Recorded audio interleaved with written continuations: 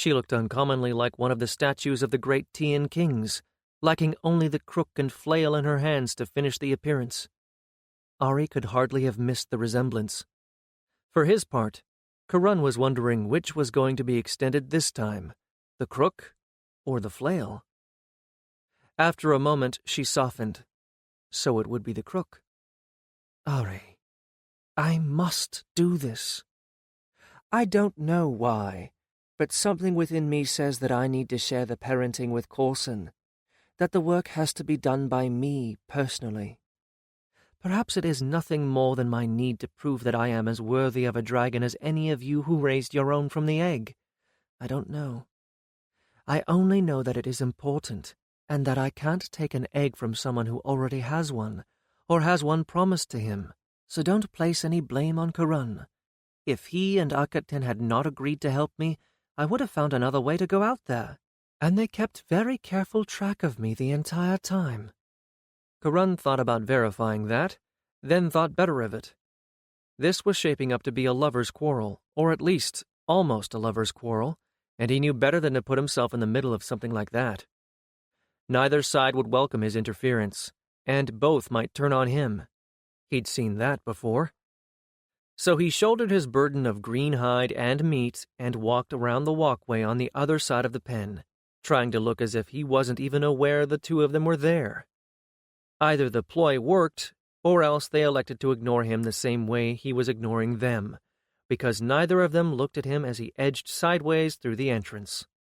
Avatra, of course, could not care less who was in her pen, as long as she was left alone to flop down on the hot sand and bask before the sun went down. She was full, quite happy, and all was right with her world. If two humans, neither of whom was her rider, wished to make mouth sounds at each other, so long as they got out of the way when she rolled over, they could do so wherever they wished. Karun breathed a sigh of relief as he got out of sight. He might not be out of danger yet, but at least Ari was going to have to deal with Nofret first before the older man came down on Karun. He never did learn what Nofret said to Ari, nor what Ari said to Nofret. Whatever it was, when Ari caught up with him later, much later, that evening, it wasn't to give Karun a dressing down. Karun was looking forward to joining the wing in Lord Yatirin's kitchen, which was where he and the others were all taking their evening meals these days. After delivering his load to Gan, whose green dragon Kalef had not had a particularly successful hunt, he had gone checking on all of the new boys with their new eggs, making sure they had been turning the eggs properly, and listening at each one for signs that all was right within. Satisfied that everything was going along exactly as it should, he joined the rest for the evening meal with Lord Yatirin's household. Normally, he and the rest ate with the servants rather than the family. It seemed enough of an imposition to have Lord Yatirin's servants preparing their food without also inflicting themselves on the family as well. Besides, Karun had the feeling that Falconer Kalin, Catkeeper Peatep, and Baker's son Huras, all common-born, would feel very uncomfortable at the table of a nobleman, and never mind that they were all, from highest to lowest, actually eating the same diet. He had set the standard by insisting on eating at the kitchen, and the others had simply followed his lead. Even Orist and Aket Ten, even though it was their father's kitchen, they were eating in. "It's all politics with father," Orist explained after the first few evenings. "It's generally him and Ari, Nofret and Merit, and Lord Kaman and Kalith, and sometimes the priests from Tia, all politicking and planning. Look, I just want them to tell me what they want me to do, and I'll do it. Just don't make me sit there until my head aches listening to them." Karun didn't blame him, and Aket Ten must have felt the same, since she joined all of them as well almost every night. It was a particularly jovial evening. Even with the possibility of Ari's wrath descending on him, Karun enjoyed it. The extra hunting that he and Aket Ten had done had made it possible for the household to have meat this evening, and it had been very pleasant to enjoy the sort of meal he'd gotten used to in the jousters' compounds of both Tia and Alta. And when Ari joined them after the torches were lit, which was at the point that they were just about finished with their meal, though he looked worried and a little unsettled, he didn't immediately seize Karun and haul him away. Instead, he sat down with them, got a jar of beer and a bit of honeyed bread from the cook, and glumly started eating, only to stop after the first few mouthfuls. Nofret will be going out to stay with Corson and her eggs, and later her dragonettes. From now on until she bonds with one herself, he said abruptly. Since that's in Karun's territory, I expect him to keep an eye on her, but I'd like the rest of you to try to do the same in turn. I know it will be difficult, but it's the season of the rains, so it should be a bit cooler here in the desert, and I hope not so hard to stay out all day. Orist blinked. Ah! He began. You're going to keep watch also, aren't you? I will, Ari said, with exaggerated care.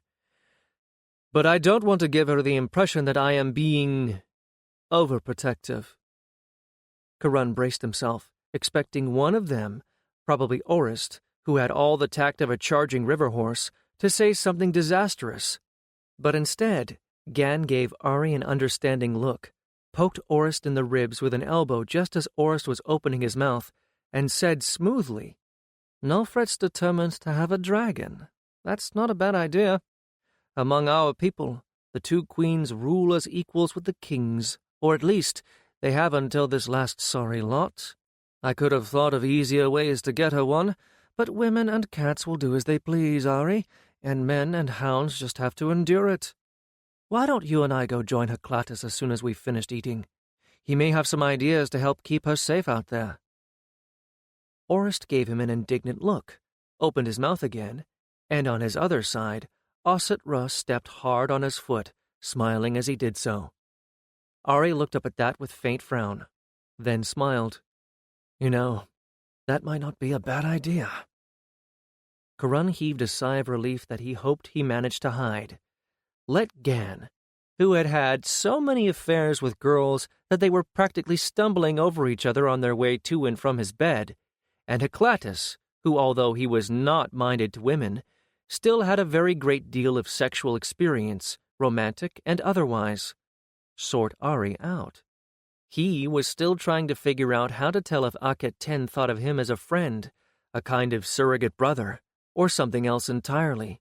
She was never less than friendly, but, well, serfs weren't encouraged to think of girls, even if he'd been old enough to be interested while he lived in Tia.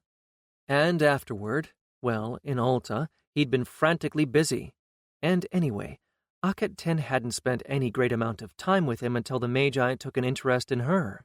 And at that point, he was concentrating on how to keep her safe, rather than how he felt about her, or she about him. He hoped she had begun to look upon him as a great deal more than a friend and surrogate brother. But she was not exactly forthcoming about how she felt, and while she was very good at reading animals' minds, she was curiously blind to the reactions of people around her. Or at least she didn't act as if she knew what he was thinking. Yes, he reminded himself, as he got up from the table and headed back to Avatra's pen in the darkness. But I don't know what I'm thinking, so I shouldn't expect her to now, should I? All he knew for certain was that he would rather be in Akhet Ten's company than out of it. That when he was around her, his skin felt as if it had a life of its own, and that he would often lie at night under the stars looking up at them and feeling ridiculously happy to know she was probably gazing at the same stars. But he had no idea if she felt the same, if she would react poorly if she knew how he felt, or, perhaps most importantly, how her father would react. He was only a farmer's son. She was a noble's daughter. And while the present circumstances had made them more equal, they were not actually equal, and it was impossible, for him at least, to forget that. He wandered back to the pens through the quiet streets of Sanctuary, keeping an eye out for the scorpions that liked to come out at night. Not that there were many of them anymore. The dragons thought scorpions were extremely tasty, small as they were, and they never lost an opportunity to snatch one up, like greedy children licking up a bit of honey from a scale insect or the end of a blossom. Scorpions evidently knew this, and had mostly deserted the city. As he was passing Riethka's pen, he heard a soft whistle from the doorway, and stopped. Are you particularly sleepy? Akhet Ten called from the darkness. Not yet, he answered truthfully. Why? because one of the Bedouins said there's something remarkable going to happen tonight, and for the next couple more nights, and I thought you might want to come with me and see if they're right." He couldn't see her face, but there was a smile in her voice. "They tell me it's a good thing there's no moon, because we'll be able to see it much better." His curiosity now piqued. Karan nodded. "Why not?" he replied. "Excellent. Come on, then." She emerged from the shadows with something heavy draped over her arm and took his hand.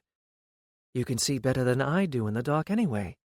We need to get up on a roof, preferably one where someone isn't already sleeping, and one not near where anyone is going to be burning oil lamps or torches."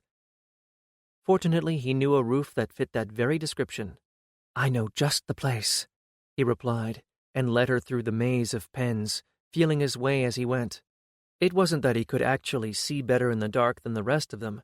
It was more that he was able to sense where walls were without actually running into them. No one ever gave a serf or a slave a lantern to see by. He'd just learned to do without them as a boy, and the sense had stuck with him. Beyond the pens, in the labyrinth behind the temple that the jousters had been intending to take over, and now no longer needed to since the Thet priests of Tia had solved the problem of keeping the dragons warm in winter, there were several half-ruined and empty buildings in the process of being renovated. None of them were done yet, since the construction of dragon pens had taken precedence.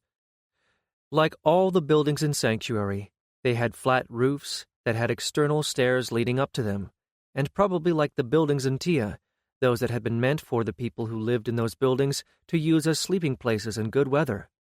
Right now, though, they weren't being used at all, perhaps because they were at the very edge of the city, and people were understandably nervous about sleeping in a part of the city where jackals were known to prowl at night.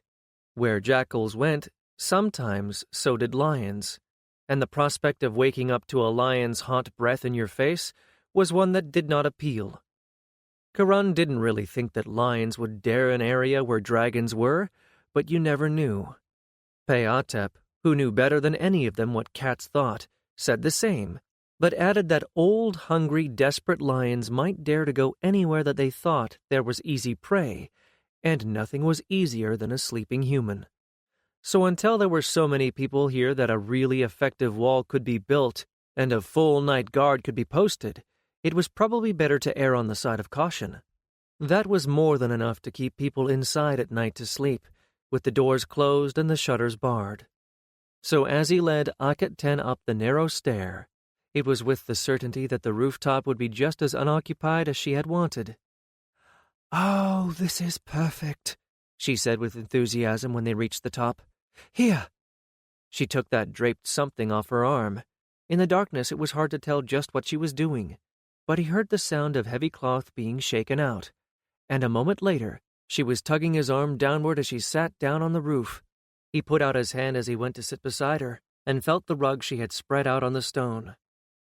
"Lie down on your back," she said, "and look up at the 7 dancers." The dancers were a cluster of 7 stars well known by that name to both Tians and Altans.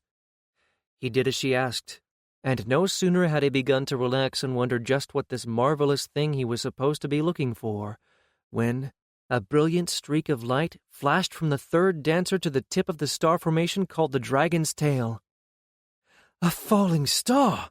he exclaimed, with surprise and delight, and as more stars appeared against the blackness, pointed upward. "Look! Another! And there!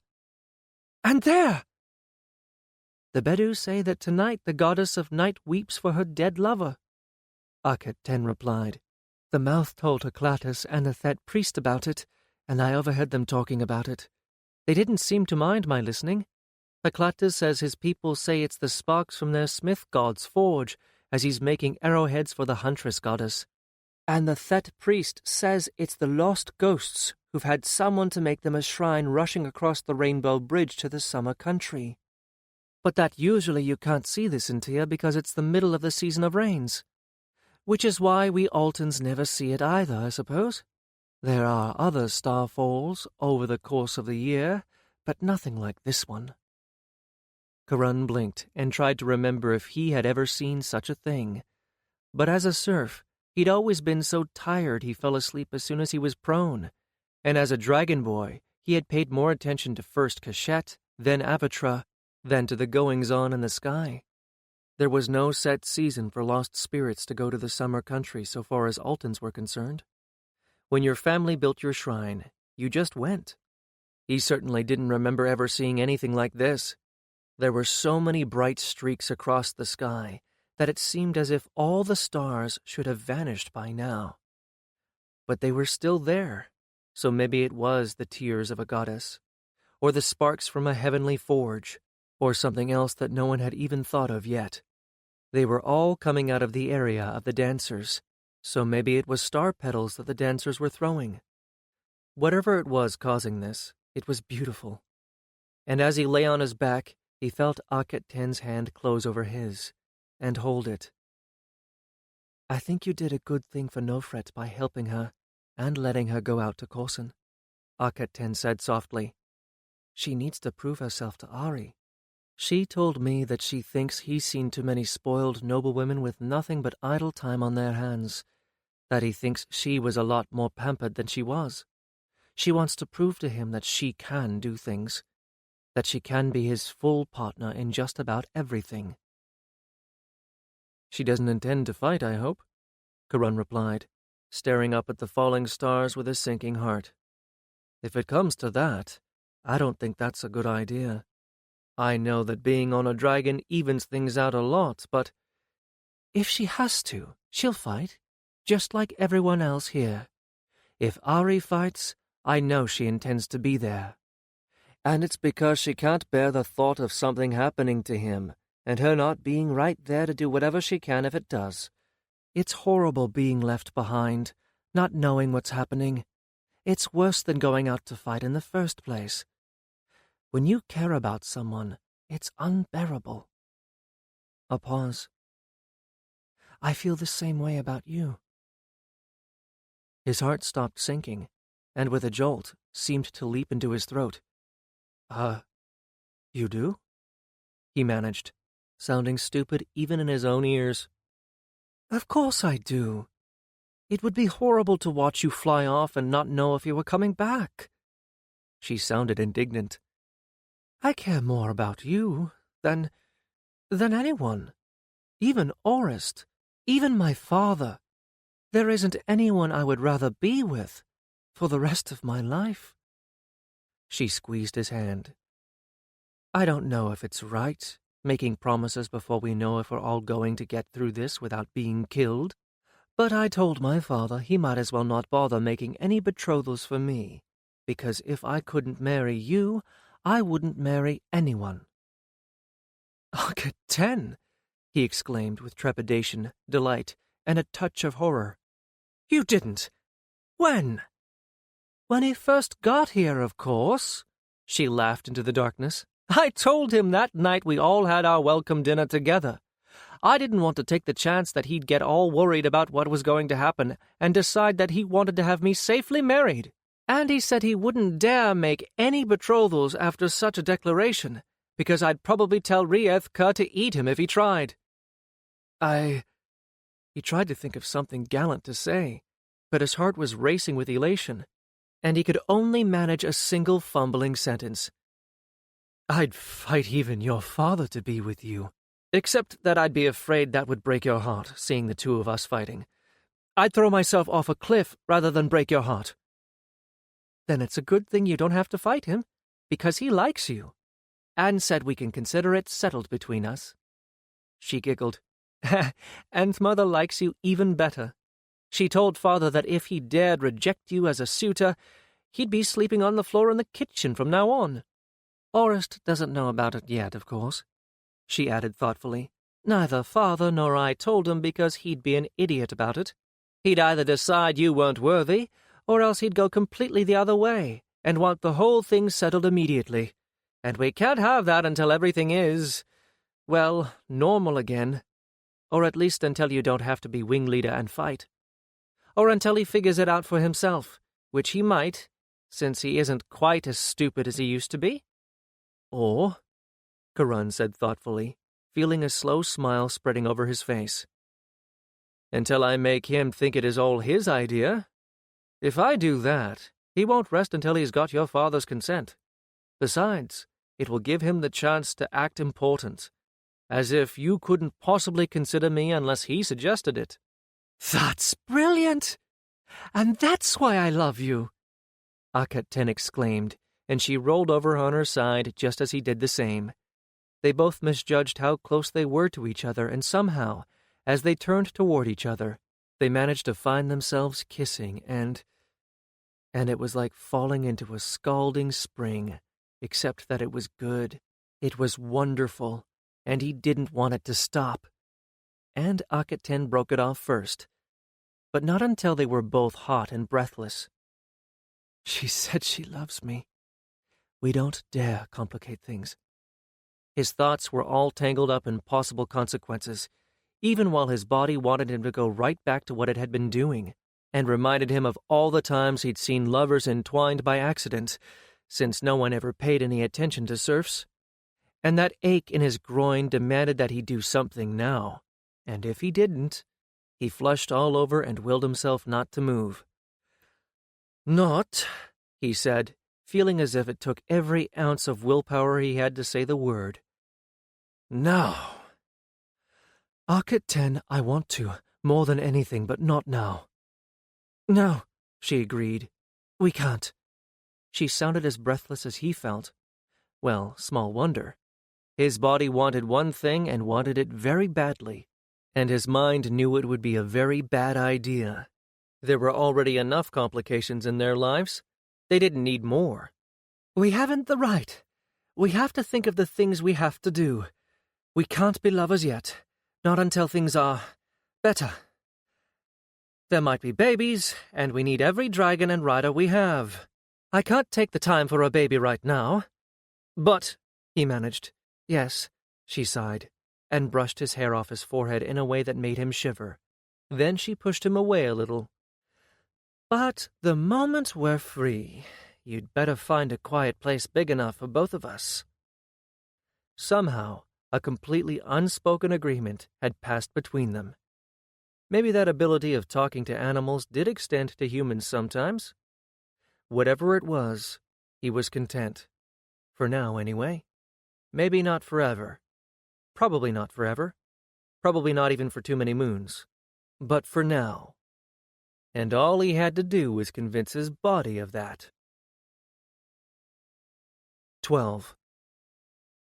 The next morning, and for every morning after that, Nofret was waiting to be taken out to Corson without anyone having to fetch her. Akhet-Ten told Karun that Nofret had arranged all of her audiences and meetings for the evening, after she came back. And she was brought back every evening, if not by Karun, by one or another of the other jousters, because no one was going to allow her to remain in that deserted city unprotected after darkness fell.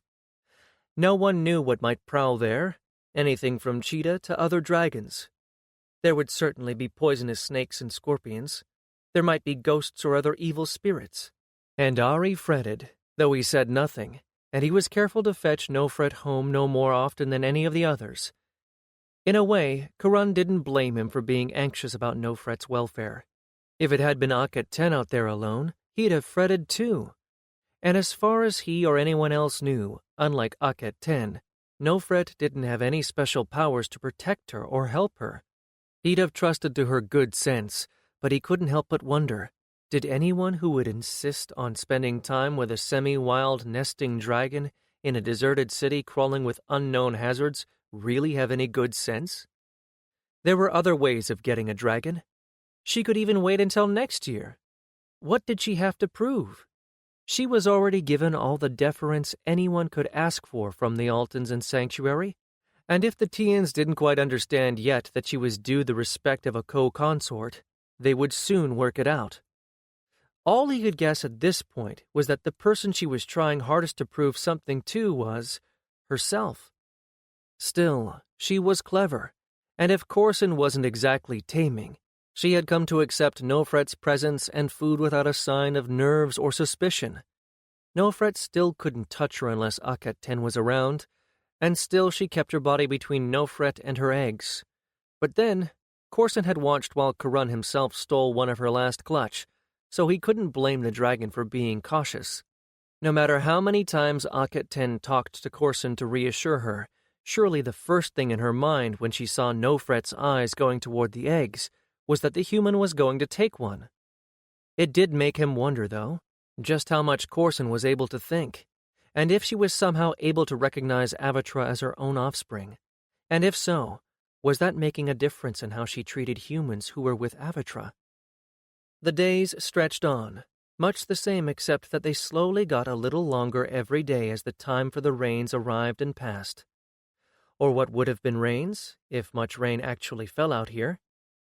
There were brief cloudbursts, followed by an explosion of flowers and greenery, but nothing like what was happening in Tia, and to a lesser extent in Alta. More refugees arrived, still trickling in by ones and twos, or at most a family group. The Tians reported that the demonically ferocious storms that had hammered Tia consistently for the last several years had not appeared this season. Only the normal storms, the ones to be expected, followed by the general rise of Great Mother River for the annual inundation. The Great King's new advisors were taking credit for this, claiming to have found a way for all Tian priests to work as one, and also claiming that this was why only the lesser priests were still in their temples. Karun had wondered how they would explain the absence of so many priests. He'd been hoping that they wouldn't be able to. The Altan refugees reported with shudders that fear was the byword. Boys barely into their teens were being conscripted for the army, and the Magi were reputed to be examining and taking select children as young as 6. They claimed these children were going to serve in the palace, but no one ever saw them there, and who would want a child that young serving them? But no one complained because there were always terrible things happening. Murders, poisoned wells, other acts of sabotage, all blamed on Tian agents within the city. You couldn't even trust your own neighbors, said the refugees. You never knew if they were Tian agents, or if they would denounce you as a Tian agent. At least for the moment, the earthshakes had stopped, and the Magi were not lashing the earth with the eye, burning out nests of so-called traitors and the hidden strongholds of agents within the city, or so they said.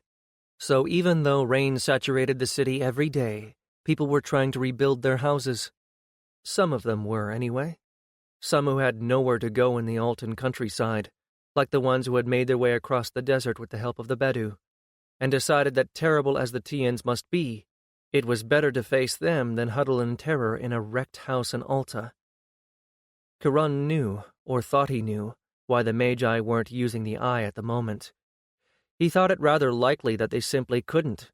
The burning lance of the eye used sunlight, somehow concentrating it into a weapon, and with the sky overcast constantly during the rains, there was no sunlight for it to use.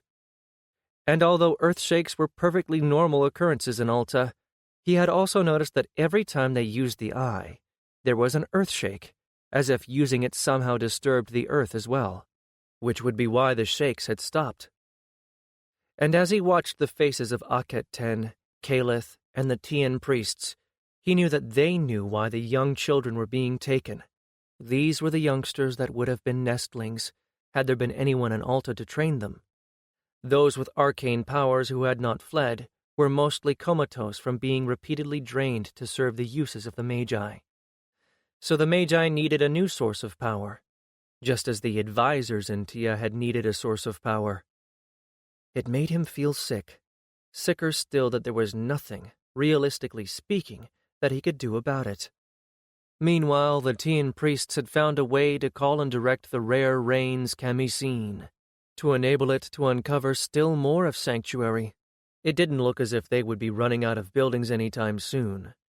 Or, so Caliph confided to him, treasure. There was enough to pay the Bedu, enough to put some glory into the shrines of the gods, and give the priests something in the way of regalia again. The gods were providing still, it seemed. So the days lengthened, and the nights shortened, and the refugees came in, and what passed for the rains here in the desert ended. And then, at long last, the hatches started.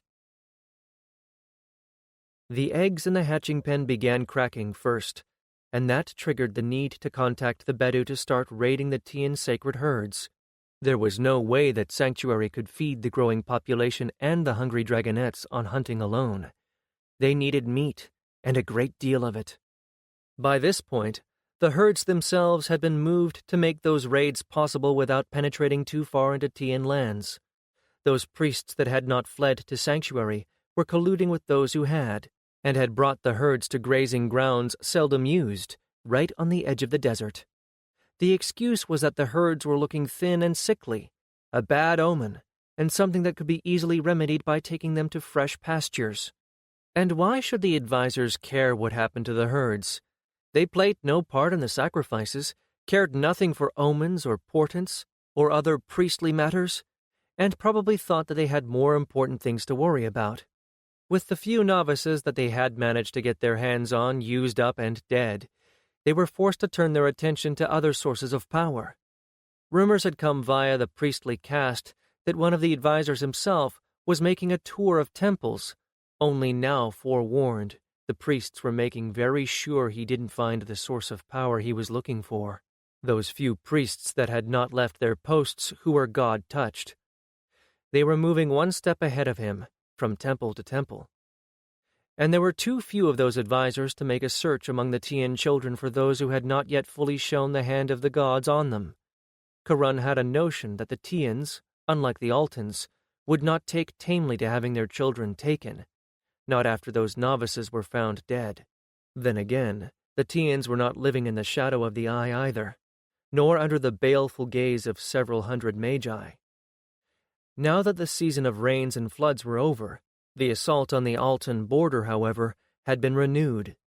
Once again, there was a steady flow of casualties on both sides to feed that unspeakable appetite for the magic and power of lost life.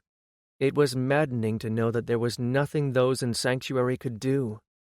The first of the sacred sacrificial animals began arriving in Sanctuary about the time that the little dragonettes came into their full and voracious appetites. These were beasts sacred to the gods, however, and it was Nofret who suggested that the Tian priests actually undertake the full ritual sacrifices they would ordinarily have done, rather than simply butcher the beasts or allow them to be butchered.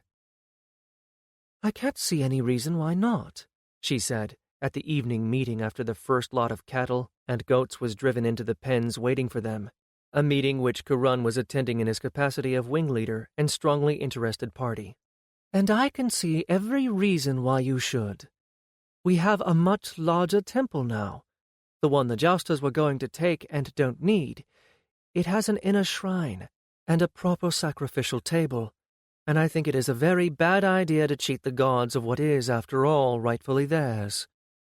"But," the Thet priest looked at her askance, "they are not your gods, lady." "Ha! Who was worshipped there before?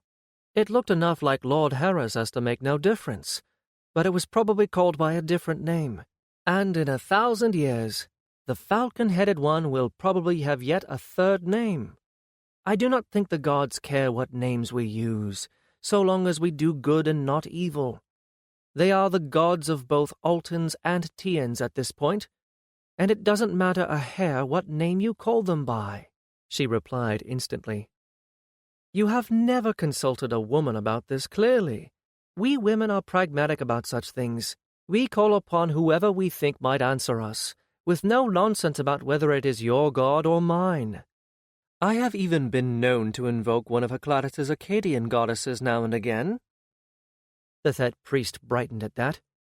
"It could be," he said, with some deliberation, "that with the number of sacrifices from Tian altars growing fewer, and those from the sanctuary altars growing more numerous, they might be inclined to actually move their favor from Tia and bestow it here.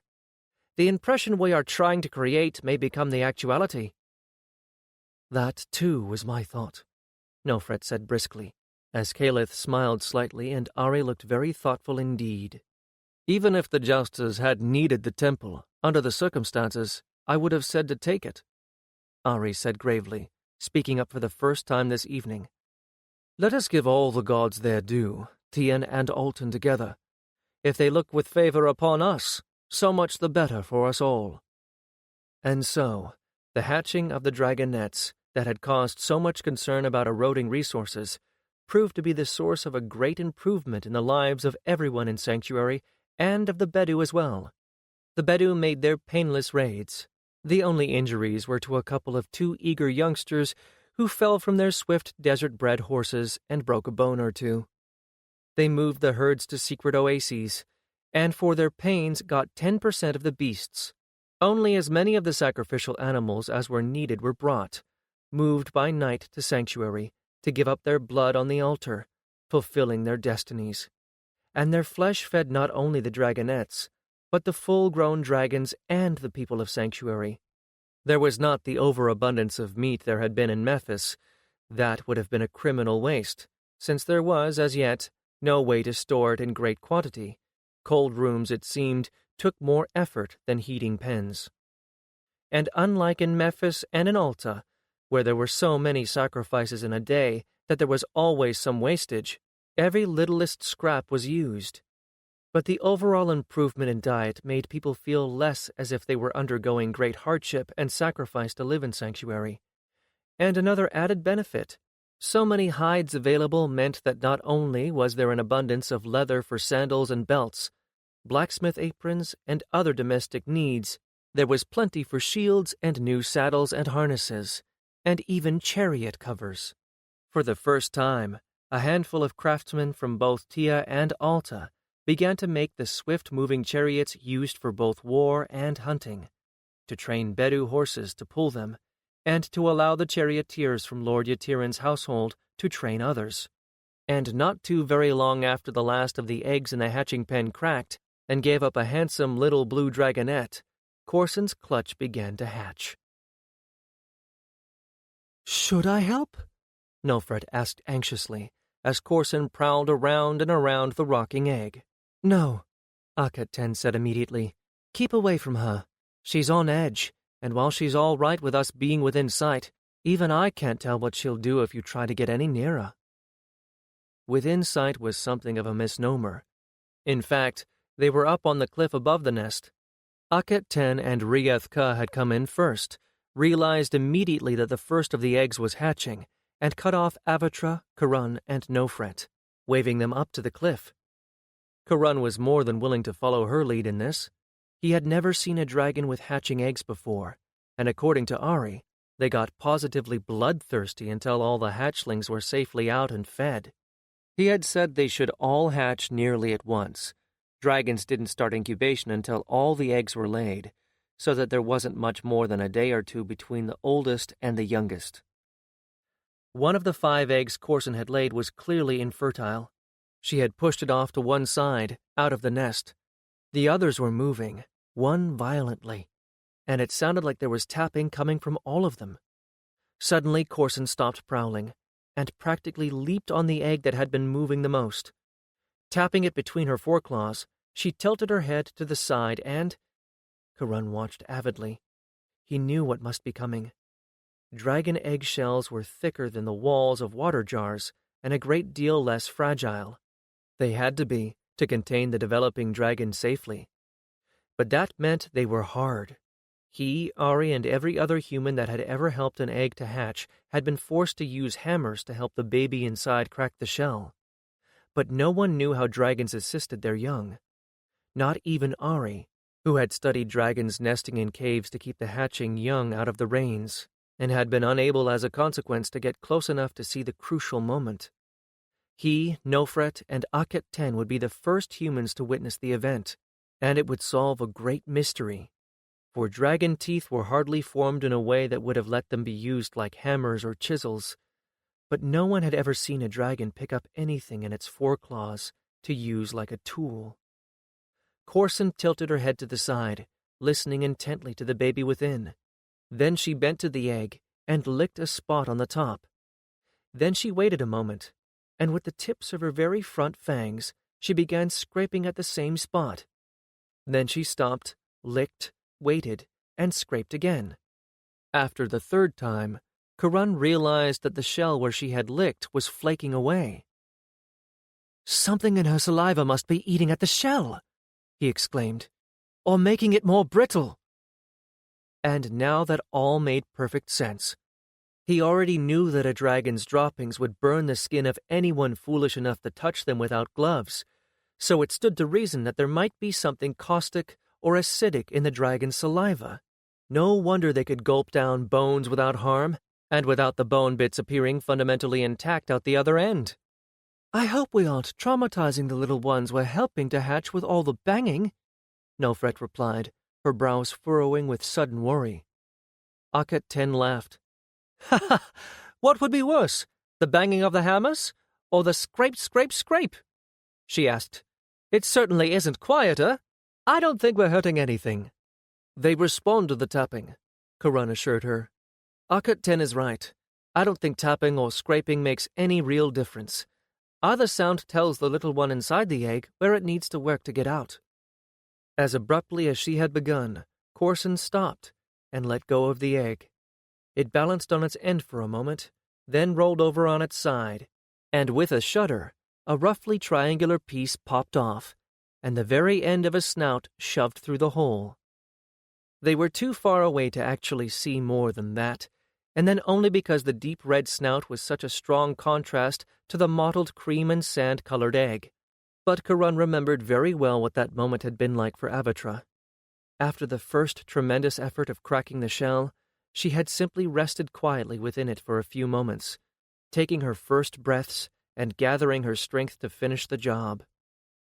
Her then tiny nostrils had flared with each panting breath, and at that moment he had wanted to tear the shell apart to free her. But he hadn't, because hatching babies of any sort were in a state of transition. It was quite possible to harm them irrevocably by rushing things. Every farmer's child knew that. Corson now came back to the egg and began to lick it again, starting from the broken and presumably weakened spot, and working her way back from that point. The egg and the baby inside it remained quiescent for a short time, then the rocking began again. Corson confined herself to licking this time, occasionally stopping to make muttering noises at the baby. Whether these were meant to be reassurances or encouragement, Karan couldn't tell for sure. But within a much shorter time than he remembered, the egg cracked open and lay in two halves on the sand, and the dragonette sprawled out inelegantly, a tangle of ungainly wings and limbs, panting with exhaustion. Now Corson began frantically licking the baby all over, to clean it. Certainly the dragonette was clean and dry in a much shorter time than Avatra had been under Karan's inexpert care. Her ministrations had the effect of moving it away from the shell, which she batted out of the nest with her tail. She licked and nudged until the little one was in a much more comfortable-looking position, curled up with his wings tucked in around him, in the sun to soak up the heat. Then, and only then, did she begin looking around, and then looked straight up at them, and snorted. It did not take having Akhet-Ten's God-touched gift of silent speech with animals to read Corson's look at that moment. It said as clearly as could be, "What are you doing up there with my food when I need it down here with my baby?" And Nofret did not need any urging to scramble up into the saddle. Karan had already decided that if Corson showed willingness to permit Nofret close, it should be she, not he, who delivered that first meal to mother and offspring. Corson accepted all of them, but it was time for Nofret to attain a special level of trust, if she was going to be able to get near the babies. He and Avatra had practiced the concept of taking someone other than him on her back off within a reasonable distance.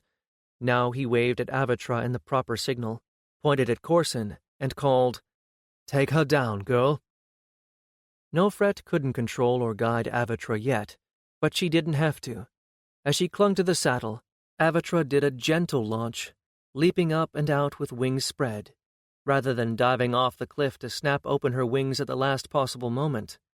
And with Corson watching and fidgeting with impatience, she spiraled down to the ground near, but not too near, the nest. The meat had been divided up into portions manageable by one slender woman. As Karan and Akhet-Ten watched, with Akhet-Ten in Riefka's saddle, ready to fly in and force Corson off if the mother dragon turned aggressive, Nofret untied the first of the bundles and dragged it over to Corson as the dragon rocked from side to side. Tail lashing with impatience, Corson actually left the nest to come and take it from her before she had gotten halfway there.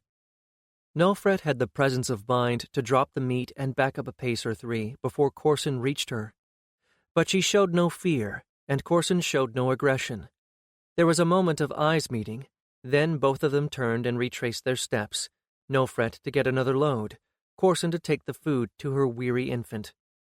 Akhet-Ten merely nodded, but of course, she would have known if Corson was feeling anything but hunger and impatience to get the food. Karan, however, felt a burden of concern lift from his shoulders. One less thing to worry about. Now that he could relax, it was fascinating for Karan to watch as Corson tore off the tiniest of bits with her front teeth and offered them to the baby, who sniffed, opened his mouth — it was a he by the incipient horns — and gulped it down. Corson continued feeding him, as Nofret returned with her second burden. The female dragon paid no attention to the human at all, as Nofret brought the meat right up to the edge of the nest and left it there, the nearest she had ever come to the eggs before this moment. It appeared that their plan was working. Nofret had risen to a new level of acceptance. Then again, all of Corson's attention was on this, her first baby, or at least the first one she knew of, and she had no time for anything else. Nofret was at the edge with the last of the meat bundles when Corson finally finished stuffing the youngster and looked up. Karan held his breath again, but Corson only blinked benevolently at her benefactor, and slowly got to her feet, stretching as she did so, then paced over to Nofret in a leisurely manner. Nofret stood her ground. Karan held his breath. Akhet-Ten looked entirely relaxed, but Corson's reputation back in Memphis had been that she was unpredictable. Unpredictable was not what they needed right now. Corson looked back over her shoulder at her sleeping baby, then dropped her head, picked up a shoulder of beef, and took it back to the little one, where she proceeded to feed herself. Only then did Nofret turn and go back to Avatra, climb up into the saddle, and wait for Karan's whistled signal to tell Avatra to return. It was only when Nofret got up onto the cliff with them that Karan saw that she was sweating and trembling, and any rebuke he had been planning on giving her about taking chances died on his tongue. She slid out of Avatra's saddle and her knees buckled. Karan and Akhet-Ten both caught her and helped her to sit on the ground. I didn't know she was going to do those things until she started toward me, and then it was too late, Nofret said, shivering with reaction. Coming to meet me was bad enough, but then stalking right over and taking the meat practically from under my hand, I thought I was going to die right then and there. And once she started moving, I knew I didn't dare back away, or I might become prey. I'm glad you remembered that, Karan said, awkwardly patting her shoulder. You did very well, and you were right to meet her eyes. You did wonderfully, Akhet-Ten exclaimed. And we won't tell Ari any details. You've done it, Nofret. She's accepted you as a feeder, if not a nest tender. Yet? Karan responded instantly with astonishment. You think Corson is actually going to accept Nofret as a nest tender? She's already thinking about it, said Akhet-Ten with a nod toward the feeding dragon. Or, well, not thinking about it. It's just that she's been on the nest herself for a long time without a break, and she's starting to feel impatient. She wants to fly. She wants to stretch her wings. She wants to hunt for herself and the babies. And all of that is lying under the nest tending and getting stronger every time she looks at Nofret. So when the go feelings are stronger than the stay feelings, if Nofret is there, I think Corson will just leave, as if Nofret was another female dragon or her mate. Would that mean? Nofret's color was coming back. Would I be able to get right in with the babies? She just might push you in with them, Karan said thoughtfully. It's what she'd do with another dragon, Ari says. Younger siblings with no nest of their own, or older daughters are often used to tend the nests for mothers whose mates are inexperienced and don't know to help tend the nest. It depends on how much like another dragon she thinks you are. One step at a time, Akhet-Ten interrupted. It's enough that Corson is letting her bring the meat right up to the edge of the nest. And, oh, look! She pointed down at the nest, where another egg, this one slightly larger than the first, had begun violent rocking that had signaled the beginning of real hatching for the first egg. Corson abandoned her meal and, with a nudge to make sure her first offspring was properly positioned, went to aid the second. "We're going hunting," Karan told Akat-10. "Unless you want to." "Oh no, I'd much rather watch," Akat-10 said, with undisguised enjoyment. "If Corson finishes what Nofret brought her, I'll fly down with the next load myself." Satisfied that his partner had things well in hand, Karan leaped into Avatra's saddle and gave her the signal to fly. Avatra was only too happy to oblige. He had the feeling she found all this baby tending and baby watching to be utterly boring and pointless. "It's all right, girl. This will be over before too long," he called to her as they angled out over the desert in search of prey. "Then things—" He stopped himself before he could finish that with, "can go back to normal again," because it wasn't likely that they ever would, or could, and he wasn't going to make a promise he would only have to break, especially not to Avatra, whether or not she understood it. "Things will let us move Nofret and her new dragonette back to Sanctuary," he said instead, because at least that was a promise he had some likelihood of keeping. 13. "This is driving me mad, you know," Ari said in a completely conversational tone, as he and Karan stared down into Corson's ravine. Corson was dozing on one side of the nest, Nofret was sitting on the other side, and the dragonettes were tumbling all over each other in between them, in a clumsy, awkward tangle of wings and limbs. They looked like a moving pile of jewelry.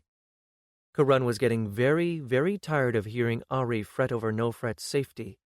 Nofret herself wasn't putting up with it, which was probably why Ari was fretting at Karan instead of his royal wife.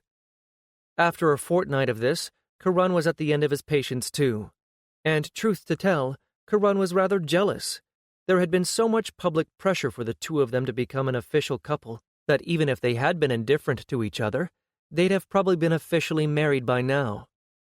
As opposed to his own situation, he and Akat-10 were both considered too young for any serious commitments, and even if they had been older, well, they still had duties and responsibilities that didn't leave a lot of room for anything but those duties and responsibilities. There wasn't any special public ceremony to make a couple man and wife, not even for two people who were functioning as rulers, even if they didn't have thrones or crowns. But there was no doubt that Ari's courtship of Nofret had succeeded, seeing as they were sharing a sleeping chamber, even if Karan hadn't already known they had privately gone before both Caliph and the high priest of Thet to make their union official. And Karan was jealous, but also apprehensive. It was one thing to want Akat-10 so badly his loins ached, but it was quite another to pair off like Ari and Nofret had. There were consequences to that, above and beyond the obvious, consequences he wasn't at all sure he was ready to deal with. For instance, Lord Yatirin might decide that her husband ought to be trying to curb some of Akat-10's more outrageous escapades, and not her father. In fact, Lord Yatirin might even insist on some similar condition before he would bestow his approval on the match. Karan was quite certain such a thing was entirely beyond his abilities.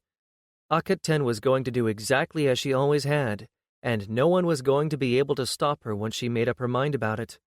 He was also not so secure in his position as wing leader that he thought he dared to tip the balance among them by turning an unofficial and private relationship into a public one. Akat-10 was part of the wing after all, and if they were husband and wife, the others might reasonably expect there was favoritism going on. And there were other consequences too, and lots of them. Those were nothing more than the tip of what might be a very, very large rock under the sand dune. Consequences like, as Akat-10 had said herself, babies. Whatever mysterious means there were that women in Alta and Tia used to regulate such a thing, they evidently weren't available here in Sanctuary yet, if the rash of big bellies among Lord Yatirin's household and the Tian priestesses was anything to go by. Still, on the other hand, there was a wing full of handsome young men that Akat-10 flew with every day. True, Lord Yatirin had given his consent, but all of them were better matches for her than a former serf who had never been anything more than a simple farmer's son. Granted, the nobles weren't lords of anything right now, but they had the blood and he could make himself crazy with thoughts like that in a very short time.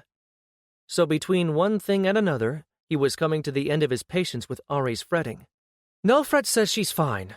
Akhet says Corson has accepted her as another dragon," he snapped. "There is never a time when someone with a dragon isn't in the air around here to make sure nothing can get at her or Corson. Not that I think anything could show up here that Corson couldn't or wouldn't handle on her own. Enough, Ari. She knows what she's doing. We know what we're doing. So give us all a little credit for caution and good sense, will you?" Ari looked taken aback by Karan's tone. "I just worry," he said. "Well, it's stupid to worry for no reason." Karan set his chin. "If you have to worry, worry about something we've got reasons to worry about. There's plenty of those." Ari said nothing, but he had the grace to look chastised, and he did stop fretting, at least for the rest of that afternoon, which proceeded as it always did.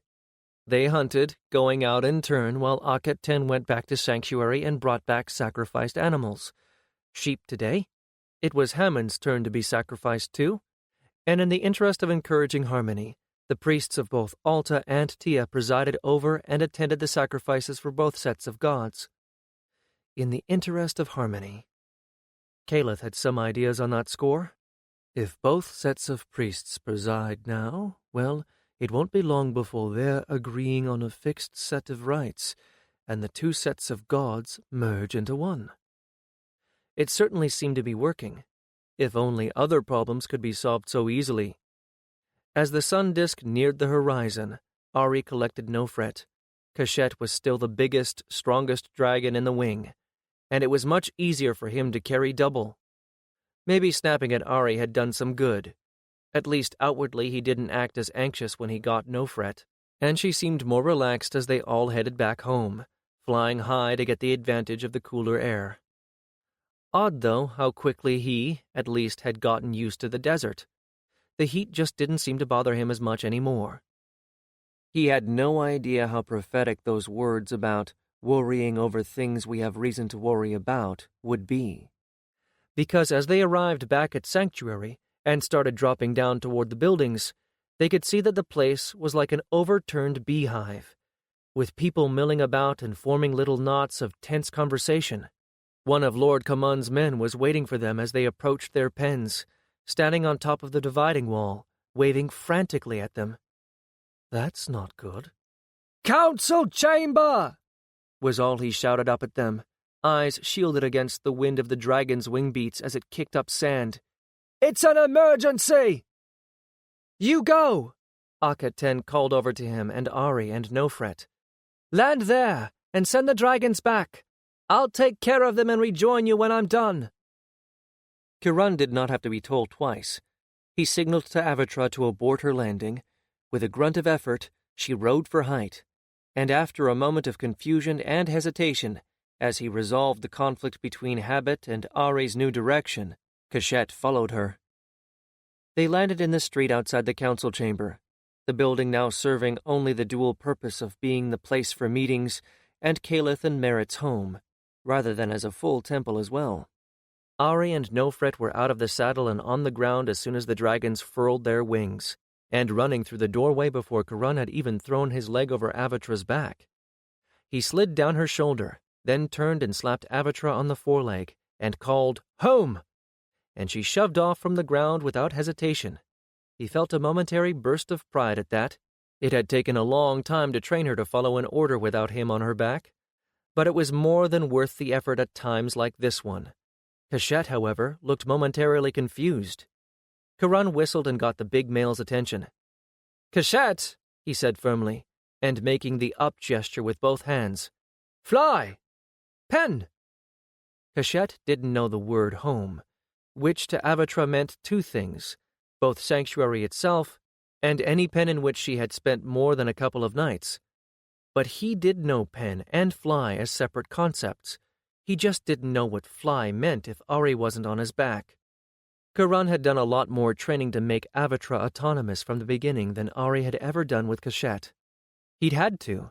On their trek to Alta, he'd needed to be able to direct Avatra in hunting from some other place than in her saddle, because sometimes he needed to drive the game into Avatra's waiting talons. Cachette, on the other hand, had never had to meet that challenge. The dragon looked at him with his head to one side, as if he was hearing some strange sound he didn't recognize at all. "Pen!" Karan repeated, putting as much emphasis as he could on the simple word. Cachette knew what it meant, and he'd just seen Avatra fly off in that direction. Surely he could reason out that he was meant to go there too. Cachette blew out his breath in a puff, then turned away, but instead of flying as Avatra had, he stalked off through the streets afoot. People scrambled to get out of his way, not with any sign of fear, but only because the streets of Sanctuary were very narrow, and there really wasn't room for a dragon and even a small person to pass side by side in them.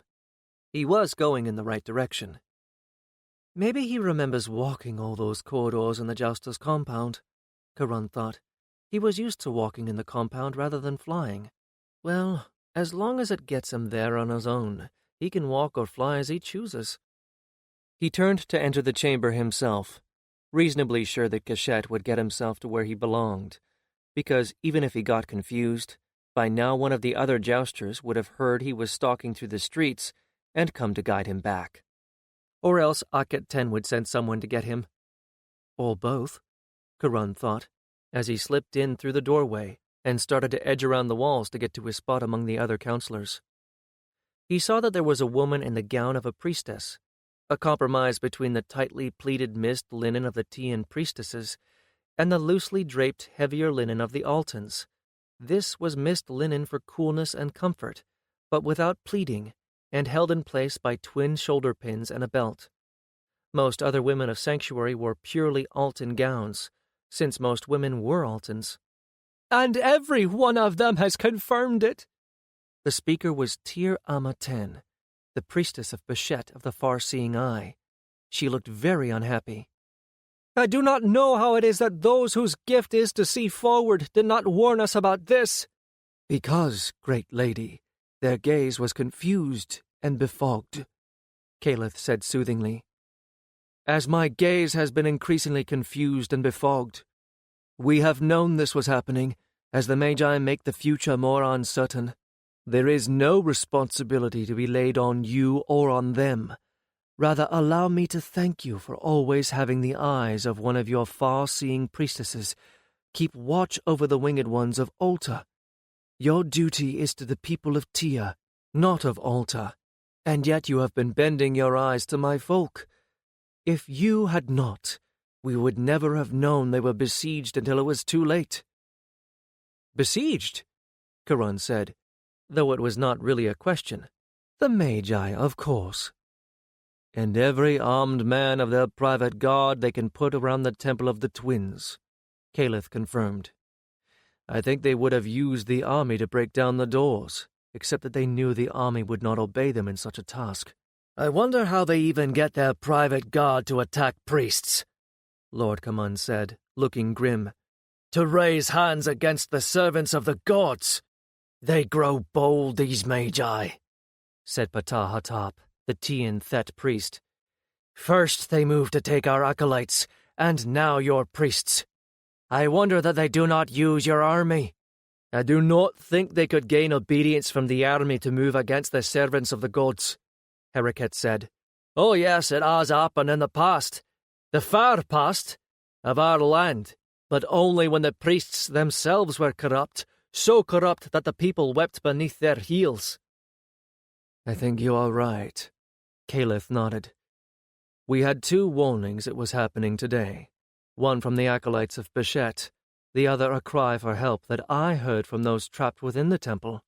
"According to my acolytes, the siege began this morning.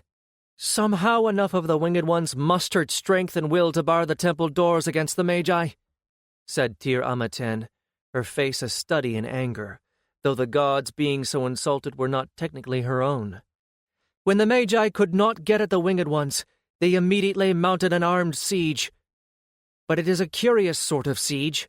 They mount guard around the temple, and let no man in or out, but otherwise do nothing. I think they do not dare yet, Aclatus said, with a nod of his grizzled head. The winged ones are much beloved by the people. The Magi may be saying that the winged ones are in danger, and that they are being guarded for their own protection. It may be so. Fortunately, the temple might have been designed to withstand such a siege, Calith replied, making a soothing motion with his hand.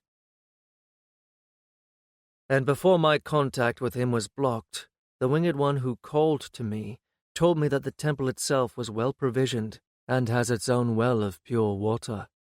The great danger is that the Magi will decide to use the eye on them. Kurun shuddered, and Nofret made a little strangled sound in the back of her throat. Kurun was just as glad Akaten wasn't here to have heard that. She had a great many friends in that temple. He remembered only too well seeing the eye lash down out of the Magi's tower. It had been a fearsome sight that had left nothing but earth turned to glass beneath it. I don't think they will yet, Ari said thoughtfully. If they do, they'll lose the very thing they are anxious to have back, and they will earn themselves the hatred of the people. Fear is one thing, it is useful to them, but hatred? Hatred is dangerous. Hatred turns fear into anger, and anger turns inaction into action. No, I think they'll wait for a few days at least to see if they can force the winged ones out with hunger or thirst. And when that doesn't work, they'll try some sort of magic first, I think. Maybe try to expel them from outside and make them walk out, or at least open the doors. Then, perhaps, they will try to get a traitor inside to open the doors from within. Mind you, I don't think they would hesitate for a moment to kill your winged ones if they can't use them any more. But I believe they will hope to find some other way, not the eye, and that will take time. I hope you're right, Kurun thought apprehensively. That is my judgment, too, Calith agreed. So we have a window of time during which we can get the winged ones out of their trap. He looked straight at Kurun. Kurun felt his eyes widening as he realized that Calith intended him and his jousters to rescue the winged ones. There are only 10 of us, he objected. We can't carry more than a single passenger, perhaps 2 if they are children. That would take days, Ari interrupted, with a nod to Calith. Or rather nights, because I am in no mood to have that fire sword you call an eye burning me out of the sky. Kurun says he thinks it can't work without sunlight, so there's another reason besides stealth to fly in darkness.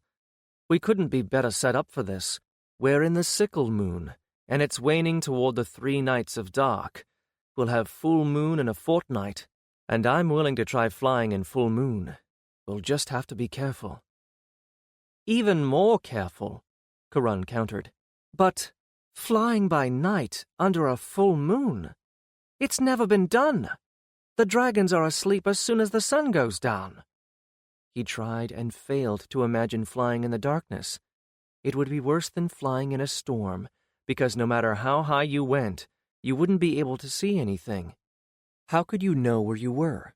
Even at the full of the moon, how could you tell what was below you, or even how near it was? So there's no reason not to try, because the Magi won't be expecting it, Calith countered serenely. We don't need to get them far, just out of the city proper, and then our human smugglers can take it from there. We can take them to my sister Rikaron's estate, Lord Yatirin said instantly. She has been one of our agents from the first. I can have word to her by the time the moon begins to wax. She can hide some and scatter the rest, so that they will come by 1s and 2s. No one will trouble her. She is known to take dangerously ill patients, and if she broots it about that she has those with a pox... But we need more than that, Kurun said, throttling down his emotions as best he could. Not that he didn't want to help the winged ones escape, but he wanted to have a reasonable chance of getting everyone out alive. We need something to distract the Magi and their men from the temple, or we will never get more than a few winged ones away. His stomach clenched as he thought of trying to maneuver Avatra down to a landing when he couldn't even guess where the ground was. The only way we can get them is off the roof, And the only way we can do that is if we have light up there to see where to land. We need something so distracting no one will notice lights on the roof. He shook his head. I never thought I would ever say this, but we need something like an earthshake. Caliph went white, and Merritt put her hand on his arm. He straightened, eyes wide, pupils dilated, and Karan felt a touch of chill on the back of his neck. What do you see? Merritt asked urgently. He stared straight ahead. Fire, he whispered. Fire and smoke in the city, and fire from the sky, and then the earth crying out. He went rigid, sitting bolt upright, with his arms stretched rigidly along his thighs, and the chamber fell silent. The hair stood up on Karan's arms, his entire body went cold, and he had seen this before. Caliph was in the grip of a vision, but not the ordinary sort granted by the powers of a priest or a winged one. This was a vision sent straight from the hands of the gods, and their presence hung heavily in this room. Now he was no longer Caliph, once Prince of Alta. Now he was Caliph who spoke for the gods themselves. Train your dragons, wing leader, Caliph said, his voice echoing hollowly, as though he spoke in a room much larger than this one. Train them to trust you to be their eyes in the darkness, and make your ways of escape, Altan Lord, and ready your refuge. Watch well, Tian priests, for only you will know when the time has come to act. This one will speak with the winged ones this night, and no one shall prevent his voice nor theirs from being heard. Unhallowed fire will come from the sky, and the earth shall cry out after, and that will be your moment. So prepare to use it, and use it well, for there will not be another chance.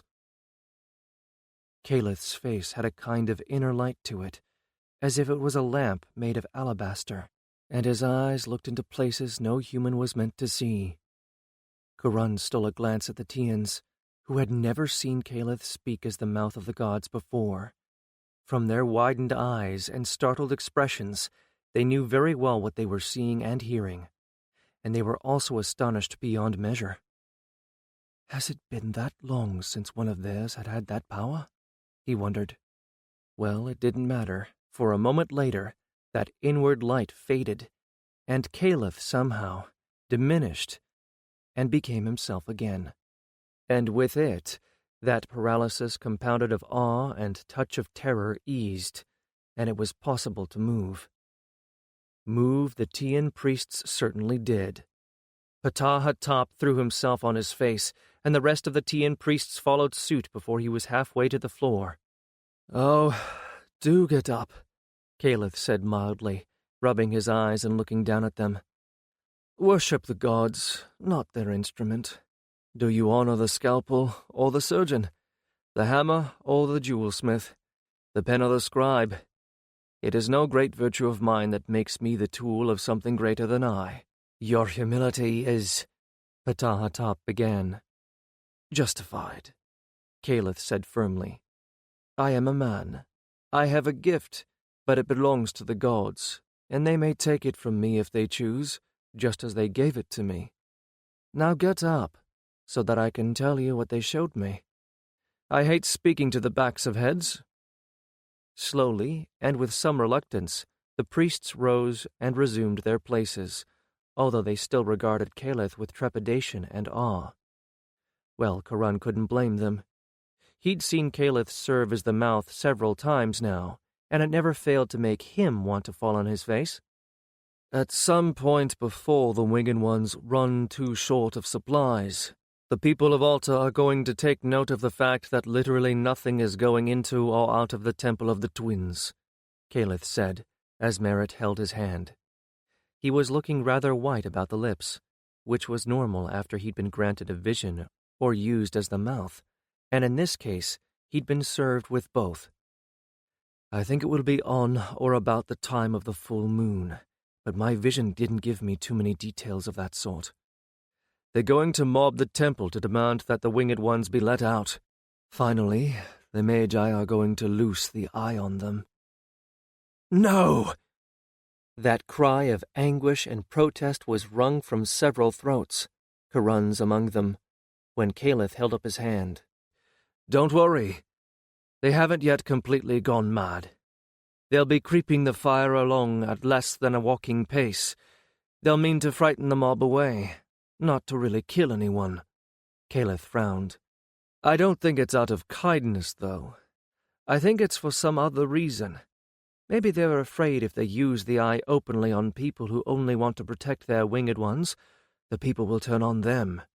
Or maybe they think if they indiscriminately or openly kill too many with the eye, people will flee the city in such numbers that there will be no one left to serve them. I don't think even the army would remain if they overstepped this time. They'll use the eye, Heraclitus repeated, and snapped his fingers. By the gods! I just put things together. Using the eye will trigger an earthshake, won't it? And that's our distraction. Caliph nodded, looking sick but resolute. Yes, it will. As it has from the beginning. Most of us never noticed it because they use the eye so seldom. I don't know why it invokes an earthshake, but it disturbs something beneath the surface of the earth, and the more they use it, the worse the shake. By moving the beam of the eye slowly, they will be using it for quite a long time, and the earthshake that follows, which will come right after sunset, will be very bad indeed. Very bad? Heraclitus sucked on his lower lip. Length of shake proportionate to time of use, chasing a mob. It's going to be worse than anything we've seen in our lifetimes. Yes, Caliph replied, and shook his head. Terrifying, and even the Magi will be afraid. There will be fires all over the city, a great deal of chaos, and the guards watching the temple will, for the most part, flee. And that will be the distraction you need, Karun. For that night and the next 3, there will be no one watching the temple. Instead, the Magi will order the doors blocked or sealed shut, certain that the people will have too many problems of their own to think about releasing the winged ones, and equally certain that the temple will also have its share of deaths and injury. They will trust to the eye and the earthshake to drive the winged ones out and into their hands. Karun felt nausea in the back of his throat. He had endured the aftermath of one of the earthshakes that had wrought terrible destruction in Alta City. He didn't want to think about what this would do to a city already afraid and demoralized. I would rather not have such an opportunity at that cost, he replied. But Caliph shook his head. It is none of our doing, or of the gods, he said firmly. The Magi have already put all of this in motion, and it will happen whether we use the opportunity or not. They have chosen to besiege the winged ones. The people will come to protest, and they will use the eye, triggering the shake. Then we must make use of it, and take the bitter herb and make a medicine of it, Ari said, standing up. We have a plan. Let us put that into motion. Train your dragons to trust you to be their eyes in the darkness. Easier said than done. And without Akhet 10, it would have been impossible. First, the dragons did not want to be kept from their warm sands when the sun went down. They whined and complained and rebelled as much as if they had been asked to fly in the rain. If Akhet 10 had not been able to tell them it was a needed thing, though she could not explain to them in ways they would understand why it was needed, it would not have been possible to keep them from their pens and well-earned sleep. Second, they truly, passionately, fearfully did not want to fly once the sun was down, even when it was only dusk and not true dark. Because, according to Akhet 10, they could not see a quarter of what their humans could see once the brightest light was gone. As they lined up in the last light of day, heads down and tails lashing, their apprehension was so thick Karun could practically taste it. It is the opposite of cats, she said, putting a comforting hand on the quivering shoulder of Rieth Kerr. whose objections to doing this unnatural thing were as strong as any other dragon's, despite Akhet Ten's constant reassurances in her mind. They may be able to see a mouse from the clouds by day, but they cannot see an elephant at 50 paces once the darkness comes. Karun and Bakken racked their brains to try and devise some training that would lead the dragons to trust in their riders, and in the end, it came down to breaking all of flying down into the simplest parts. First, and hardest, landing in the dark. If they could manage to give their beasts the confidence that they could do this, that they could trust their riders to be their eyes, everything else would follow. They all began by taking their dragons up just as the sun set. Now this was actually an advantage. The dragons could still see, and they were very anxious to be down again. So as soon as the sun disk dropped completely below the horizon, they all allowed their dragons to descend, slowly, very, very slowly, which the dragons were all perfectly fine with. They were having trouble seeing, and were paying, as a consequence, exquisite attention to every tiny nuance of signal that the riders gave them. Then Karun made them take off again, as the dragon boys, now freed from the coming of dark from tending their dragonettes, lit the fires they would use to land by. This time it was dusk, not sunset, and not all of them would rise. Karun had figured as much. If they wouldn't, he'd told the others not to force them. Eventually it would come. They might not be able to clearly see the rest of the wing taking off, but they could hear it, and instinct would urge them to do the same. Avatra answered to his order. A measure of her trust in him was that she whined and whimpered, but did not hesitate, though her wing beats were heavy and reluctant. He put her to flying in a slow circle with the fires below at its center. When he peered through the dusk and counted, he found he had been joined in the air by Akhet Ten and Rieth Ka, Ari and Kashet, and Kalen and Seatman. Ari's Kashet was still visibly blue, even in the dusk. Rieth Ka, however, was hardly more than a shadow with silver edges, and brown and gold Seatman was merely warm shades of gray. That made something else occur to him. It was going to be difficult, if not impossible, to tell each other apart. They would have to have everything perfectly coordinated once darkness fell, and stick strictly to the plan. But he could feel Avatra's panic under his legs, in her trembling muscles, and the way she darted her head around, trying to see the other dragons that she could hear. And he knew that she wouldn't rise a third time tonight. She was terrified of a collision in the dark, and rightly so. Of all of them, Kashet was probably the most panicked, because he was the most set in his ways, the least used to being asked to do the unusual.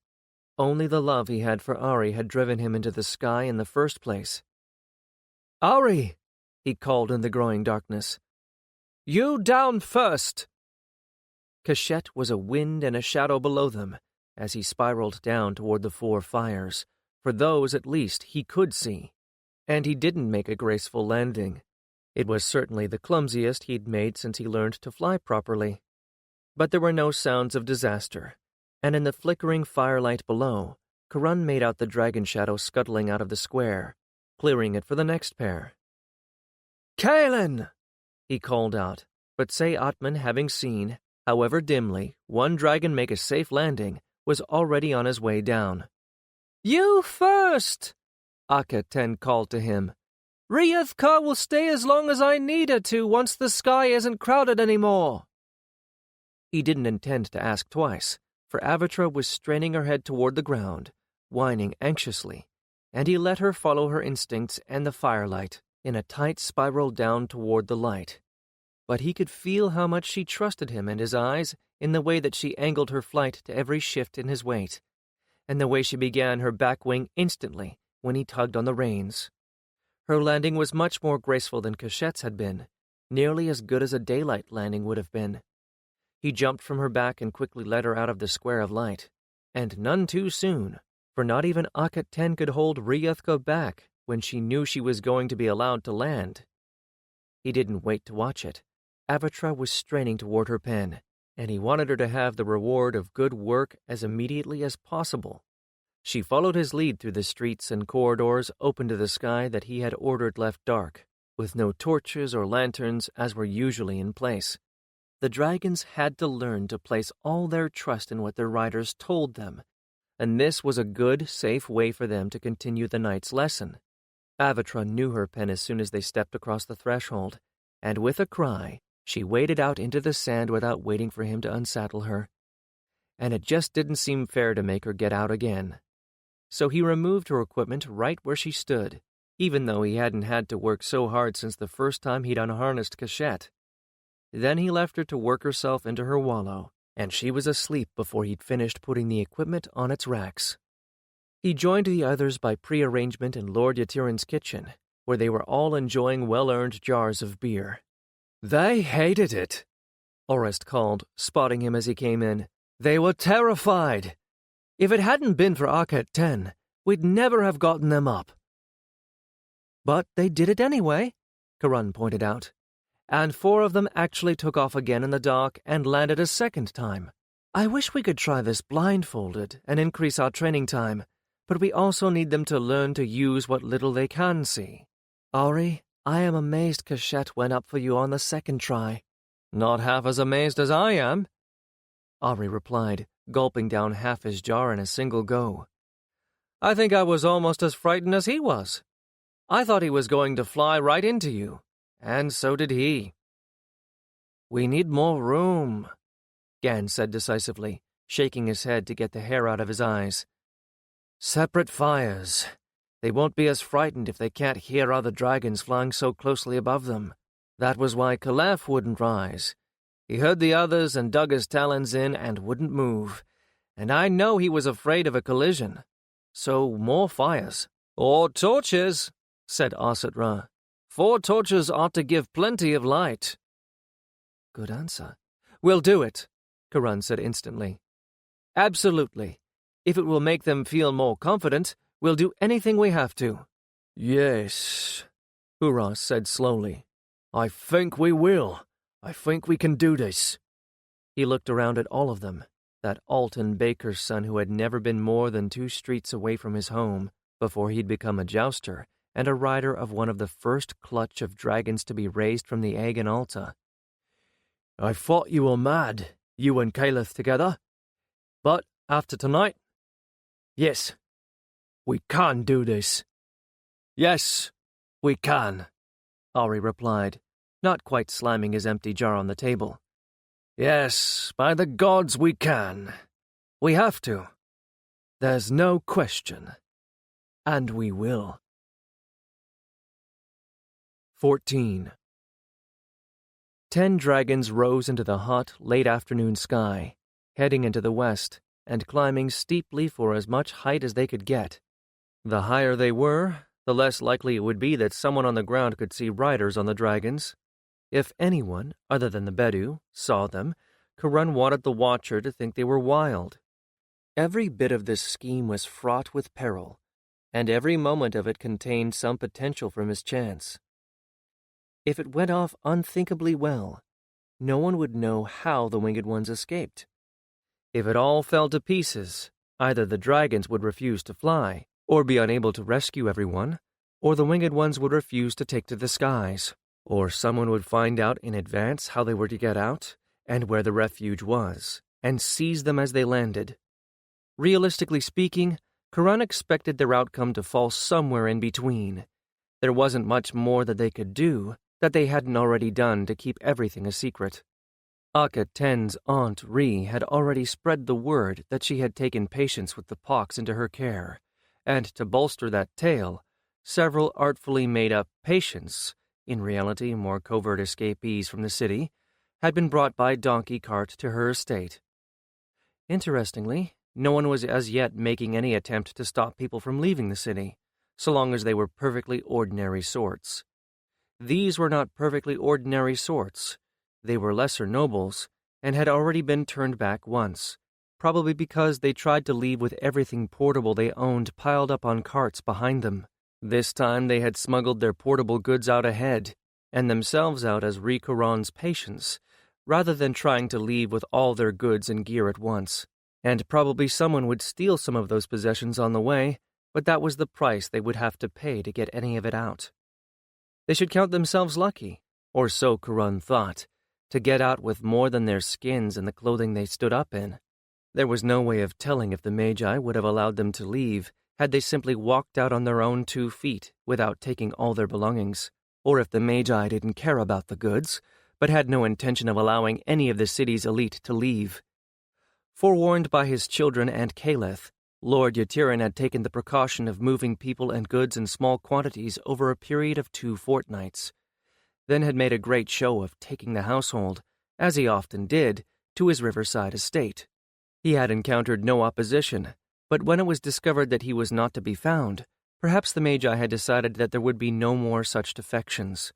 The nobles who had been turned back had quickly found one of Lord Kamun's covert agents, who had seen them as the ideal candidates for the initial move of the greater plan of rescue. He had suggested the disguise as pox victims. They had no idea that they were just one more item in a much larger plan. They had arrived at Ri Kurun's home several days ago and were already gone, but Ri Kurun was keeping up the fiction that she was still tending them. As predicted, no one had ventured anywhere near the boundary of the estate, as marked by the plague marker stones. It was by no means the first time Ri Kurun had taken in such people. She had a reputation for being able to make amazing cures, and an equal reputation for eccentricity that made people go to her only as a last resort. There were some things not even the Magi could compel a man to face, and the pox was one of them. No one had bothered to follow the donkey carts, and no one was going to go past the plague marker stones until Ri Kurun herself took them away. Ri Kurun's son trained horses to pull chariots. He had a huge, bare earth training ground hemmed in on all 4 sides by a wall for that purpose. That was where the dragons would be landing, just after dark. There were supposed to be fire pots all around the perimeter, and to every 3rd one, some salts of copper had been added to make the flames green and blue. It should be easy to spot, even in the darkness, from the air. Akaten had flown there and back several times to get the timing right, so that they would arrive after darkness fell. It was a good plan. Kurun only hoped it would work exactly as they had mapped it out. There were a great many things that were out of their hands. They couldn't predict exactly when the earthshake would strike, for instance, nor how much damage it would do. They couldn't know how visible they would be when they landed on the roof of the temple. And no one knew if the earthshake would be felt as far as Ri Kurun's estate, or if the dragons would be so frightened by it that they would refuse to make the first flight out that night. Akaten had tried to explain it to them, but this was something that was going to happen in some nebulous future. And dragons were not very good at understanding things like the future. At least Avatra was no longer afraid to fly after darkness fell. She didn't like it, and he didn't blame her, but she wasn't afraid, and she was willing to trust him to keep her safe. In fact, of all the dragons, the only one still showing some fear of flying by night was Cachette. Once again, perhaps because he was the oldest and the least used to changing his ways. But for Ari, he would do anything, and he was certainly proving that now. They were flying right outside of what Cachette considered to be safe territory, known lands, and they were doing it at sunset. Soon enough, it would be dark. It had been Nofret's turn to fret tonight. Ari could not be spared from this mission. Cachette, and Cachette alone, was big enough to take some of the heaviest of the winged ones. Nofret had not made a scene, but she had been white-lipped and wide-eyed, and her farewell embrace was as fervent as even Ari could have wished. "I cannot come this time," she had said as they drew apart. "But the next time I will have my dragon, and I will never leave your side." Kurun's shoulders were tight with apprehension, but he tried not to communicate that to Avatra. He actually had to fly without looking in the direction they were going, for the setting sun was straight ahead, and they were flying into it. Instead, he kept his eyes on the ground, judging their height by the landmarks they passed over. Shadows stretched long blue fingers over sands turning ruddy with the light from the setting sun. It was easy to make out every dune, every wind ripple, by the shadows they cast.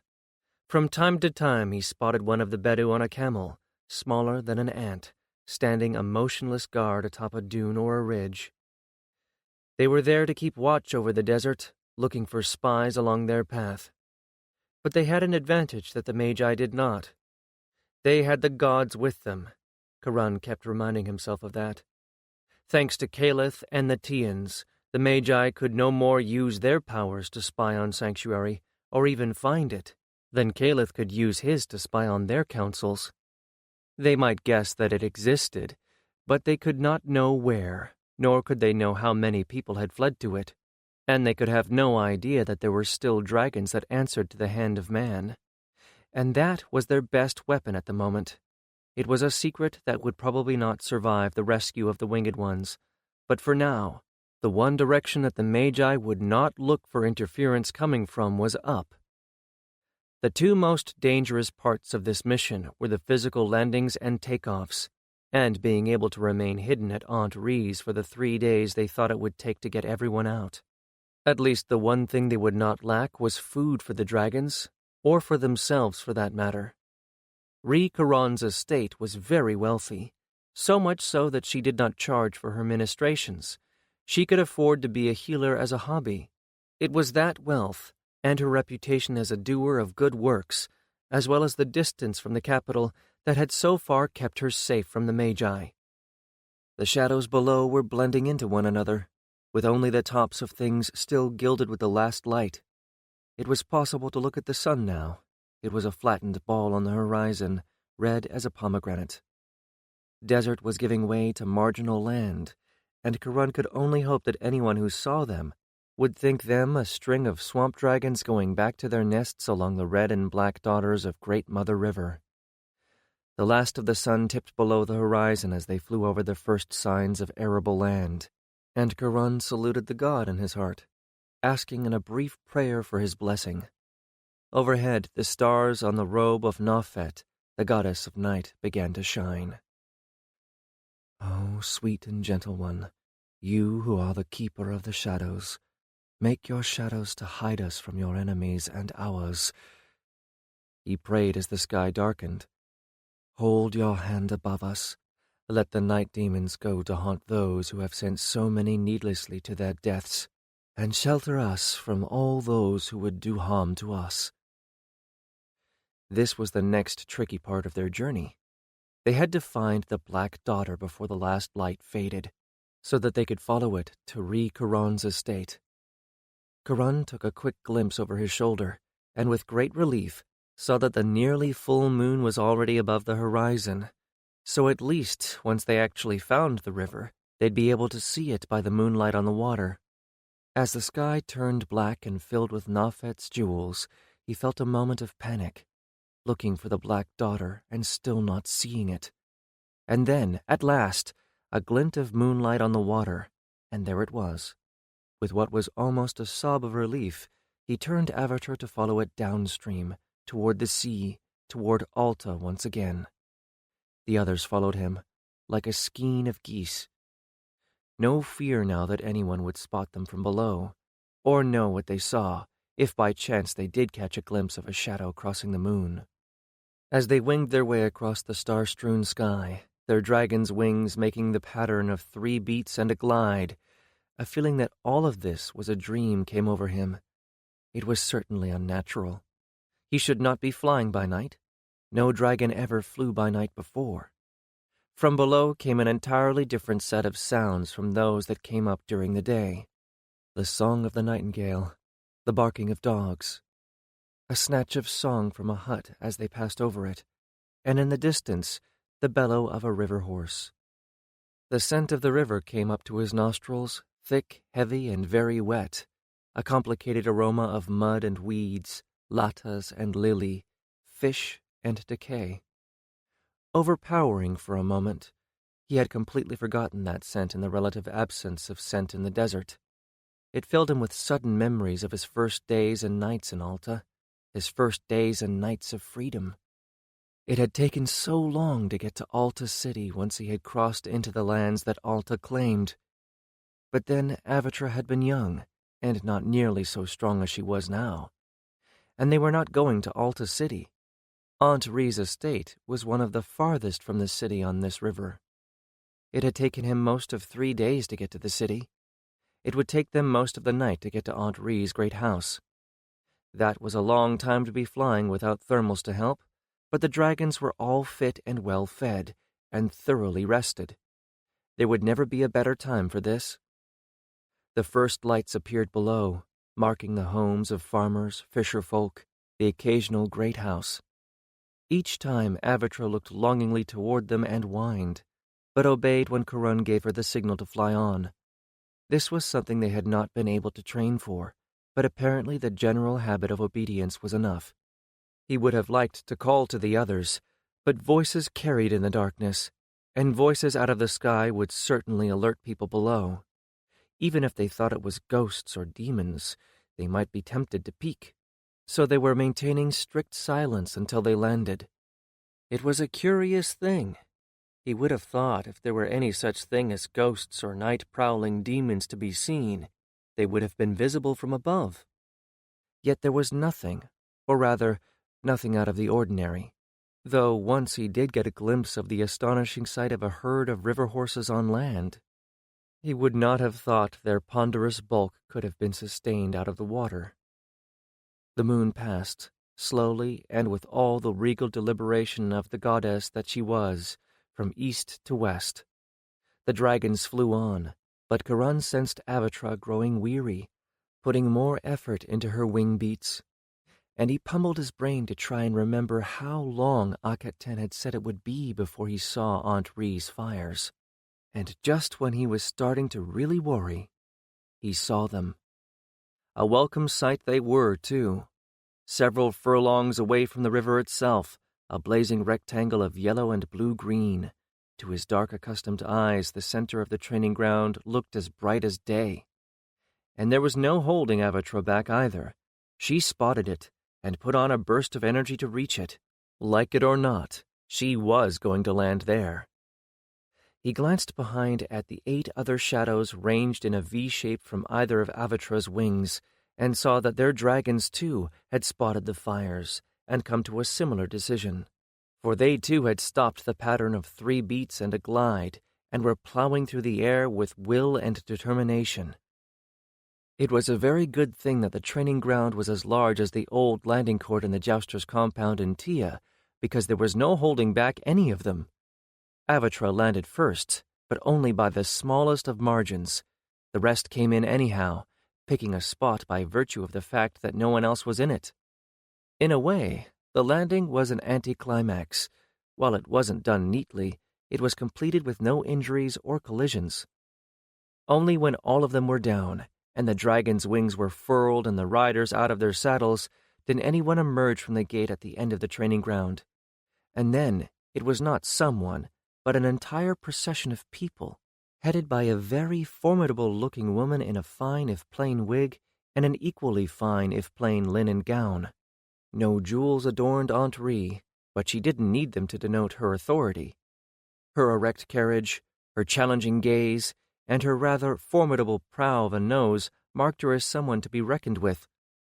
But she smiled as Akhet-Ten ran toward her and flung her arms around her neck, and gestured to some of her servants to extinguish the firepots. "Where is the wing leader?" she called. "Stay," he told Avatra, and approached Akhet-Ten's aunt, giving her a bow of respect when he came within a few paces of her. "Well done, boy," she said warmly. "That was no easy journey." "It was the easiest part of what we are to do," he said somberly, and she nodded in agreement. "My people have brought meat for your dragons. Do you wish to remain with them? Or would you care to eat in the dining chamber?" she asked. Karun ran his hand through his hair and made a rueful face. "I think we had rather eat in the dining chamber, but had better remain with our dragons," he replied. "They're going to be uneasy enough as it is, and they don't like to be parted from us." He had halfway expected her to be offended, but to his surprise, she broke into an enormous smile. "Well said," she exclaimed, clapping her hands together. "I like a man who thinks of his beasts and servants' comfort before his own. I raised my sons that way, and I cannot count the number of times one of them has declined a feast to sit with an ill or birthing animal, and rightly too." She turned to Akhet-Ten.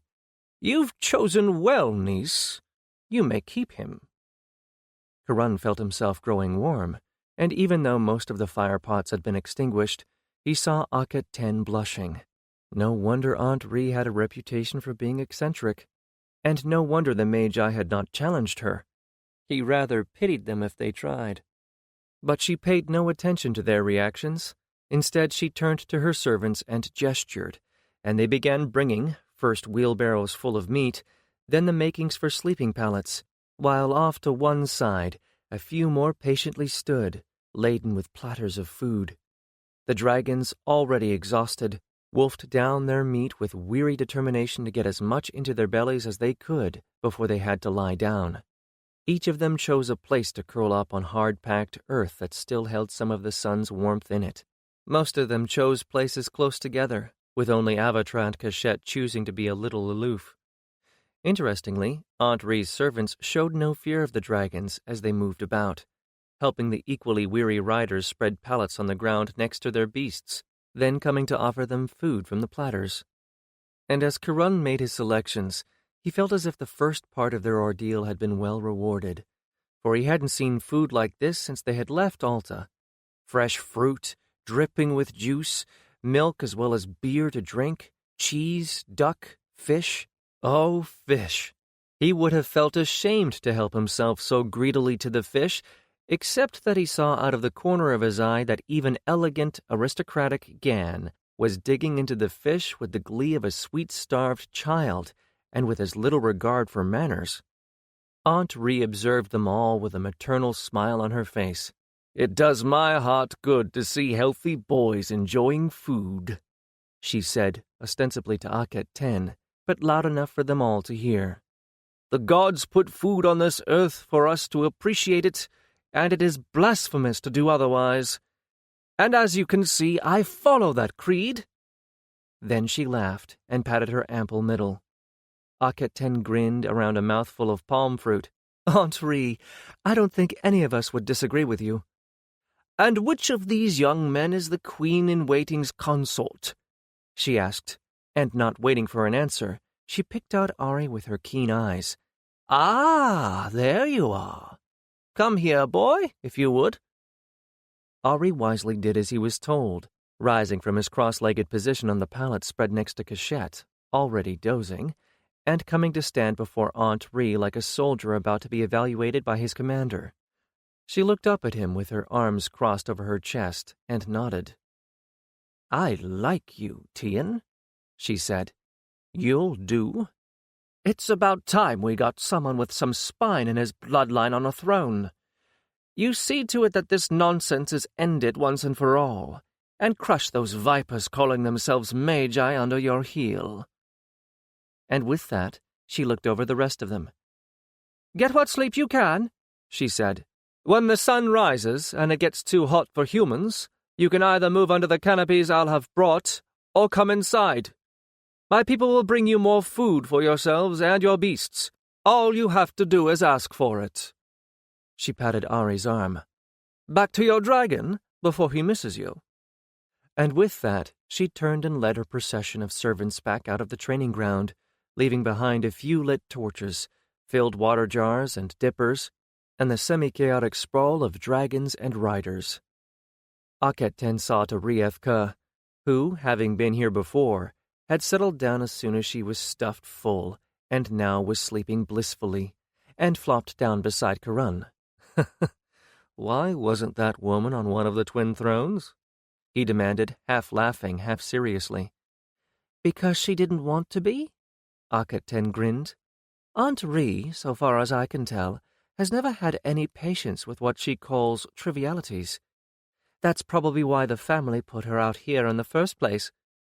According to Father, it was a minor estate when she was sent here mostly to keep her from outraging anyone she talked to.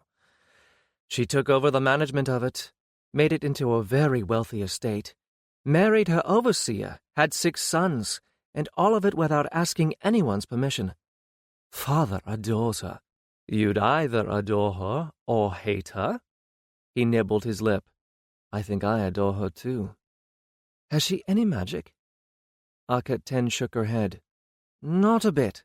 All of her healing is done with herb and knife, and she's very, very good. When her husband died, she just decided one day that she was going to learn healing, brought in several healers to teach her, and just absorbed it all the way dry ground absorbs rain. But why healing? He persisted. I don't know.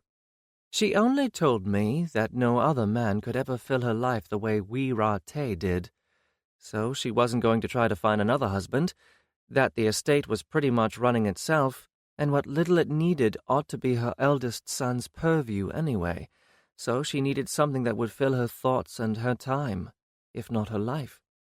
Akaten shrugged. If you were going to ask me, I'd say it was probably something she'd wanted to do before she was sent here, and wasn't allowed. She's a wonder, Karan said, looking at the gate through which she had exited. She's every bit of that. Akaten yawned. Now I want to sleep. If that earthshake comes tomorrow, we'll need all the rest we can get. Karan nodded, looked around, and saw that pretty much everyone else had come to the same conclusion. Ari was already asleep, with his hand on Cachette's foreleg. The others had curled up at various other positions of contact with their dragons, each taking comfort from the other in this strange place. Akaten bent and softly kissed his forehead before taking herself to her own pallet, and he found the most comfortable position for himself, with his back against Avatra's belly. Sleep was a long time in coming, as he played over in his mind all the possible variations the rescue could have, and tried to think of others that hadn't yet occurred to him. But eventually sleep did come, and took all further thoughts and plans away. 15. The dragons slept like so many statues, and for a while so did their riders, until the sun rose a bit too far, and it was too hot for a human to take, even those used to the heat of the desert.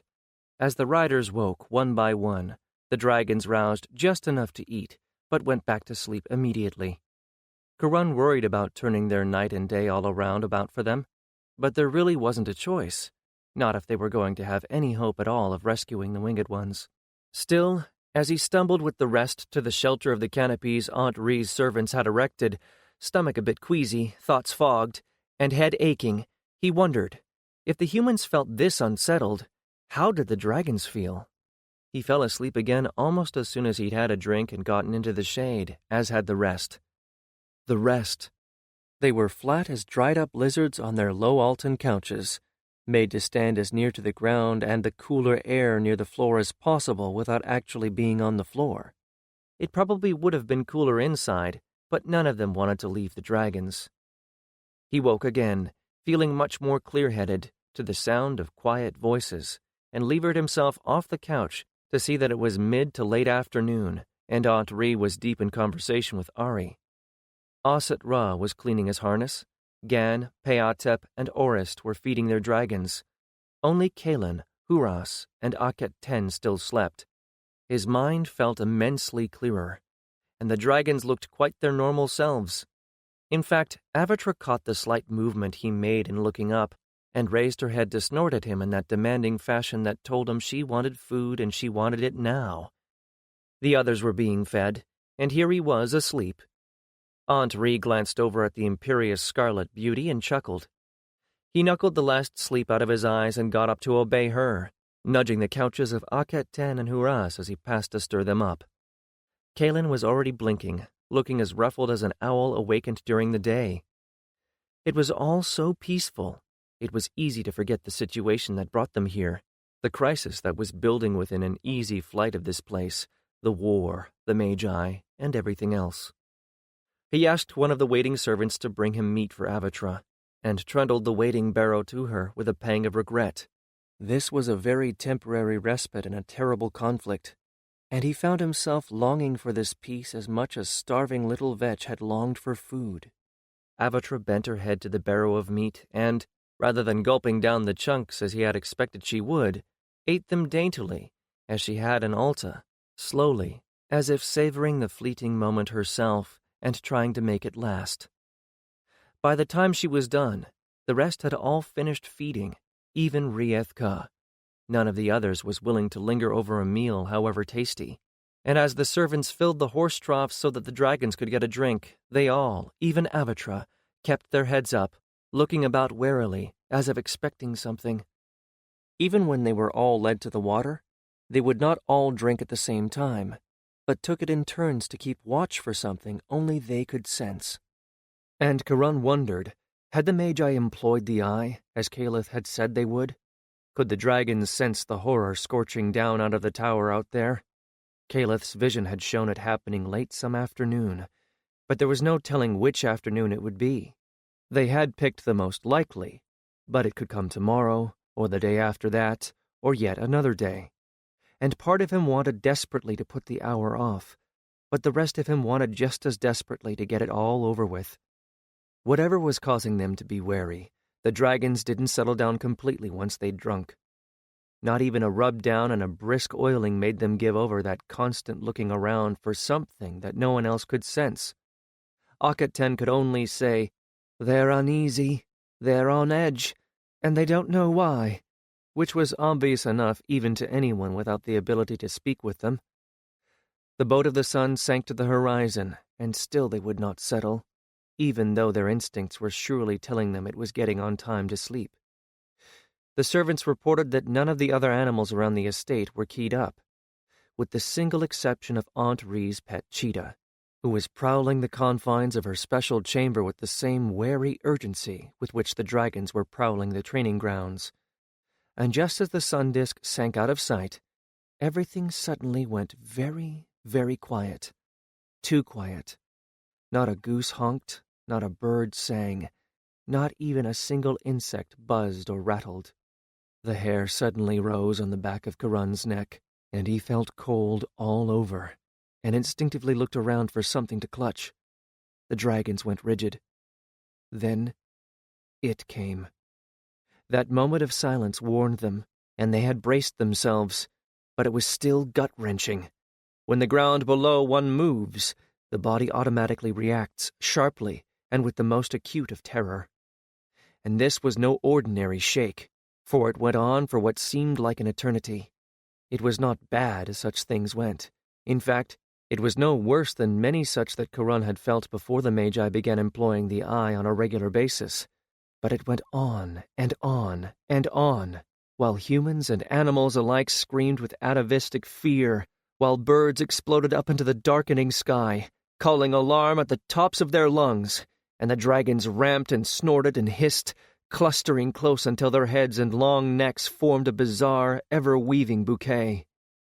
Under the crash of things falling over, pottery breaking, cries and howls and screams, was another sound, deep, that rattled the chest and the gut. It was more than the worst thunder he had ever heard, a moaning of earth and stone providing the drumming of this dance of disaster. The voice of the earth shake was like the groan of an earth wounded near to death. But only Caliph lifted off, and even then, not for long, only for a moment, and he sat down again in spite of the fact that the ground was still heaving. Nearly all of them had dropped to their knees, not because it was hard to keep their footing, but because the terror that welled up inside them made it impossible to stand.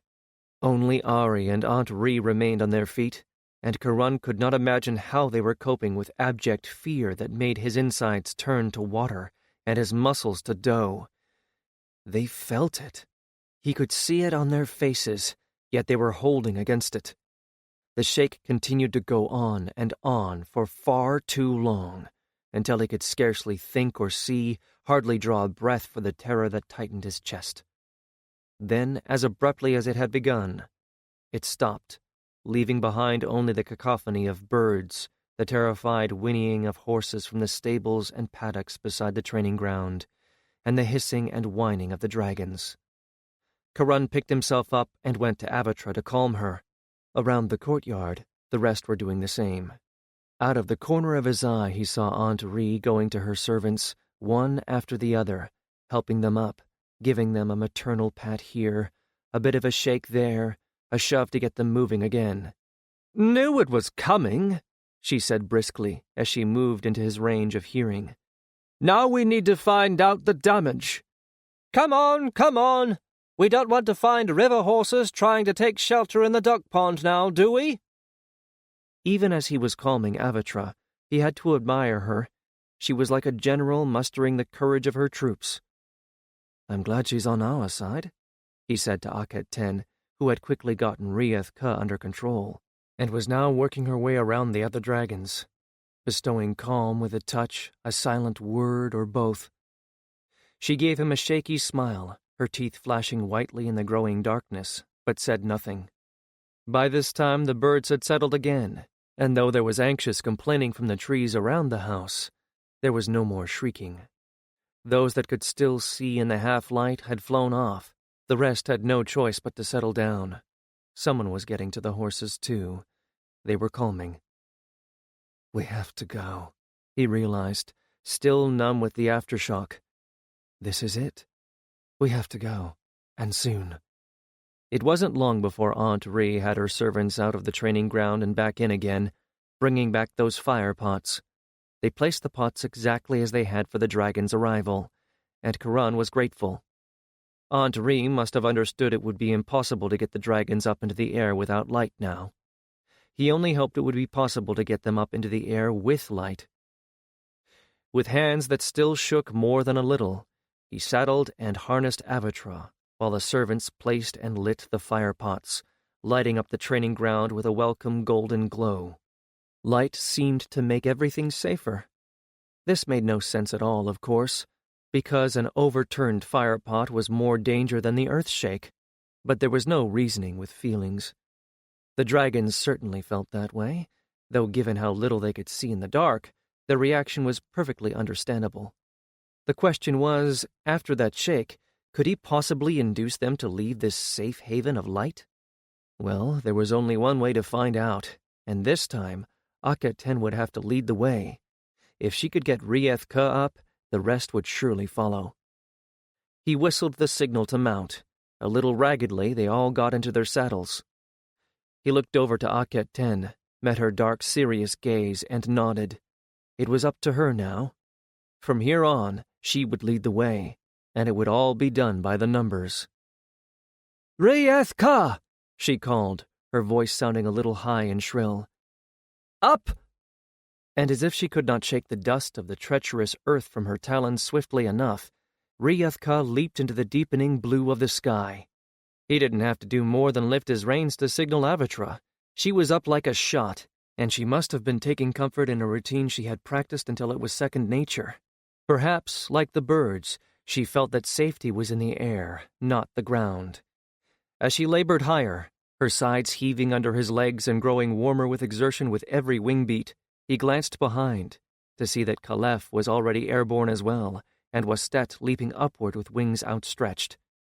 Beneath them, in Aunt Ree's compound, there was ordered activity. He could not see much damage, although things like cracked walls would not be visible until daylight.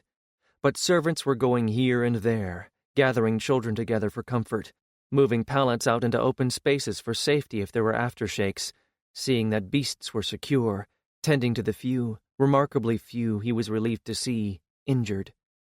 Outside her estate, however, as the full moon crested the horizon and spread her cold light over the fields, the case was otherwise. People ran here and there with torches, without really seeming to know where they needed to go. He saw collapsed farmhouses, broken walls, cattle, goats, and pigs running loose.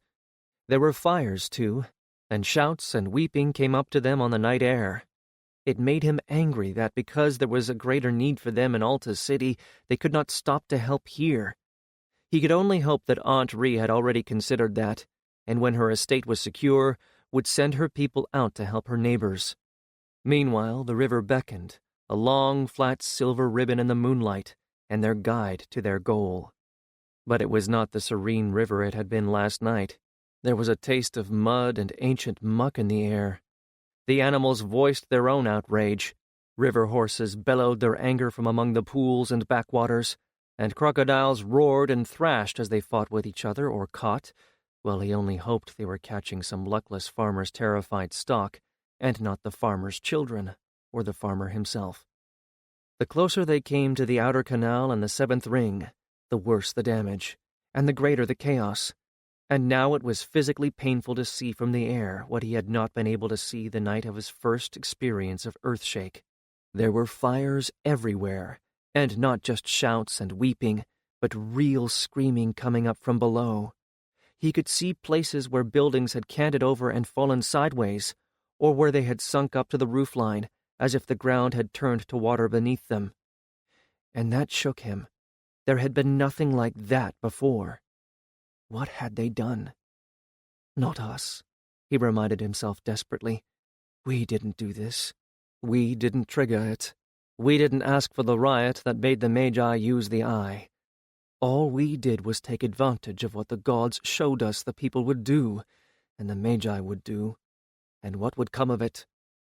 It wasn't our fault, and we couldn't have stopped it. But his insides were not convinced. The shake must have been terrible indeed to have reached this far. Up until now, the worst damage had been confined within the first 3 rings, and what could have made the ground behave in that strange fashion to swallow up whole buildings? Ahead of him, the dark silver gilt shadow that was Ryuthka flew steadily onward. Behind him trailed the rest of the wing, or at least the rest of it up to Orist and Westet. A new concern. How many of them had made it into the air? They passed the 6th ring, the 5th. Then, at the 4th ring, though there were still fires, was still shouting and crying and chaos, there was, unaccountably, less of it. And at the 3rd ring, there was order again, and he could have shouted with relief. Not surprising, this was where the military were housed and trained. But still, to look down and see people dealing with the aftermath of the earthshake with the same calm as Aunt Ree's people made him feel considerably less guilty. The 2nd ring, and again, there did not seem to be the same amount of chaos and catastrophe as in the outer rings, although there was certainly more than enough. And it suddenly dawned on him why. So much damage had been wrought here already by the shakes before they had left, as well as the ones after, that almost everything that could be knocked down had been, and many people were probably sleeping in the open at night out of hopeless resignation. For some reason, that realization transmuted his feelings from guilt into anger, and if he could have gotten his hands around the throat of the Magus just then, he'd have throttled any one of them without a second thought. This was what they had brought the great city-state of Alta to. This state of helpless apathy, this fear that drained even the ability to properly feel fear, this crawling wretchedness not even a slave would envy. You worms, he thought angrily up at Royal Hill. You vermin, you scorpions that eat your own young. How dare you do this? May the gods help me to bring you down for it. But ahead of them, among the many buildings that were damaged, or afire, or ominously dark and silent, stood one he knew well, the Temple of the Twins, and though its ornamental pools were cracked and empty, and some of its statues and columns toppled, the building itself stood strong, and visible only from above, there was a carefully laid-out square of torches on the roof.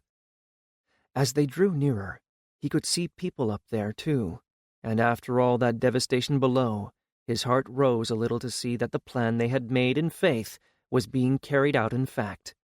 Now it all depended on the dragons, if they would remember and stick to the drill, even though the drill had taken place amid calm, and without all the screaming, the fires, and the upset from the shake. They had paced out the dimensions of the temple. They had plotted it and the grounds around it on the earth in a pattern of stones. And now, as Karun watched, Ryuthka banked slightly to take herself and Akhet-Ten down to that lighted rooftop. Not nearly as well lit as Aunt Ree's training ground, but it would have to do, because it was all they had. And as Ryuthka banked, he took Avatra to one corner of that rough square they had paced out, marked by a clump of date palms, a square whose dimensions were large enough that 8 or 9 dragons could fly the perimeter in the darkness and not be afraid of collisions. By the numbers, he reminded himself, and began to count under his breath. By the numbers, because they would not necessarily be able to see when each of them landed and took off again. The first count of 30 took him to the second corner of the square. He risked a glance at the rooftop as Avatra made a sharp left-hand bank and thought he saw Riethke was safely down. The next count took him to the third corner, and he searched the sky at his own height for the dark winged shadows of the others. Yes! 1, 2. He counted up to 8 and let out a strangled cheer that would surely be lost in the noise below. They had all followed from Aunt Rhee's estate. It was working. One more count of 30, and a glance at the roof showed it was empty of anything but people. Avatra made her turn as neatly as if they were practicing over sanctuary. A long, shallow glide down over the square of torches, a thunder of wings, and a wind that made the flames stream sideways as she came into a halt, the moment of fumbling hesitation beneath him as she felt for a secure talon hold. And then she was down. She barely had time to pull in her wings, and he didn't get time to draw a breath before someone, with a pale blur of a face wrapped in a dark cloak, shoved 2 smaller objects wrapped in equally dark cloth at him. Children. Nestlings, probably, not even old enough to be fledglings, and their inert limpness made him go stiff with rage. But he wasted no time on speech. He couldn't hold them and fly, so he belted them to himself before and behind the saddle with the straps they handed to him silently. Below this place, weeping and cries of pain. Here, only silence, as if he was being served by shadows and ghosts. And once they were secure, he gave Avatra the signal, and they were away.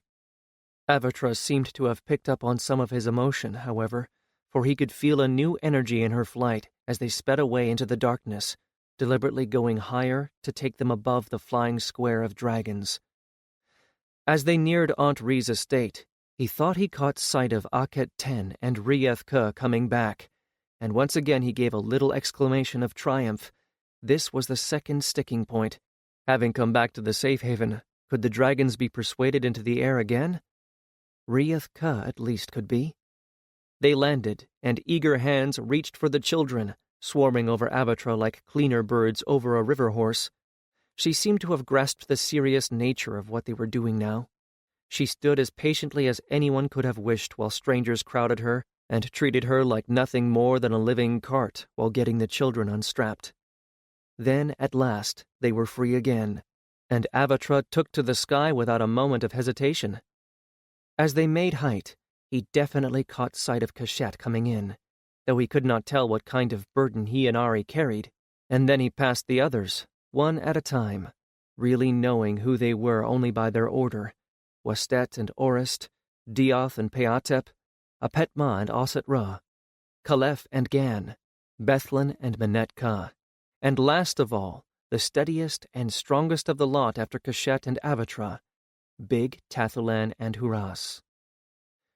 Now, if they would all make the second trip and not refuse, and if no one saw them or realized what they were seeing if they did.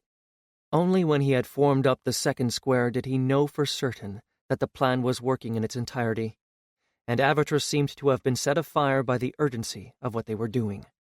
She came in with the speed and snap she had when she was making a kill when hungry. She stood like a rock as the next to be rescued was helped onto her back. This time, though it was another pair of children, these must have been fledglings, and they were able to cling to him and not be bound to him like inert bundles, though they were secured with straps. Avatra was in the air almost before the last of the winged ones was out of the way, and the 2 children gasped as she rode for height. Halfway to Aunt Rhee's, the one behind him tugged at his tunic. "Jousta," came a thin, pathetic little whisper. "Are you taking us away from the Magi?" "Far away," he called back, over the steady, strong flapping of Avatra's wings. "Far, far away, where the sand of the desert will hide you, and the swords of the Bedou will guard you, and they will never, ever find you again." Both children burst into tears of pure release, reaching for one another's hands on either side of him, and it was all he could do to keep from joining them. Instead, he pointed out the white egrets in the tops of the trees they flew over, a pair of fighting river horses, the reflection of the moon on the river, the pattern of the stars. Anything except the places where people were still trying to save themselves and their property below. His distraction must have been effective. they listened and watched, and most importantly, stopped crying. They began again as soon as he handed them over to Aunt Ree's people, but at that point they were no longer his concern, and he had to concentrate on the next trip, and the next, and the next. Avatra had never flown so strongly, but by the fourth trip, they had lost Dioth to exhaustion, not to unwillingness, because he tried to take off, but Peatep was too wise to let him. Apetma simply dropped, so tired she simply couldn't rise. By the fifth, Se Atman, Wastet, and Bethlen were out too, and on the sixth, poor Caliph and Tethulan were so tired their wings were trembling. That left only Karun and Avatra, Ari and Kashet, and Akhet-Ten and Rieth-Ka for the seventh and final trip of the night. Kashet had carried double every time. Probably Akhet-Ten's lighter weight was what had made it possible for Rieth-Ka to carry on to the end, but she was lagging on that final leg. And as they actually flew into the gray of pre-dawn, halfway back to Aunt Ree's compound, Kashet and Avatra caught up with her. Ari and Karun exchanged a glance, and Kashet pulled into the lead, allowing Rieth-Ka and Avatra to fall back into the wake position off his left and right wings. It was easier flying there. He could see Rieth-Ka's breathing ease a little. With plenty of light to see by, they all landed together too, letting down their exhausted passengers into the hands of equally exhausted servants, who bustled them off before the jousters were even out of their saddles. The rest of the dragons and their riders were already dead asleep, and from the look of them, not even another earthshake would wake them. But Karun found himself being helped in unsaddling Avatra by a handsome, muscular young man with the powerful upper torso of a charioteer, who had also come wheeling up a heaped-high barrow of meat that Avatra began wolfing down without waiting to be unharnessed. "You've gotten out 18 nestlings," he said without preamble, raising his voice enough so that Ari and Akhet-Ten could hear. "That was the first trip. You got out twice that many fledglings on the second and third trips. Another 6 fledglings and 3 winged ones on the fourth, 6 winged ones on the fifth trip, 5 on the sixth, and 3 on the seventh trip, which is 3 more trips than anyone ever thought you'd make in their wildest dreams." Karun tried to add the total up in his mind, and felt the numbers slipping through his mind like the yolk from a broken egg. 77, the young man corrected him. "1 more night, and you'll have all the winged ones out. If you want to try for 3 nights, you can probably evacuate the servants that are left too." Karun looked over at Ari, and rubbed a gritty hand over his forehead. "I think we should," Ari said firmly. "The dragons are clearly willing, and I don't want to leave anyone to suffer back there." There was something intensely bitter and angry in Ari's tone as he said that, something that cast Karun back in time to a moment when he had heard Ari cry out, "I do not make war on children."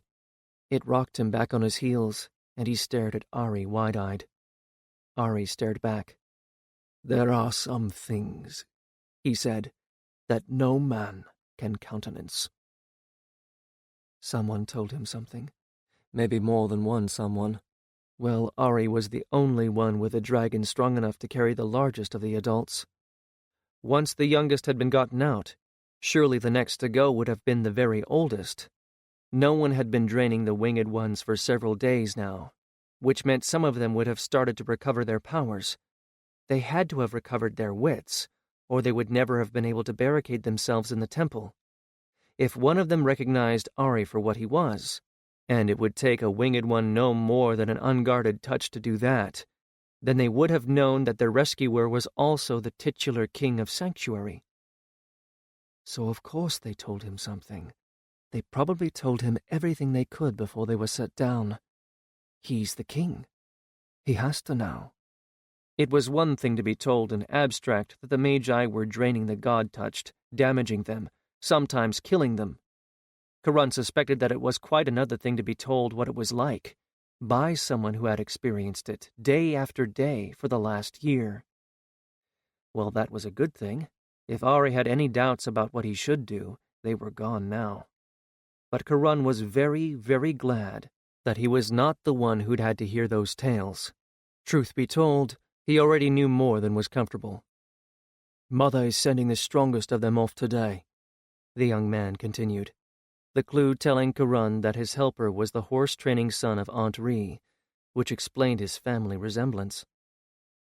But they will be very, very glad to hear that you intend to evacuate the entire temple. I'll go tell them now. Do that, Ari said, and managed a wan smile. And meanwhile, I think we had better emulate our wingmates. Avatra was already doing just that, dropping down where she stood after swallowing a last mouthful of meat. With a groan, Kashet did the same. Riethka looked about and went to curl up beside Tathulan, then changed her mind and put her back up against Avatra, who didn't even stir. Ari raised an eyebrow at Karun, who was too tired to even blush. More servants brought them meat, onions, and soured milk wrapped in flatbread and jars of beer that they ate and drank while pallets were spread beside their dragons. Then, like their dragons, they dropped down to sleep and did not awaken until their dragon's hunger roused everyone. 16. He had thought they had slept like the dead yesterday. That was nothing compared with today. Even an earthshake didn't wake them, for they did get a minor rumble, and neither he nor any of the others was aware there had been one until they clawed their way up out of slumber. He didn't even remember stumbling his way to a couch in the shade when the sun grew too hot. He only knew he had gone to sleep beside Avatra and woke once again on the couch, and not even the same one as the last time. But when he woke, it was with a rush, and he woke all at once, out of a dream of flying winged ones off the roof of the temple, burning with a desire to get more of them away before the Magi understood what was happening. He didn't sit up with a yell, though he might as well have. He startled the servant who was sitting beside him, but the boy recovered quickly. "It is not yet time, master," he said, before Karun could say anything. "You have time to see to your dragon, to bathe and eat." There was another small shake after dawn. "Did you feel it?" He shook his head, but his attention was caught by a single word: bathe. At the sound of that word, Karun itched all over. Not that there wasn't water enough to bathe at Sanctuary, but it seemed wrong to use so precious a thing for bathing. They all did, of course, but it seemed wrong. Now the hot spring at Corson's Nest was another matter entirely, but he hadn't had a bath there since 2 days before this journey. But this was Alta, where water was abundant, so after he saw Avatra fed, he allowed the servant to take him off to the baths, both hot and cold. And once reclothed in a common tunic of the sort Aunt Ree gave her upper servants, which was enough like what the jousters wore these days that it made no difference, he helped himself to the food left out for all of them and made a hasty meal. Akhet was the last of the riders to wake, and he didn't blame her for sleeping so long. She had been doing 2 jobs at once, guiding her own dragon and keeping track of all the rest of them. She woke just as quickly as he had when she finally did break through her slumbers, and was just as impatient to be gone as the rest of them. She surely imparted that impatience to the dragons, all 10 of them, for the moment she came awake, they began to fidget and look skyward. And at that moment, Karun would have given all that he had, or ever hoped to have, for one flight, just one, with all the wings that Alta had once had. With that many dragons, they could have left now, to arrive just after sunset, and it wouldn't matter who saw them. The Magi couldn't use the eye at night, and they would have been able to pull out every last person all at once. But dragons had no mystical ability to go back or forward in time, so the wing he had was all he was going to get. And as soon as Akhet had rejoined them, hair plastered flat to her skull from her bath, he called a meeting. "Last night was the easy one," he told them. At Orist's indignant stare, shook his head. "Yes, I know. From just the point of view of uncertainty about whether we'd get the dragons up at all, it was the hard one. But in terms of getting people out, it was the easy one." He tilted his head to the side, then lifted his head and looked each of them in the eyes. "Think about it. We had it all our own way last night. The Magi were busy making sure of their own safety and didn't give a toss about anyone else. We got out the children, the old and the sick, all of them lightweight, all of them tractable. Or unconscious, Gan said soberly, raking his fingers through his hair to help it dry. You have a good point, though. Easy to fly, and they didn't make a fuss or scream or anything. Tonight, we get the able-bodied and the heaviest, but there's more to it than that, he replied. The people we take out tonight are the senior winged ones, ruling priests, important priestesses. They're used to giving orders and having them obeyed. What possible orders could they give? Payatep asked incredulously. Fly faster? As if we could. Osset Ra made a face and shook his head. They're great lords and ladies in their own right. Who knows what they'll demand when we are airborne? Karun silently applauded Osset Ra for seeing at once where the danger was. He was very aware of Aunt Ree standing off to one side, listening, but not commenting. We are very young men, all looking rather like servants, and one young woman with what is, by their standards, a minor power, who should by all rights rank just about fledgling status. They won't think when they see us. If they aren't too sick and tired to do anything but hang on, there is no telling what they might try to order us to do. Fly lower, squeaked Gan in an imperious old lady voice, swatting at Payatep. Aunt Ree hid a smile behind her hand. He nodded. Now he had to remind them of what they were, and that they had to disobey. Or higher, certainly faster or slower. And while you might be able to fob them off by telling them the dragons can't do that, there's other things they might want you to do. Stop, because I must get this or that treasure or sacred object. Land there to tell my mother I'm safe. He shrugged. There's no telling. But they might well become real nuisances, some of them, when they're in the air. They've been powerless a long time. They'll want to command something, if only us. Trouble. Orist shook his head. You don't think they'll go so far as to fight us, do you? For that, he had to look to Akhet Ten and Orist. Akhet Ten shook her head. I think they'll be torn between the excitement of escape and the fear of being captured. But they might start to shout, and voices coming from the sky might not be a good idea. Try telling them no matter what they want, it's Lord Kaman's orders, Orist offered. Most of them know they can half-bully father, but nobody's ever gotten around Lord Kaman, not even a winged one. Well, if it came to that, Lord Kaman was going to end up with an earful when they finally got to Sanctuary. Lord Kaman can take care of himself, he decided. I just want you to keep those things in mind, he went on.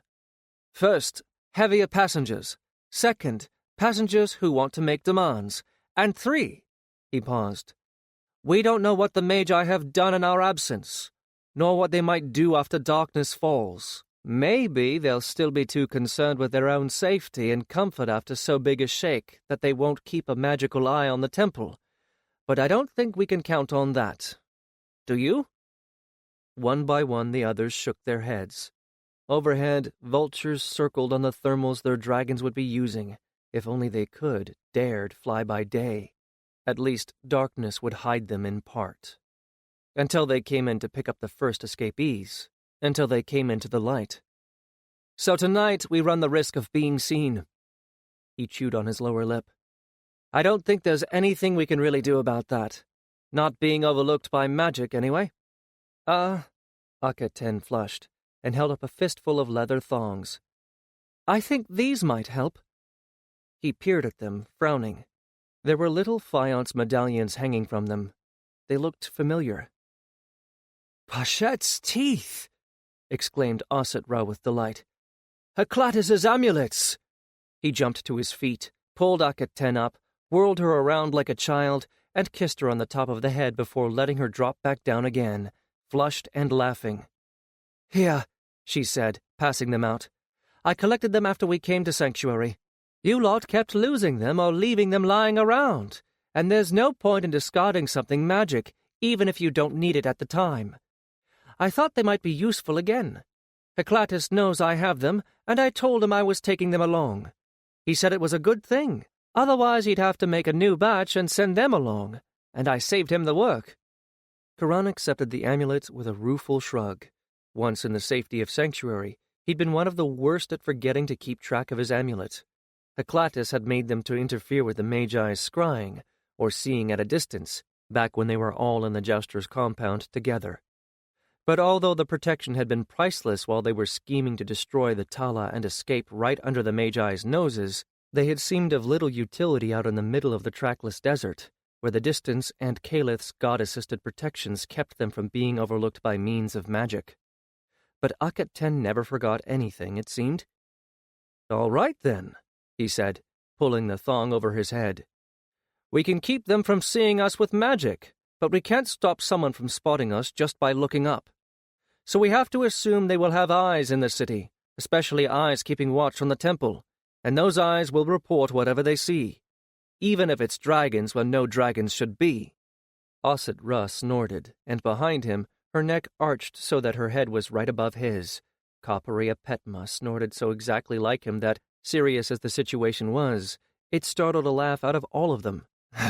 "Especially dragons where no dragons should be, you mean?" Osset Russ said. "No, you're right. Those miserable crocodiles wouldn't spare a man to help a single person on the outer rings. But once they're certain of being comfortable and safe, they'll put spies back on the temple." He thrust out his jaw belligerently.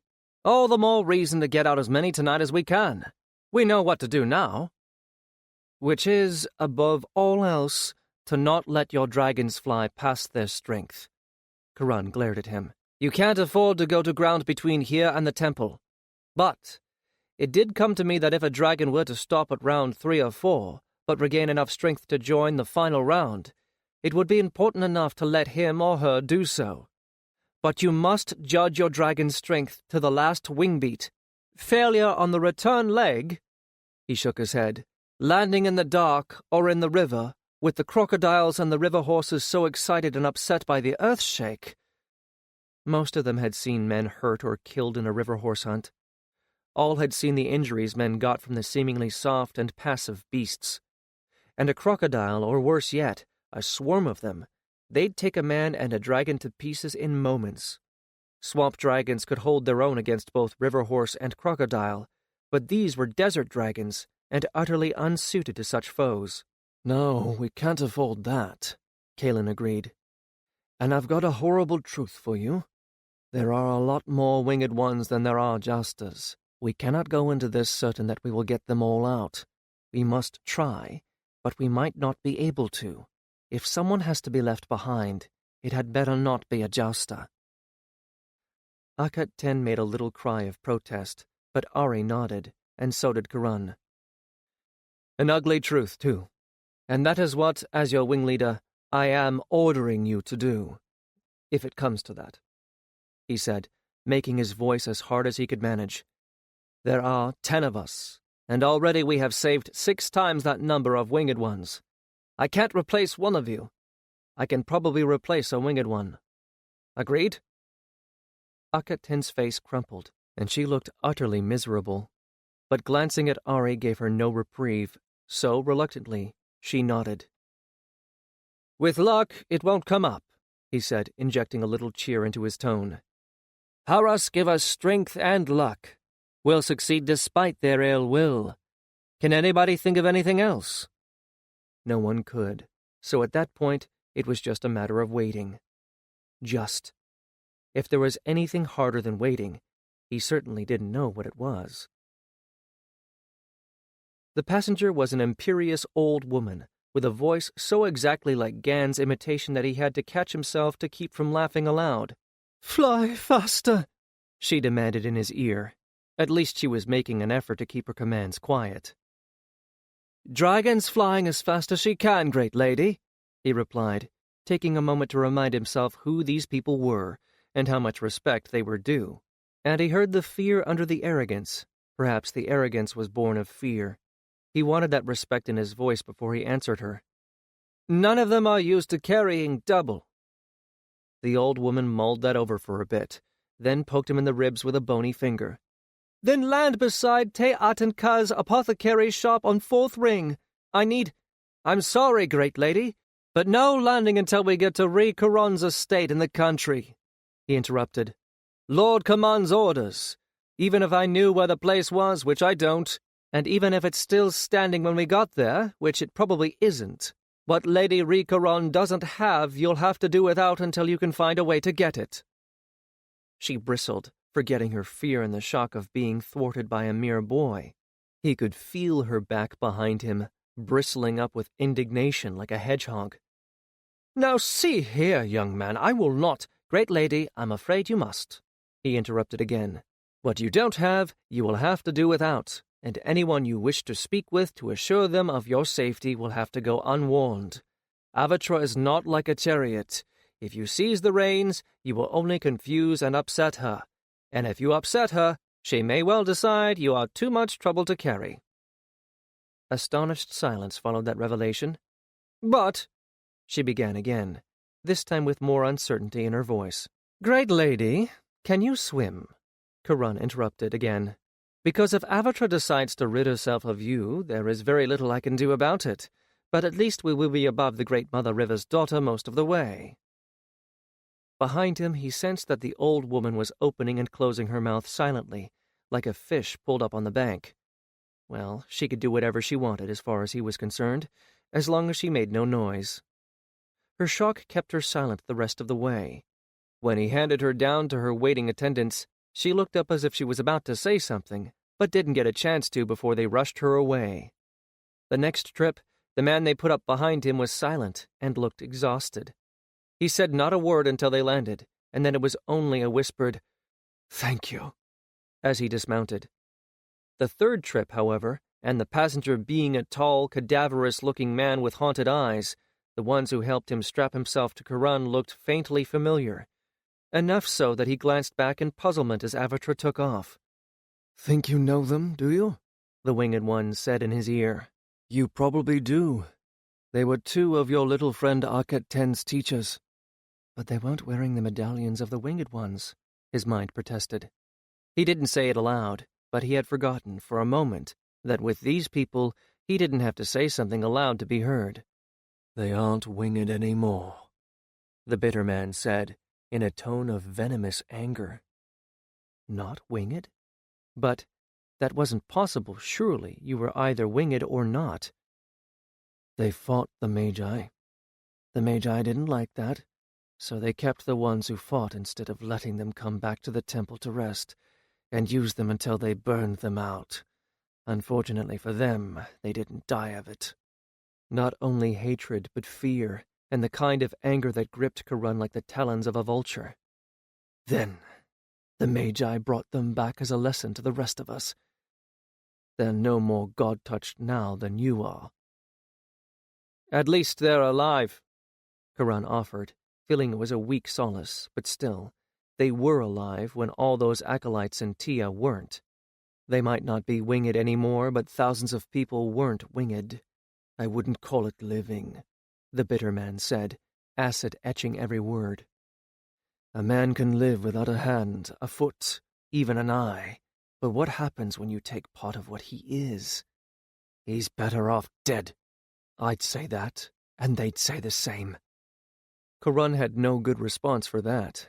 There was no good response for that. All he could do was to guide Avatra through the night, and wonder what, if anything, the angry man thought he could do about it. "I'm sorry," seemed a bit inadequate, but it was all he had. The man didn't say anything more until they reached the estate and landed. Then, once he was down on the ground, he gave Karan a searching gaze. "You're a good lad," he said. "Just do what you came to do as best you can, and don't take more on yourself than you can be responsible for." And with that he staggered away, limping heavily and leaning on the arm of an attendant, and if there had been time, Karan would have hurried after him to demand a meaning for such cryptic remarks. But there wasn't, and he didn't, and Avatra was already off the ground as he wrenched his gaze back to the direction of Alta City.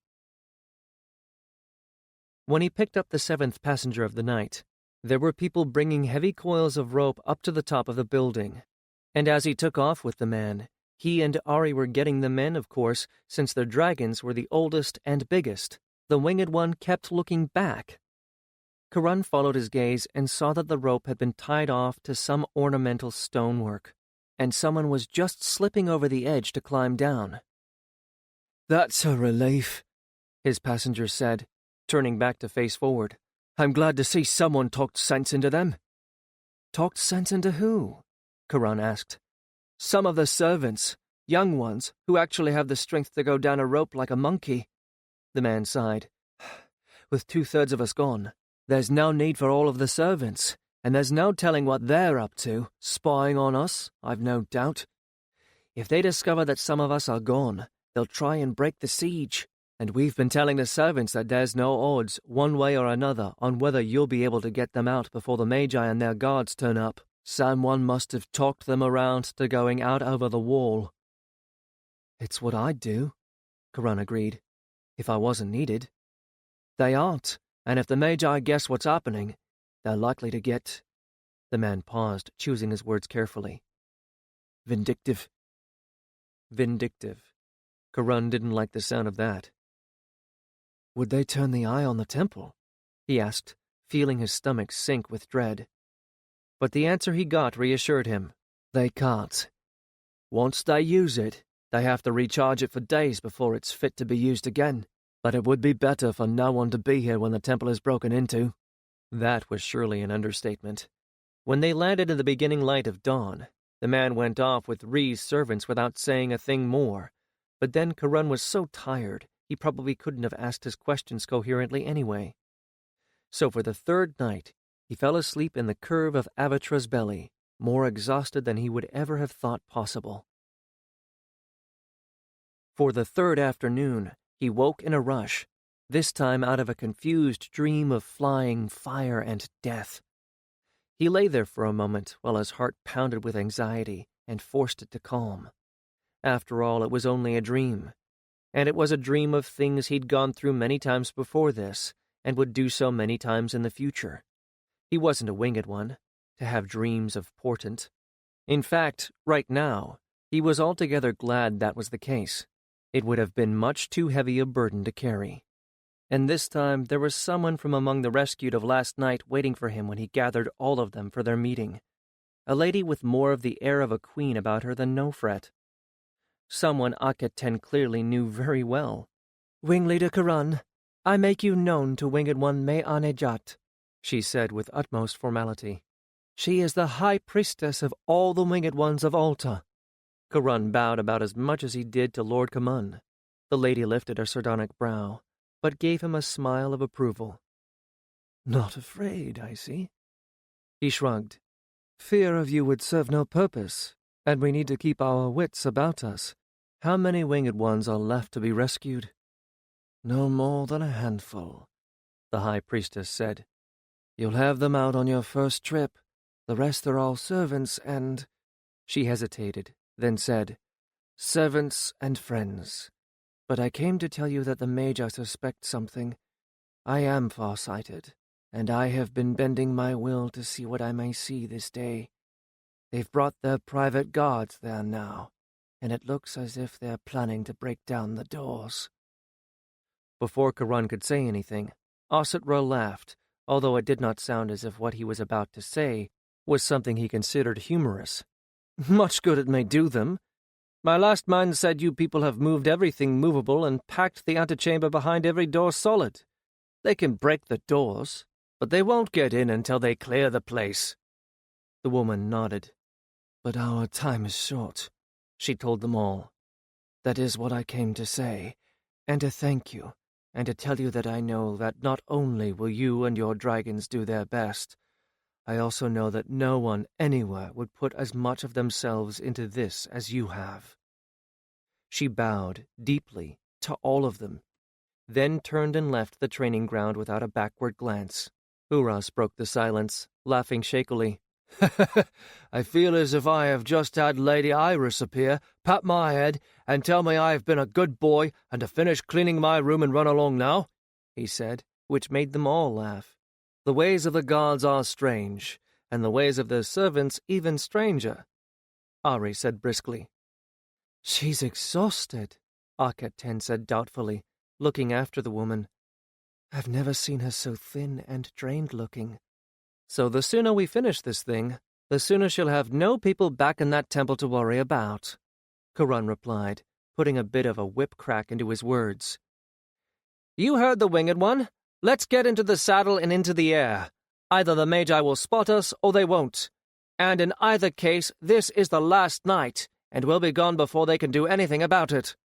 From your mouth to the ear of Horus, Menetka said, earning himself a swat from Asit Ra. Horus helps those who help themselves, Karan reminded them. Into the sky, jousters! We'll be seeing our own beds again by mid-morning. Which reminder was enough to put fire into the most tired of them after all. 17. But as they approached the temple this time, it was clear that something was very different. There was a lot of light on the horizon, and a red glow in the sky. It looked like a fire. As they got nearer, what had looked like a building on fire resolved itself into a scene of purposeful activity. Armed men with torches swarmed the grounds, and there were bonfires burning under the walls, the light reflected in the pale stone from bottom to top. Smoke rose into the air in clouds, making his nose itch. No one would be escaping over the walls by ropes tonight. His heart sank a little. He could only hope that anyone willing to get out that way had last night. How many were left? No one had given him a number. Maybe no one could. Or maybe no one was going to spare him knowing it was not going to be possible to get them all out before daylight. They dared not fly by day, or those on the ground would see where they went, leading the Magi straight to Aunt Ree. The dragons didn't like the smoke and the fires, but they were bred for cavorting in and around sulphurous springs. The smoke was going to bother their riders a lot more than it would trouble them. It was a still night, and the smoke rose into the air and hung there like low clouds. Though it made his eyes burn, it might not be a bad thing. They might be able to use it to hide behind. There was one thing. The extra light would make it easier for the dragons to see where they were going. He kept Avatra high as they came in behind Akhet 10, forming the square well into those clouds of smoke. He glanced behind to see if the next rider caught the hint, and was gratified to see that the others were following his lead. At least there will be more light to land by. Riethka descended into the smoke to the square defined by torches on the roof of the temple. There were a lot of torches up there now, more than there had been last night, more than enough for all those men on the ground to notice. Well, it's not as if it's going to make any difference. Incredibly, no one on the ground saw the dragon landing on the roof, but then Riethka was a flickering shadow in the smoke, indigo with a confusing touch of silver. When she rose again with her double burden, she was still barely visible among the shifting shadows in the smoke, and there was no outcry. Not so for Avatra. As she fanned her wings to land, he heard the cries from below, and ducked instinctively as arrows whistled through the night sky. As his helpers handed his next passenger up behind him and tied them together with rope, he saw that they all had improvised wicker shields strapped to their backs. A moment later, he understood why, as a clatter of spent arrows bounced off the shields or the rooftop. One or two had a little more energy and stuck in the shields. His young female passenger shook with fear, no older than Akhet 10 surely, and just as surely had never personally seen a shot fired in anger, much less had one directed at her. Those who helped tie her in place were made of sterner stuff. "Clever story they're putting out about you," said one of those men he'd thought he'd recognized last night. "Evidently your teens come to steal us away." "Really?" He gave the rope a good hard tug to test it, and coughed as he breathed in a little too much smoke. "I don't suppose they've got an explanation as to why you're tying yourselves onto our dragons." "Not yet," came the reply, and a sardonic sneer. "But I expect they'll think of something soon. They're shooting to kill us, you know. I've overheard the captain of 10's giving the orders. We're better off dead than in your hands, according to him." A muffled wail behind his back made it very clear what his passenger thought of all this. "Then we'll just have to be where the arrows aren't," he said, keeping his tone confident. The helpers stepped away, and he sent Avatra up. His passenger alternated distraught sobs with coughs the entire way back. He tried to get some answers out of her, but she replied with nothing but weeping. He tried not to be too irritated with her, but it was difficult.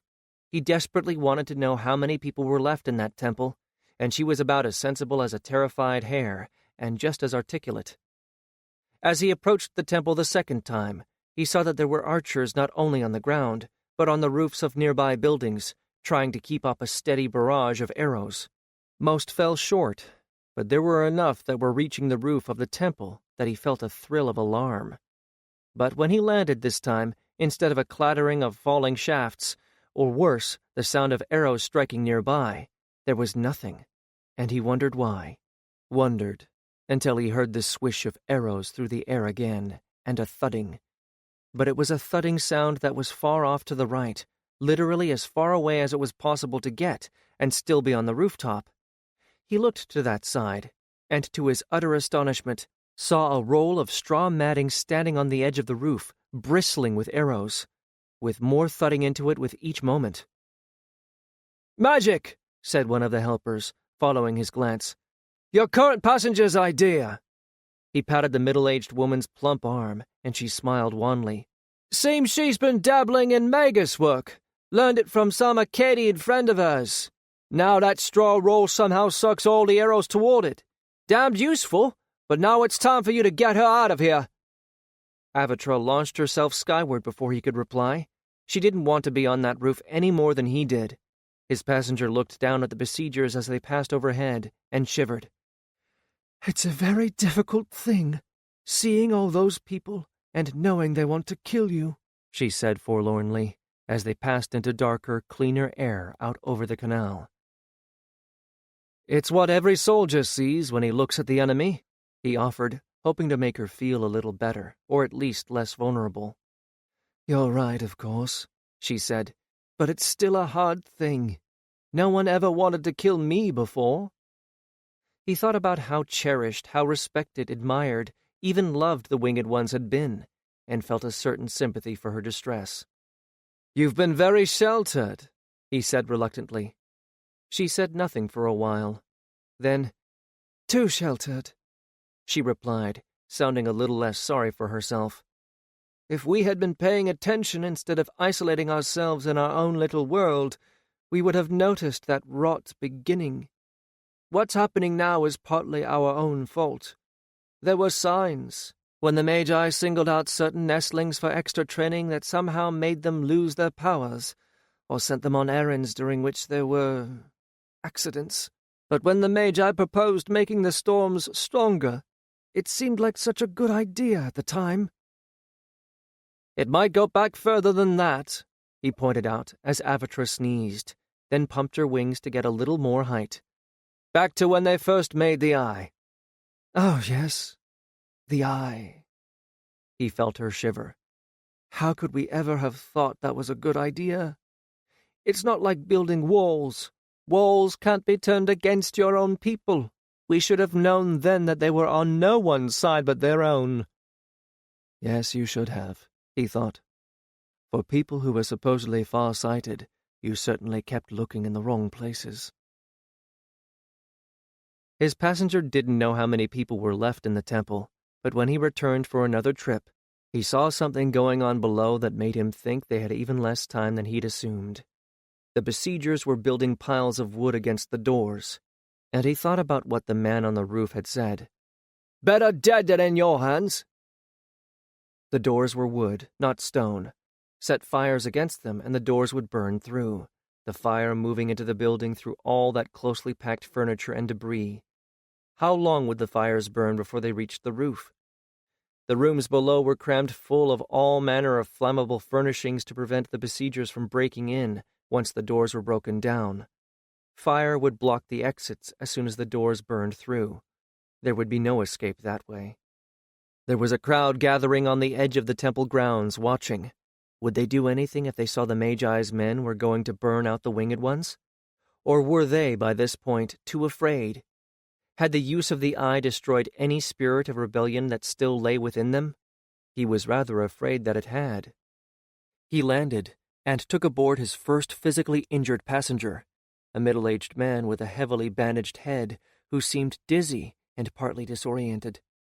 "When he saw what they were doing down there, he went to the edge of the roof and tried to reason with them. said the man Kurun thought had once been a winged one, and whose name he still didn't know. Somebody got him with a stone from a sling. Don't let him fall asleep. No fear of that, Kurun replied, as the man climbed up behind him clumsily. It's not exactly a smooth ride. They're coming! Called someone who was watching at the edge of the roof under cover of an improvised shield. Get out of here! The man barked at Kurun, slapping on Avatra's shoulder, startling her into rearing away from him, then leaping skyward before he could ask who or what was coming. Not that it mattered.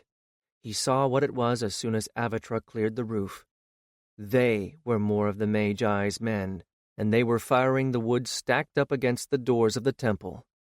Time had just run out. He wanted to turn back and take on another passenger, but Avatra was not having any of that idea, and at any rate, she was burdened with as much as she could bear right now. So Kurun and his passenger flapped off into the darkness, both of them looking over their shoulders in white-lipped silence, until the temple with its rising fires was out of sight. In fact, it was a rougher ride than before, as Avatra dodged and snapped at arrows as she rose, and continued to fly evasively, even when there were no missiles speeding toward them. His passenger hung on grimly, arms wrapped around Kurun's chest, sucking in his breath in pain whenever Avatra jolted sideways. Despite his orders to everyone else, he urged Avatra to greater speed. This was only the 4th trip. How many more would they be able to manage before fire consumed the temple? 1? 2 at most? There was no point in saving her strength now. Mercifully, his passenger was silent except for the occasional whimper of pain. Kurun wondered what he had been to the winged ones, since he was not wearing their emblem, but evidently felt enough authority to try to reason with the Magi's men. Was he the overseer of the temple servants? Merely someone of rank caught in the temple when the siege started? The flight took far, far longer than he wanted it to, even though Avatra had caught his urgency and was flying faster than she'd ever dared do in darkness before. He landed Avatra hard and hurried to untie himself from his passenger, but because of the man's head injury, the helpers had tied him on far more securely than the last, and the knots resisted his clawing fingers.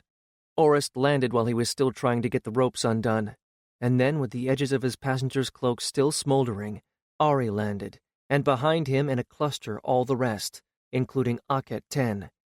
And no one had a passenger except Orist and Ari. He felt a sick numbness wash over him as his hands went cold. He caught Ari's eyes as Ari handed down a middle-aged woman who was still coughing, and Ari shook his head. His mind wouldn't encompass it. Surely the fires couldn't have moved that fast. Surely there was time for another round of rescues. But Aket 10 was weeping silently, tears making black tracks through the soot and ash on her face.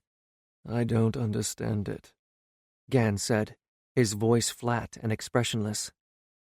It all burned like everything was soaked in oil. Even the stone was burning. It makes no sense. Some mischief of the Magi, I've no doubt, replied Aunt Ree grimly, as 2 of her servants cut the last man free from Kurun and handed him down. Some way to make stone burn like wood, and wood like oil-soaked papyrus. She said nothing more then, only went to Aket 10, who slid down from Riethka's back and into her aunt's comforting arms.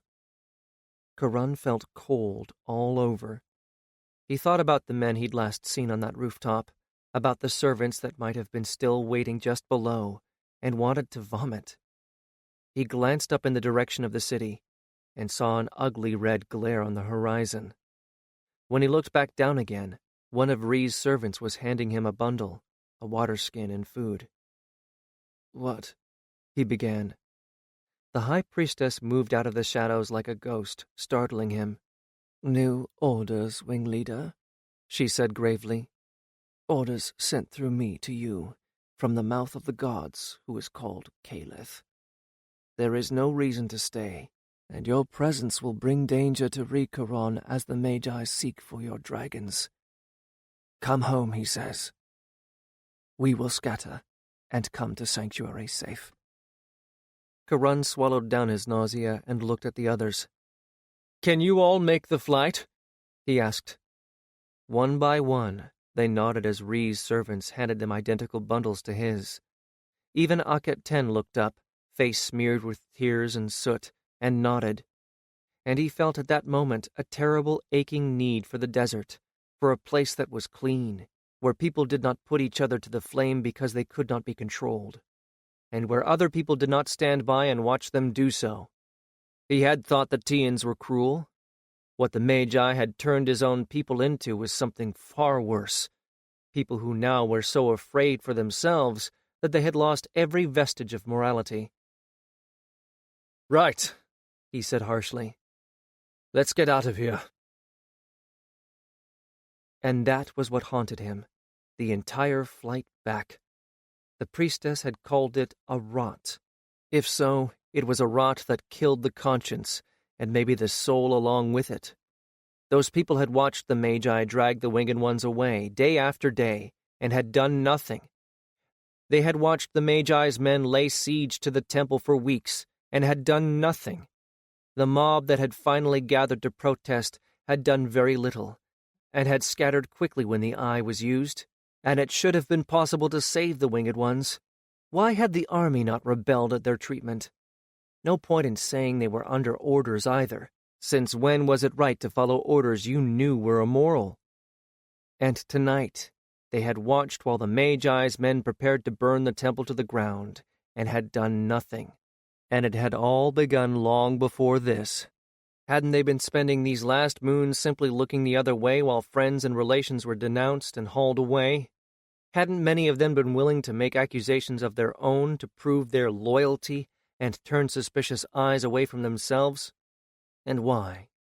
Because they were too attached to possessions, to the city itself, to flee?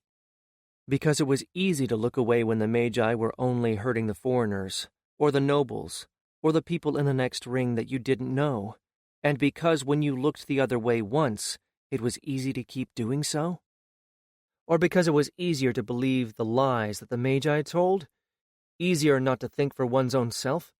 Easier to accept at face value everything that was told to you? It gnawed at him all the way back, and when he and Avatra finally landed in the gray light of dawn, he felt as if he could not sleep until he had cleaned his body of the stench of burning.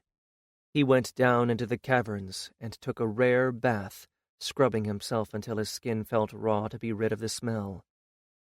He went to find Akhet Ten, but she was nowhere to be seen. Maybe that was just as well. He wasn't sure he could offer her any kind of comfort, when she had just seen a place where she knew people burning to the ground. When he staggered off to bed, Avatra was already asleep, and as he gazed on her, he felt a moment of envy to see her, so calm and peaceful, with no nightmares to trouble her sleep. They certainly troubled his that night, and for many nights to come. And yet, sooner than he would have thought, things got back to normal, or mostly normal. Perhaps it was because he had not actually seen the temple burning, only Ari had endured that particular sight, and maybe his experience in fighting had hardened him somewhat to such things. Maybe it was because, once the last of the Winged Ones arrived, there was another shrine made to the memories and spirits of those who had been lost. Maybe it was nothing more than time which was, of certainty, filled. It would have been far worse had Akhet Ten actually witnessed the horror of the burning temple. But the others had turned her back at the halfway point, and all she knew was that it had burned, and those who were left with it. She sought Kurun out the night after their return to Sanctuary, and spent all of it weeping herself sick in his arms. It was a very long night, perhaps the longest in his life, save only one. He would have spared her that distress if he could have. And yet this was the face of war from which she had been sheltered. Death, and not death in battle, but terrible, useless, needless death, the deaths of those you knew, cared about, even loved. War was no longer an abstract to her, and in fact neither was death. After that, though, he was sure it preyed on her mind as nothing in her life ever had before, not even her own fear. She never said another word about it. She drooped despondently about for a while, and that was worse than if she had wept and raged and railed against the Magi. And he was tempted, oh how tempted, to weigh his pain against hers, the miserable deaths of father, mother, sisters against the deaths of her friends. But he didn't. You couldn't weigh pain as if it was the feather of truth. He knew that now, something he had not known before Torith's murder. One pain couldn't outweigh another. No pain could balance out another. In the end, all pain stood alone. And that wasn't something he could tell her either. It was something she would have to learn herself. Eventually, she regained her spirits as the winged ones trickled in a few at a time, and she was able to gain some sort of consolation with them. This was one place in her life where Karan felt absolutely helpless to give her exactly the kind of consolation she needed. He didn't know these people. They hadn't been his friends. He could only mourn them in the abstract, and it wasn't as if he didn't already have enough deaths in his own life to mourn. And it wasn't as if their days didn't have plenty to fill them. Not only were the dragonets hatched out in Sanctuary growing rapidly and requiring preliminary training, but Corson's family was doing so as well, and he had a whole new problem to deal with. Nofret was besotted. It was all anyone could do to get her to tear herself away from the dragonets every evening, and she was beside herself with impatience to get out to them in the morning. Karan wouldn't have credited it. He would have thought that while she would feel some affection for them, she wouldn't have felt that bond that every other jouster with a hand-raised dragon did. But there was not a shadow of doubt. She was obsessed over those dragonets just as if she was their own mother. In particular, she was attracted to a gorgeous little creature, of Thurian purple shading to deep scarlet, that she named Theon, the smallest of the lot, but still larger than the smallest dragonet back in Sanctuary, for once again, Corson had thrown an outstanding clutch. And this little female was just as attracted to Nofret as Nofret was to her. Every day she ventured nearer and nearer to her human watcher, always with one eye on her mother, who would snort warningly whenever her offspring drew too near to the human. But every day what Corson considered too near grew less, until one day while Corson was dozing and all of them were worn out from playing, the dragonet waddled over to Nofret, dropped her head in Nofret's lap, and fell immediately asleep. Nofret froze, not daring to touch. Akhet-Ten and Karan tensed, Karan signaling Avatra to be ready to dive in to the rescue if need be. Corson raised her head, gave Nofret a penetrating look, and dropped her head back down to her own foreclaws, closing her eyes. After that, Corson allowed Nofret to touch, clean, and play with all 4 babies, and even feed them. In fact, the older and more clamorous the babies got, the more she seemed to welcome the help. Akhet-Ten reported that Corson was coming to think of Nofret as another dragon, a very peculiarly shaped, tragically dwarfed, and inadequately scaled dragon, but a dragon nevertheless. Even Ari began to relax when he saw how Corson acted around Nofret. The peculiar thing was, even as Corson acted as if Nofret was a dragon, she continued to make threat postures whenever any other humans ventured too near. Akhet-Ten couldn't explain it. "Nofret is a dragon, and we aren't, not in Corson's mind," was all she could say. "Maybe it's because we always dropped food from a height, and Nofret was the first to bring it to her on the ground. Maybe it's because Nofret doesn't look like a jouster." "Then if Corson lays again, and we can find her and the clutch, we have to replicate everything we did this time," he said firmly. Akhet-Ten nodded. There was no change in either the situation in Alta or in Tia, and Karan was content to leave all such weighty matters in the minds and hands of those his senior in experience and wisdom. Often enough, as he lay staring into the dark at night, he thought of the uncertain future and felt, with Orist, that he would rather, far rather, not think of it at all. That he would rather be told what to do. But that was the path that had led here in the first place, people giving over thinking to others, and doing what they were told, believing what they were told to believe, even when it went against their own good sense and all reason. Still, he was glad enough to have something else to occupy his mind, however temporarily. As the days passed, the babies began to exercise their wings, pumping them vigorously and making little hops into the air. Those back at Sanctuary were learning to bear saddle and rider, and exercising against weight. Corson's offspring, however, were not to be meddled with. They would be fledging soon. "And I have no idea how we're going to get Theon to follow me," Nofret said, as Karun and Avatra flew her out to Corson's nest the morning after the first of the Sanctuary dragonettes had made his first flight. "I know Corson's getting restless. Are they like cats, where they move their nest periodically?" "Not as far as I know," he said truthfully. "I wish I could tell you more, but all I know is how the hand-raised ones act."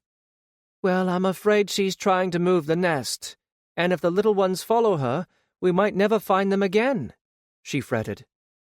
As they swooped in to land, it looked as if Nofret's fears might be well-founded. Corson was pacing, fanning her wings, then pacing again, peering up at the sky whenever she snapped her wings open. The babies were imitating her, and they usually were not awake at this hour. Akhet-Ten landed Ryethka beside Avatra on the canyon floor, as Nofret hurried over to Corson and the dragonettes with the first lot of meat. Corson took it, then uncharacteristically began to eat it herself, leaving it to Nofret to feed the little ones. Akhet-Ten watched them with her eyes narrowed and a speculative look on her face. "What?" Karun demanded. "I don't know," she said slowly. "There is something very odd going on." She continued to stare. "I'm trying to encourage the little ones to stay with Nofret if Corson flies." Corson finished her first portion and looked straight at Karun, rather than Nofret, and snorted, in that old imperious fashion he had come to know. He didn't need Akhet-Ten's interpretation to take down another portion of meat and drag it over to her. She seized it and began tearing chunks off it, one eye on him and one on the sky. It took a third and fourth to satisfy her, and not once in all that time did she feed any of her babies, not even when they came to her, nudged her portion, and begged pitiably. After a while, the beggar would go right back to Nofret, who was infinitely more reliable, if rather slow. Then when the fourth helping was a memory, Corson stood up, raised her head, and stared at Nofret for a very long moment, as if measuring her for something. Nofret stopped feeding the dragonettes, feeling the eyes of their mother on her, and turned. She swallowed hard and visibly. Corson had Nofret fixed in an unwinking gaze, and Karun didn't blame Nofret for a sudden surge of unease. He started to loosen his knife in its sheath, but Akhet-Ten stopped him with a gesture. "It's not what you think," she whispered. Just then, Nofret began to slowly back away from the dragonettes. It wasn't the first time that Corson had leveled a challenging stare at her, and always, once Nofret began to move away from them, Corson stopped challenging. Not this time. This time, Corson took the 2 enormous strides needed to reach Nofret, bent her head down before anyone could react, and shoved Nofret in the gut with her nose, tumbling her back into the midst of the dragonette pack. And then she turned, spread her wings wide, and with a few lumbering steps, threw herself into the air. Within moments, she was a dot in the sky. In another, she was gone. "She's gone," Akhet-Ten said with astonishment. Karun shrugged. "Off to hunt, I suppose," he said. This wasn't the first time she'd gone off to do so. The only real difference was that this time she had very graphically put Nofret in charge of the babies. "No, I mean she's gone," said Akhet-Ten. "She's gone for good. I felt what she meant in my mind. She left Nofret in charge, and now she's gone for good, and she's not coming back." Nofret hauled herself to her feet, pulling on dragonette necks and shoulders to get there. "She might have been a bit more polite about it," she said indignantly. And then, as Karun stared at her, she blinked. "What do you mean, she's gone for good and left me in charge?" It took a while for the implications of that to sink in, but when they finally did, Karun found himself at a loss for words. "Oh," was all he could manage. "Ah. How are we going to get them back to Sanctuary?" In the end, there was no good way to get them back to Sanctuary. They weren't fledged yet. They couldn't fly on their own. They certainly couldn't walk. You couldn't tie them to a camel. They were too big for even Cachette to carry, and at any rate, no one wanted to terrify them by bundling them into a carry net to be flown back. So the only answer was for Nofret to spend the night with them. And perhaps more than one night with them, but he wasn't going to suggest that just now. Ari was not happy about that, but what could he do? They accepted Rieth-Ka, and Rieth-Ka was willing to curl up with them, though they were wary about Avatra, so Akhet-Ten stayed with her, which Karun was no happier about than Ari was. But in the morning, 3 of the dragon boys who had not gotten an egg were flown in by himself, Ari, and Gan, to join Nofret in her baby tending. A night without their mother had made them a lot more accepting, and having someone willing to feed them, without having to take turns competing with a sibling, cemented the acceptance of these strangers. They were not shy at all after about mid-morning, and at least that meant that Nofret did not have to spend another night with them. The boys could do that, taking it in turns to play night guard. By the next day, an additional night guard of actual former soldiers from Tia had managed to make the journey over the sands by camel. And at that point, there seemed to be no reason why this batch of dragonettes needed to leave. And since no one else seemed inclined to bring it up, Karun did, in council. He waxed a great deal more eloquent on the subject than he had expected to be. No reason why some of those strange cliff dwellings couldn't be made habitable either. Granted, no one had mentioned that the abandoned city should be inhabited again right now, but if Sanctuary was going to be the city of priests, then the new city would have to be made ready for everyone else at some point. Why not now? The repairs and improvements could be made gradually, if they began now. Wouldn't it be better to have them underway if an emergency came up? After all, if Sanctuary is attacked, we're going to need somewhere more defensible to send the children to, Karun pointed out, as Caliph hid a smile. Ari threw up his hands. You won't rest until you've got your dragon city, will you? He said crossly. All right, have it your way. But when Theon fledges, Nofret is bringing her back here. Theon did fledge shortly thereafter, and Nofret did lead her back to Sanctuary, riding behind Karun, while Theon lumbered clumsily along behind, whining piteously and looking absolutely exhausted when they all came in to land. But the other 3 dragonettes and their putative riders stayed, and so did the guards. And, too, some of the Altans who found the desert too dry elected to try the new city, and found it to their liking. As more refugees arrived, some stayed at Sanctuary, but some moved on to Dragon Court, as the new city was dubbed, finding that Sanctuary was just a little too full of winged ones and priests and priestly magic to be altogether comfortable for ordinary mortals. When all of the new dragons were fledged, all except Theon moved to Dragon Court for their initial training. There was more room there, for one thing, and Bakken was perfectly capable of taking them up to the point where they needed to form wings. And at that point, Kalen and Peatep moved there as well, wing leaders of the new black and yellow wings, to take over the training from Bakken. Karun actually felt a little relief at that. There was something about having all of the dragons quartered in one place that made him nervous. Having them divided like this meant a greater margin of safety for them all. They met for joint training in the air over the desert, halfway between the 2 strongholds. Day by day, the dragonettes grew in their size and strength and coordination. Day by day, the older dragons grew in skill. There were new maneuvers to learn. Now that they no longer needed to evade other jousters, their strategy must be directed against men on the ground, and as they were few and vulnerable, they must choose their targets carefully. And that was how matters stood the day that another messenger came from Alta, bloody and battered, with word that the Magi had finally stepped over the boundary of sanity. They had decided that yet another group required being brought to heal. This time it was the healers that they had put under siege. 18.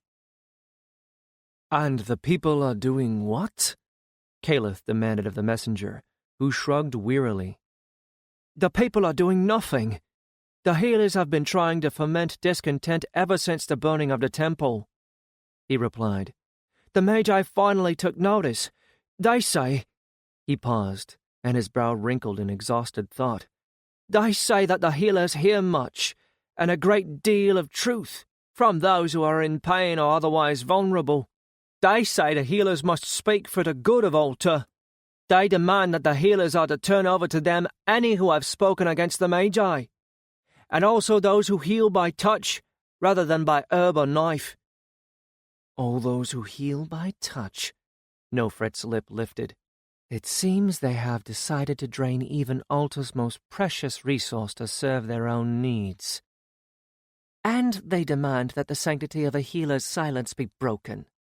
Merritt was absolutely white-lipped with anger. Odd. Karan would have thought that it would be Haklatus who would be furious, but the Akkadian only looked sad and resigned. "It is said," the messenger began, then stopped. "It is said what?" Ari demanded sharply. "It is said that the Magi are looking older than they have in years, though who knows what their true ages are?" He shrugged. "I have not seen them, so I cannot be sure." Ari looked to Lord Kaman. "How goes the war?" "My spies tell me that it has stalled on the edge of the marshlands," Lord Kaman replied. "The Tians are reluctant to go into the true marshlands, and the Altans are reluctant to come out of them." So the Magi are not battening on the deaths that they had hoped for. Ari looked to the messenger and then to Caliph. "Mouth of the gods, I think it begins." There was silence, and Caliph bowed his head. Karan held his breath. "It begins," Caliph said, from behind the curtain of his hair. "And only the gods know how it will end. I have seen the beginning. I cannot thread my way through the maze that will follow this bad beginning." Ari nodded, as if he had expected exactly this answer. "Then it is for mortals to decide. And one thing I do know, we cannot let the healers stand alone. Agreed?" Haklatus's eyes lit, as if he had not expected that answer. Caliph, however, raised his head again and regarded Ari with a wry smile, as if he had. Time was not on their side. They needed to act quickly, and the means of getting messages to the healers were very limited. There was, in fact, only one sure way, and reluctant as he was to use it, at least the time of year was in their favor. The rains had just begun, and the Magi would not be able to use the eye even during daylight hours if there was no sun. Which was a good thing, since the way to get a message to the healers was to drop it on them from the sky. While the best time to drop a message was at night, it could not be too late at night, or it might be lost. Furthermore, with the Magi now aware that there were dragons and jousters still in the world, and acting as the heart of the rebellion, they would be watching the skies. There was a great deal of sky between Sanctuary and Alta, and of all the dragons that were capable of such a journey, there were really only two of colors that would blend in with the storm clouds. Bethlin was one, and Karan had no issues with Menetka taking the task. But the other was Rieth-Ka, and Akhet Ten's reaction when she discovered that Karan had assigned Menetka without even considering her was emphatic. In fact, she stormed into Avatra's pen as if she was taking a citadel, and with nearly as much noise. "I can't believe you simply assumed Menetka was the only person fit to take this job without even considering me," she shouted, as she shoved her way past her brother, who was lingering in the doorway, listening, while Karan went over the plan with Menetka. "You must be insane. I'm the smallest jouster. I'll be less of a burden to my dragon. Menetka is not much larger than you. Bethlin is bigger than Rieth-Ka, and both of them have more experience flying in the rain than Rieth-Ka does," Karan countered, as she stood there with her fists on her hips, glaring. "Not as much in storms," she shouted back. "He won't be flying in a storm," Karan replied, "and Bethlin is steadier in bad weather than Rieth-Ka." "Who says?" she demanded furiously. "I say, and I'm the wing leader," he replied, his own anger rising to meet hers halfway. "Oh, fine. Use that as an argument." She crossed her arms over her chest and glared at him. Abandon logic altogether and fall back on I'm the wing leader. Never mind that I have more communication with my dragon than he with his, or that I have more experience flying high and in storms and long distances, or that I'm lighter, or that silver and blue-black blends into clouds better than indigo and purple. Ignore all that. Ignore the fact that if you're going to do something risky, it's better to have two people doing it to double your chances of getting through.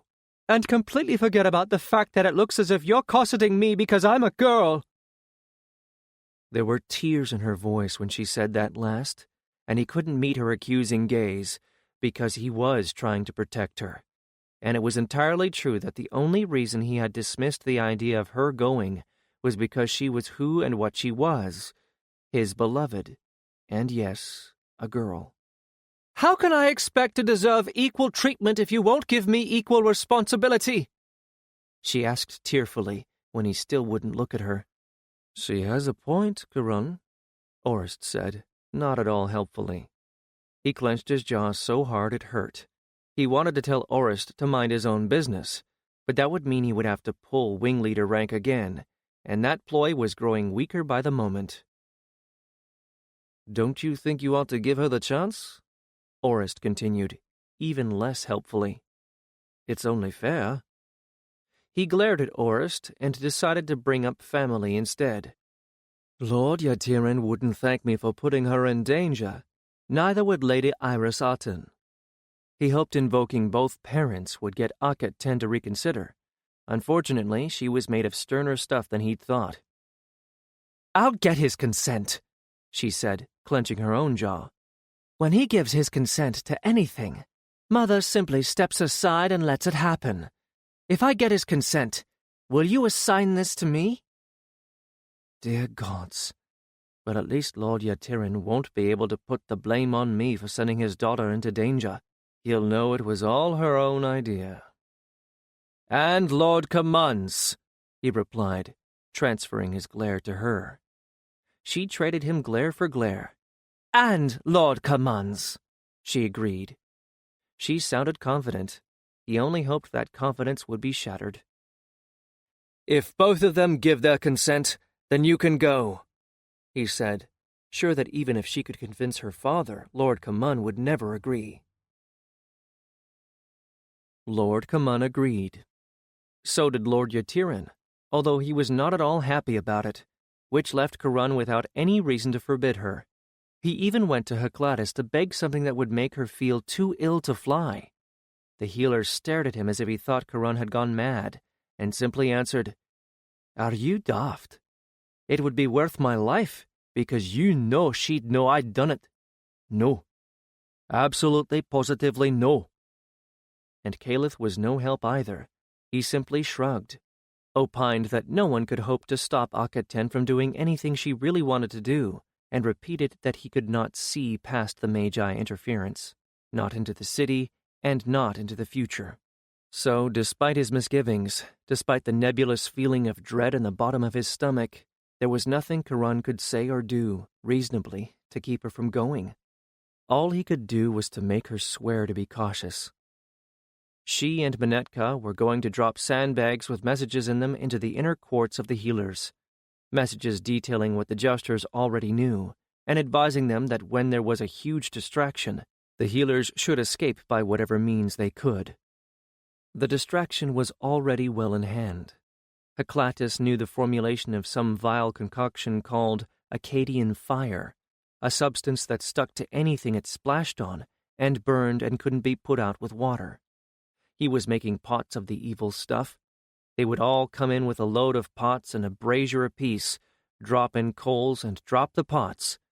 Half of them would unload their burdens on the men besieging the healers, but the other half would unload over the Tower of Wisdom, the Magi's stronghold. When they found their home burning down around their ears, Karun doubted very much that any of them would think about the healers. That was the hope, anyway. As for the besiegers, this Akkadian fire stuck to flesh as well as wood and stone, and the higher the jousters were, the more it would splash about when it hit. A nasty trick, but anyone who had stood by while the Temple of the Twins and those left inside it burned deserved whatever he got, to Karan's way of thinking. The healers likely would not agree, but that was why Lord Kaman wasn't going to tell them what the distraction was going to be. Well, some of the healers wouldn't agree. Eclatus, after all, was a healer, and he was the one who would be making up those fire pots. "Don't take any risks," he told Menetka and Akhet-Ten for the 100th time. "Don't let yourselves be seen. Just drop your messages and get out of there. The best revenge we can have is to get the healers out underneath their noses, like we got ourselves and the winged ones out." They both nodded, Menetka earnestly, Akhet-Ten with impatience and rebellion in her eyes. He saw it, and it made him sick with dread, but what could he do? He had given his word, and she already resented that she'd been forced to prove she had the right to a place among the jousters and an equal share in the danger they all faced. All he could do was to urge the utmost caution. "This is probably even part of an elaborate trap," he went on, knowing he was grasping at straws, but hoping against hope that something would get through to her. "You know how the Magi hated the jousters, and that was before we pulled the winged ones out under their noses. Now they must really loathe us, and they would probably do anything to capture any of us." Unfortunately, Menetka chose to take this as evidence that Karan was letting his concerns and fears get the better of him. "I doubt it's gone that far," the jouster said with a weak laugh. "Oh, I'm sure you're right about the Magi hating us, but they have no reason to think we would come to the rescue of the healers." Karan didn't agree with that in the least, but there was no point in arguing. "Just remember what they did to the winged ones," he repeated, and stepped back. Akhet-Ten was only waiting for that, it seemed, because she was in the air and flying toward Alta the moment he was clear of Riethka's wings. Menetka gave him a sympathetic look, and then sent Bethlin into the sky after her, and all he could do was to watch after them. "She feels as if she has to do this, Karan," said Nofret quietly in his ear. "She feels guilty that she didn't manage to save all of the winged ones. She thinks if she'd just been brave enough, or fast enough, or something, the gods only know what, she'd have been able to get them all out. We can't argue with that sort of guilt. It doesn't answer to logic." "Well, if she wants me to treat her as if she's a logical person, she ought to behave like one," he replied, irritation momentarily overcoming his feeling of sick dread. Nofret gave him a crooked smile and patted his arm. "This is logical," she pointed out. "No one is going to take her seriously if she doesn't do everything one of the boys is doing." And what, after all, could he say? The far-sighted priestesses saw nothing. Well, they actually could not see anything anyway, for the Magi had now effectively blocked their ability to see inside the seventh ring, but they had no intuitions of anything going wrong. Calith saw nothing, and the gods had not spoken through him to warn them. By all logic, he was overreacting, being overprotective of Akhet-Ten. And yet he was certain, so completely certain down deep in his soul that this was going to end in disaster, that he avoided everyone else for the rest of the evening, and all but hid in Avatra's pen. She seemed to be just as uneasy as he was, but that could just be because she's picking up my unhappiness, he reminded himself, and tried to soothe her even if he could not himself be soothed. And he resolved not to sleep. They were supposed to return before dawn, and he was going to be awake. Despite his best efforts, he dozed off, sitting in Avatra's sand, some time after the middle of the night, and it was a cry of wordless anguish coming from above that woke him. It woke him out of nightmare into nightmare, and he knew without being told what that haunting cry on the wind meant. The nameless dread he had been laboring under turned to the certainty of disaster, and as he struggled to clear the fog of sleep from his eyes and stagger upright, he felt not an anguish matching the wails now coming from the landing field, but a kind of numbness. It was as if someone had just cut off his arm, and he hadn't yet felt it. It was going to hurt. He knew it was going to hurt. But at the moment, he could only stare at the bleeding stump in a mingling of despair and disbelief. Except that instead of a bleeding stump of a limb, he knew it was Akhet-Ten who had been amputated out of his life. He knew when he felt what had happened, it would be worse than any physical wound. With leaden feet, he forced himself to go to Bethlen's pen. There they were all gathered, all those who were still awake and eager to hear how the message drop had gone. And he did not say a word, could not manage a single syllable, as he listened to Menetka stammer out the tale, while someone else unsaddled Bethlen. Both of them looked terrible. Menetka must have pushed Bethlen to new speeds to get here as quickly as he had. "There was a fog," he said, exhaustion dulling his eyes and blurring his voice, as he leaned heavily against the wall. "We hadn't expected fog. We couldn't tell where we were, except that we could see a ring of torches and bonfires, and I figured that was where the soldiers that the Magi had set to watch had put up a line of guards. I thought we should just drop our messages in the center of all that and hope that some of them landed in courtyards instead of on the roof, but she wouldn't hear of it, and before I could say or do anything, she took Riethka down, and that was when the fog just cleared away. It practically melted out of sight. She wasn't more than halfway down when it was all gone, and by then, it was too late to pull up." "It was magic, then?" Gan managed, his eyes gone round and horrified. "A trap," said Ari flatly, and closed his eyes. "Curse it all. Kuran was right. At least half of this business with going after the healers was a trap meant to take jousters. They set a trap for you, Menetka. They knew we'd send jousters if they did to another group what they'd done to the winged ones, at least to scout, and they set it all up as a trap and used the healers as bait." "I was right," he thought dully, with no sense of triumph.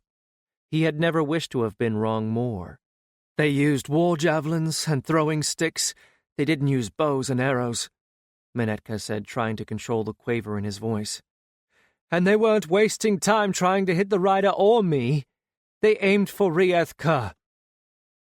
"They hit her," Orist gulped, and Karun choked back a sob. Menetka nodded miserably. "I couldn't see how many hit or where. Enough, anyway, that she just crumpled her wings and fell out of the sky. They were both screaming and screaming. It was horrible, hearing them scream like that." He could see it. In his mind's eye, he could see it. The javelins filling the air, the dragon folding up in pain. He could almost hear Akhet Ten's scream of fear and anguish. "She hit the ground with Akhet Ten still in the saddle, and she absorbed most of the impact," Menetka continued, unconsciously pulling at his own hair with his right hand. "But I knew she hadn't been that high, just skimming the rooftops. I pulled Bethlen around and saw Akhet Ten moving, and I tried to get down to her." What? After all that, he expected to hear that she'd broken her neck in the fall. She was alive, but she was also a winged one. He felt himself shuddering. By now she might be wishing she'd died in the fall. "You mean Akhet Ten's alive?" Gan shouted incredulously. "She's all right. We can go back. We can rescue her." But Menetka shook his head, bleakly, and voiced the same thoughts that were running through Karun's head. "The soldiers were just all over her before I could even get Bethlen's head around. They've got her, Gan. The Magi have her. And you know what they almost did to her before. The soldiers spotted me and started shooting, and I couldn't hold Bethlen. She was scared by seeing Riethka drop out of the sky and hearing both Riethka and Akhet Ten screaming, scared of the arrows. I couldn't hold her." Karun heard the emotion, the thought behind the words. "I failed her. I should tell him it's not his fault." But he couldn't. He couldn't bring himself to tell Menetka what he himself did not feel. It was Menetka's fault, and his. He should have trusted the presentiment of disaster. Menetka should have kept her from going down into the fog, should have insisted on turning back the moment they saw the fog. Menetka looked up, past the others, and saw him. The others followed Menetka's gaze, and an echoing silence fell. One those silences in which, no matter how it is broken, it just sounds wrong. He stared at them, stared at their stricken expressions, at the guilt in Manetka's eyes, at the pain in Ari's face. Stared, and finally, because there was nothing he could say to any of them that would not simply have brought more pain, he turned away. He stumbled blindly back to Avatra's pen, falling into the walls and bruising his shoulders, as his eyes burned, and he held back his tears by main force of will. He couldn't weep until he got some privacy. But once he was back in Avatra's pen, he threw himself down onto the sand next to her and howled his grief to the stars. They left him alone. Not even Haklatus came near him, and that suited him just fine, because he didn't want their pain. He wanted only his own. He didn't want their apologies. He wanted to nurse his anger against everyone who hadn't listened to him and had encouraged her in this madness. But even the anger wasn't enough to overcome his own guilt or his anguish, and he wept into Avatra's neck until he had no more tears to weep. He pillowed his face against her cheek, moaning like a dying animal under his breath, clinging to Avatra's neck as the only place of safety in the world, as the sun rose and burned its way across the heavens and sank again. Someone brought Avatra food. He wasn't sure who. They had to bring the meat right into her sandpit, for she wouldn't come out to them. In fact, Avatra refused to leave him, even long enough to eat. So long as he was clinging to her neck, she showed no signs of budging. So whoever fed her brought her food to her, and she ate it with one eye on Karun, her tail coiled protectively around him. Which was how Caliph found him, at some point before sunset. He heard the footsteps and looked up dully. "What?" he asked, not really caring to hear the answer, and hoping that Caliph would respond to the rudeness by going away. But Caliph didn't go away. Instead, he squatted down in the sand next to both of them. "Don't give up. She's alive, and she's not even hurt," he said. "We've been able to see that much. They're saving her for something." "They've killed her dragon," Karan interrupted harshly. "They shot Ryethka right out from under her. They don't have to do anything to her to destroy her now. Don't you understand that?" Caliph sat back on his heels and watched him measuringly. "We aren't even seeing a fraction of what is going on," he replied, with an urgency that penetrated even Karan's grief. "Listen to me. They won't hurt her, not right now. They're keeping her for some purpose, and that gives us a chance. We can get her away. She's tough. She knows we won't give up on her, and she knows we'll do anything we can think of to rescue her. She'll stay strong as long as there's any chance at all, and we will find a way." His heart leaped, and he seized Caliph's shoulders and shook him. "You've seen it?" he gasped, hope making him choke on his own words. "You've seen us rescuing her?" And his heart plummeted again as Caliph shook his head. "Nothing so sure. Nothing so definite," he admitted. "But—" "Then stop toying with me!" He shoved Caliph away. "Don't give me hope and snatch it away again." "Now listen to me, damn you!" Caliph burst out, grabbing his shoulders and forcing him to look into Caliph's eyes. "In all of the futures I've seen that end in Sanctuary prospering, Akhet 10 is there." He gave Karan a little shake. "Why would I lie to you? That was why I wasn't concerned. Why I thought, since she felt so resentful about being protected, I should just encourage you to let her do this thing." He shook Karan again hard, twice. "I cannot see the way to those futures, but I have seen it. And I know that once we have all the facts, what is happening will make sense, and we will find a way to rescue her." He looked into those deep, black eyes, could not look away, and found his heart rising again, just a little. Caliph believed this. Caliph had not been wrong yet. Be patient, Caliph said, with a bit less force. I don't know how this will be, but the only futures I have seen that do not have her in them are futures we do not wish to live in anyway. He closed his eyes for a moment and tried not to think of the other implications of that statement. That the fact that Akhetten had been taken meant that losing her had doomed them all. Wait, said Caliph. Hold to hope. That is all I can tell you right now. He stood up, and although Karan would have done the same under ordinary circumstances, all he could do was to sag back against Avatra's shoulder and stare. You ask a great deal, he managed, and you promise very little. That is so I do not play you false, said Caliph somberly. Now, I go to consult with the Tian priestesses, the Thet priests, the Winged Ones, and Heklatus. And shortly, what we know, you will know. With that, he turned and left Avatra's pen. Avatra blew into his hair and whined. He looked up at her numbly and realized that she must be hungry. Whoever had brought her meat, it had only been for the morning meal. The fact that she had put off her hunger while he needed comfort almost made him burst into tears again. But weeping wouldn't get her fed, and she had been patient long enough. He got to his feet and headed for the cold room and some of the stored meat that was there.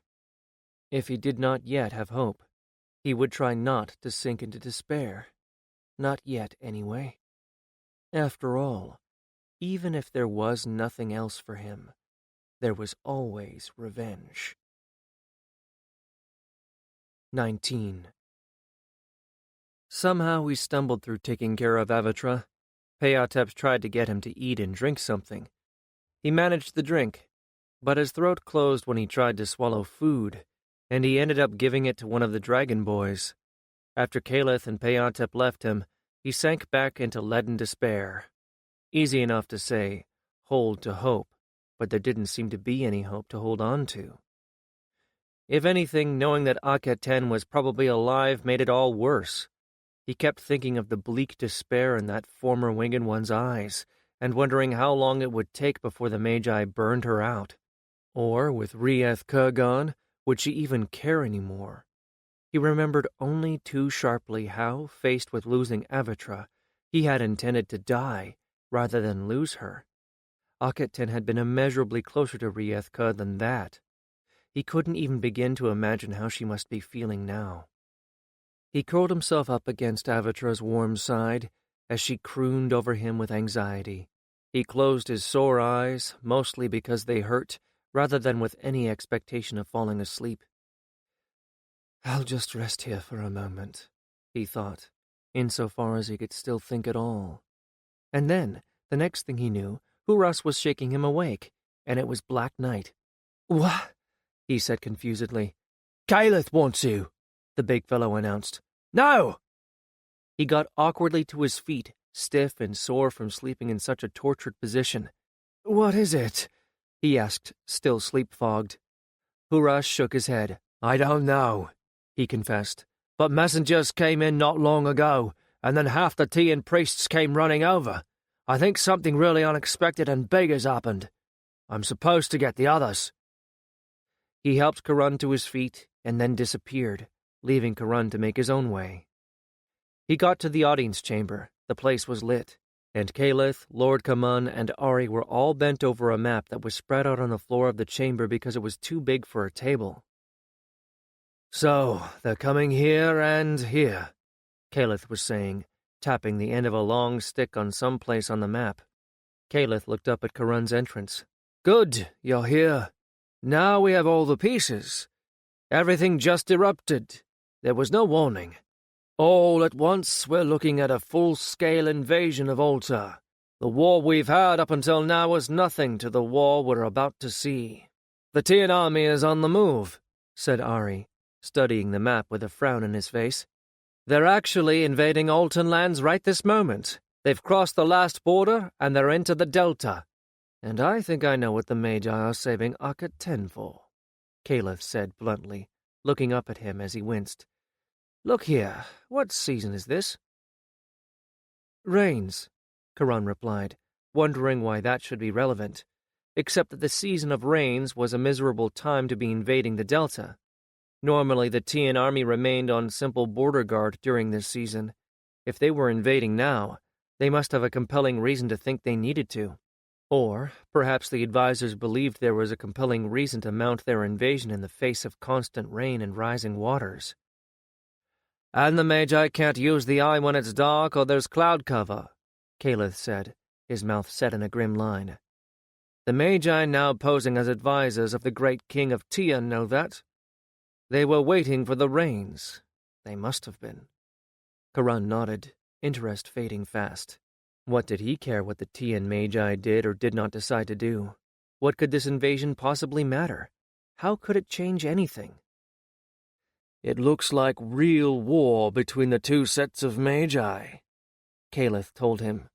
I don't know what happened that the ones with the Tians got exiled from Alta, but it looks as if it isn't just that they're battening on the war dead that keeps them there, and it certainly doesn't look as if they're cooperating with the Altan Magi. They seem to want it all, and they've now got the army to get it for them. But if the Magi are really fighting each other, could this be the key to getting Akhet 10 free? We forgot one thing, said Ari, as Karan nodded. And so did the Tian Magi. The Magi have been, and are, weather workers.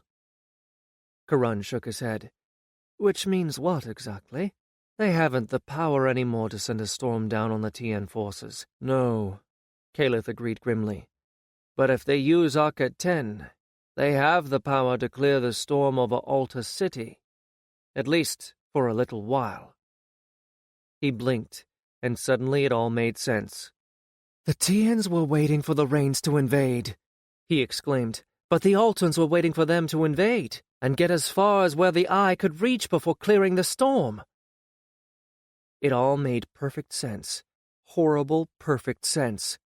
Once the Altan Magi knew that their exiles had attained positions of power in Tia, they must have known that would happen, that their exiles would challenge them.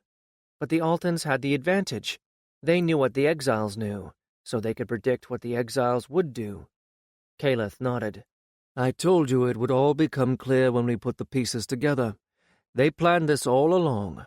As soon as they knew the Magi that had been ousted had gotten established in Tia, they knew the Tian Magi would know the eye didn't work without sun, and that the rains would be the only safe time to invade. He shook his head. The exiles are playing right into their hands. It wouldn't surprise me to learn that they've pulled back some of the Altan army to tempt them. Certainly by the time we found out about this and went to look, the Altans had already fallen back to here and here. Karan nodded. It made altogether too much sense to him, too. Look here. Lord Kaman pointed to where squares of stone were playing the part of the Tian forces on the map. This is what Gan and Huras reported to me when I sent them to scout, and the Tians are definitely being funneled. But how does this have anything to do with Akhet 10? He demanded desperately. How could this possibly connect to her? It's the timing.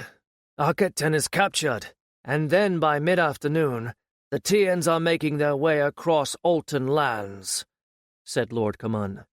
It's too much to be a coincidence.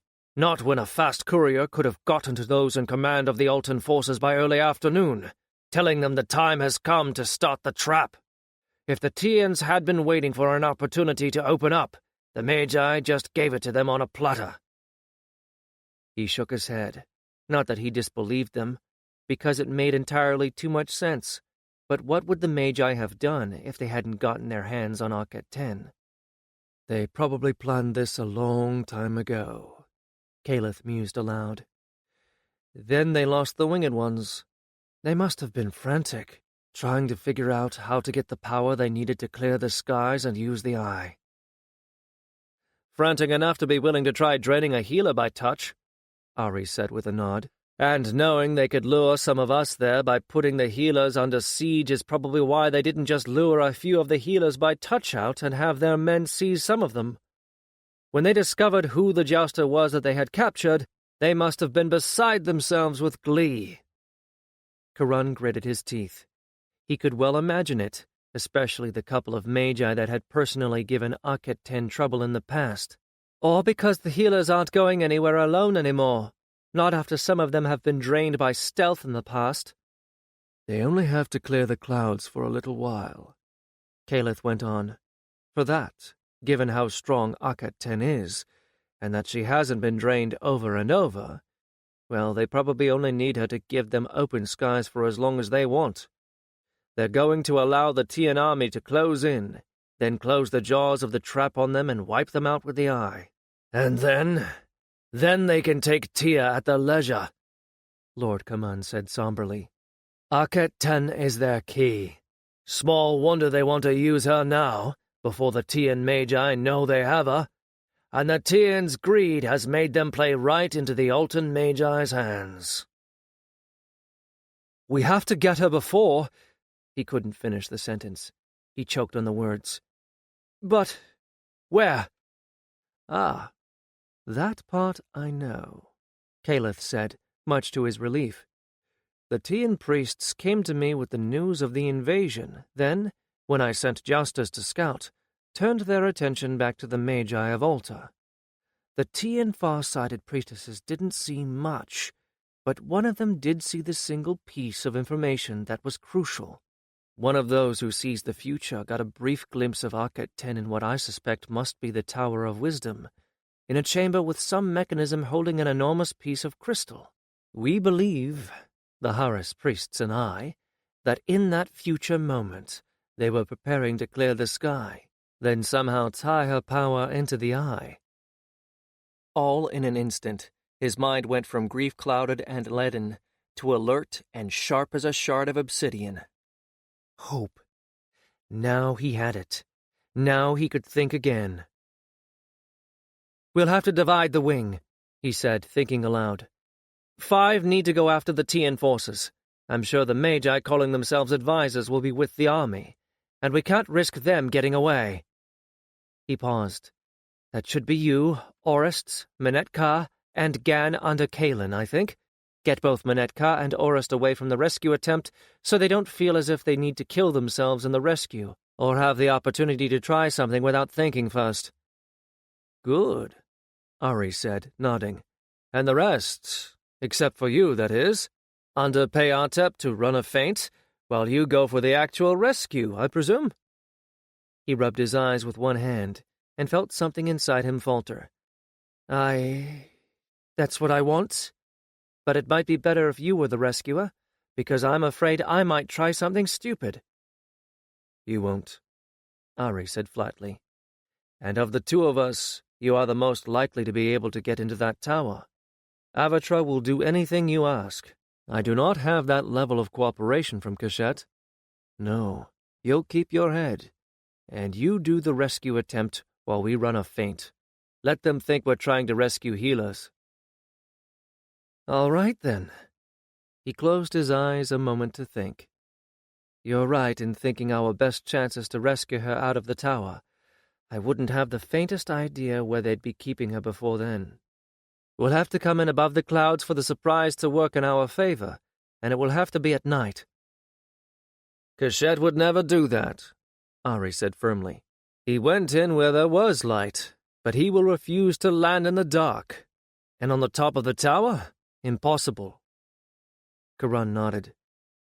Caliph, have you any idea when this business in the tower is going to happen? Aside from tomorrow, that is. Caliph shook his head regretfully, then brightened. But the priests say this kind of magic takes time, so they'll probably begin as soon as the sun is up. Which means I should be in place that night. He pondered that for a moment. Avatra can't take a full night of cold on the bare top of the tower, and I can't get into the tower from the ground. He thought for a moment more. I need to talk to someone who knows magic. I need to talk to a Thut priest, said a deep voice from the door. And here is one.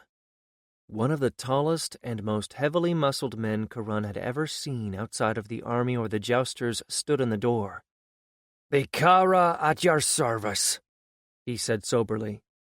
"The High Priest tells me you have need of magic. Tell me what you need, and I will tell you if any of us can do this." "A way to keep Avatra warm at night at the top of a tower," Karan said instantly. "And I need a way to know from above the clouds that the Magi's tower is right below me." Now he had something he could do. These were simple things, and yet so crucial and so impossible to achieve without magic. Bikara pursed his lips, then looked up at the ceiling. Karan waited. He got the impression that the priest was thinking hard and rapidly. Finally, the reward for his patience. "I think," Bikara said, "we can do this." As the last light faded, Karan and Avatra circled above the clouds over Alta City. No one could see him from here. The only problem, of course, was that he couldn't see anything, and he needed to wait until darkness fell, while people's eyes were still making the adjustment from light to dark, and a shadow could fall from the clouds and have less chance of being seen. In his hand was a disk made of glass, and on that disk was a glowing spot that moved as he moved. When the spot was in the center of the disk, it meant he was directly over the tower. So small a thing, and it would not last for long. By midnight, its power would be exhausted. But by midnight, he would be on the tower, and would not need it. Without it, he would have to come in beneath the clouds and approach the tower from a distance, drastically increasing the chance of being seen. With it, he could drop down from directly above. The tower, it seemed, sent out magic. The glowing spot was a reflection of that magic. The disk was not, as the use of the far-seeing eye was, an active thing that could be blocked. It was more like a mirror, a passive thing showing only what another magus might see merely by looking in the right way. "Magi and those of us priests who also know the ways of magic can see this," Bikara had told him. "I merely give you a way to see what I can see." The last of the sun tipped below the clouds, which turned blood-red below him. He hoped it wasn't an omen. Avatra continued to circle at his direction, although she was growing uneasy, as her frequent glances down showed him. She knew it would be dark soon, and she didn't like to land in the dark any more than any other dragon did. But other than her glances downward, she did nothing. She trusted him. When the last red of sunset had left the sky, and stars had begun to appear in the east, he centered the glowing spot on the disk and sent Avatra plunging down through the clouds. She could not have been more willing. She pulled in her wings and dove, trusting to him to be her eyes. As the drop sent his heart racing and his stomach clenched, there was also a moment of eye-stinging awe that she did trust him so much. It was nothing like the wild plunges he and Akaten had made when they seeded the winds with the plant disease that rendered Tala useless. There didn't seem to be any lightning anywhere around, and if there was wind, it was too little to take note of. What there was a great deal of, however, was rain. Avatra was forced to moderate her fall, spreading her wings and turning the plunge into a tight spiral downward. He was soaked within moments of passing into the clouds, as if someone had emptied an entire bath over him, and the farther they dropped, the worse it got, until, as they broke through the bottom of the clouds, he began to wonder if he was going to find himself swimming to the tower. This was the central island of Alta City, the place where the elite of the elite lived. Here, too, stood the temples to the most important gods, the royal palace, and, of course, the Tower of Wisdom, the tallest building on the island, and the symbol of the power of the Magi. Though even in the semi-darkness the damage wrought by eye and earthshake on the rings was obvious. There was no obvious sign of any such damage here on the center island. There were no buildings in ruins, no burned-out places. But Karan didn't have much time to look either. He and Avatra were coming straight down to the top of the tower to avoid being seen, and the faster he got her down, the better. And, of course, Avatra was all but blind in this light, depending on him to tell her what to do in time for her to do it. At the height of a single-storied house above the top of the tower, he signaled her to backwing and start to land. She responded instantly, fanning her wings furiously and tucking her hindquarters under. then stretching out with her back legs as she felt for the surface she trusted would soon be there. This was the moment they were most likely to be seen, or heard, as her wings pumped, creating a kind of thunder.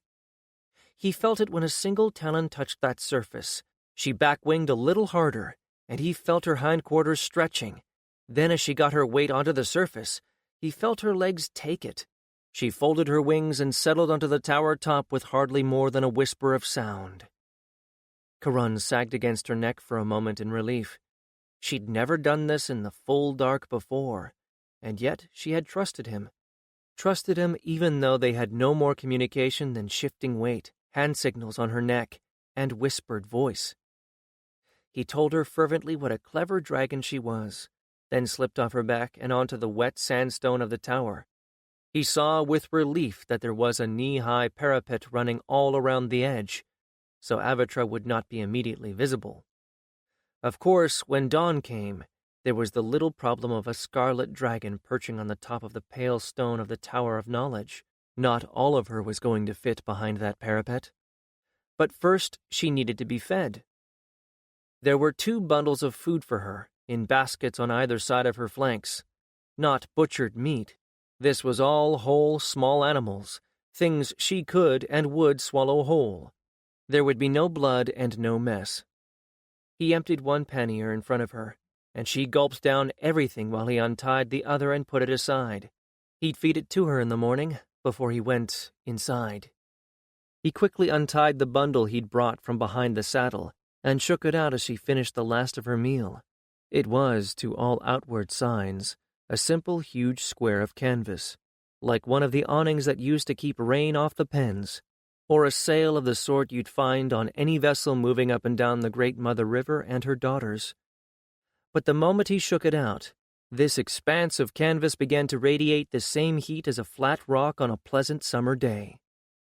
The same heating spell that kept the sands of the dragon's pens hot kept this piece of fabric just as warm, courtesy of the Thet priests. This was how Avatra would be able to endure the cold and rain of the night.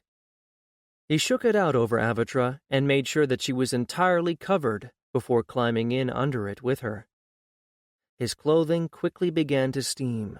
This was every bit as hot as the sands. Avatra was already relaxing. It's a pity this is so complicated a bit of magic, he thought, trying to keep his mind on something other than the fact that Akat-10 was somewhere below. Well, perhaps someday when there are more of us, and no magi. The canvas had another use besides keeping Avatra warm all night. It was nearly the same color as the sandstone. If Avatra kept her head down and her tail tucked in, chances were no one would see her from directly below, and it wasn't likely anyone across the canal would look at the tower long enough to notice a lump on the top of it. At least, no one would see her until he needed her to be seen. And Akat-10 was somewhere below, hurt, perhaps. Caliph said that she hadn't been hurt, but how could he be sure? Frightened, she was surely frightened, and mourning her dragon, praying that help would somehow come before it was too late. I'm here, he thought hard, wondering if she could somehow pick it up. We'll get you out. Just hold on. It was very comfortable under the folds of that cloth. The canvas was waterproof enough that his clothing was drying out. The Thet priests said that the magi wouldn't sense the magic, even though it was so close to them, because the thing in the tower was so magical already. The sail would be like a lantern lit under the desert sun at noon. You wouldn't see the flame unless you were looking for it, and even then you would have to practically be on top of it. How scared is she? How hurt is she? Have they already done anything to her? Was she in a bare, cold cell somewhere down below, chilled, aching, maybe hungry? What had they been doing to her?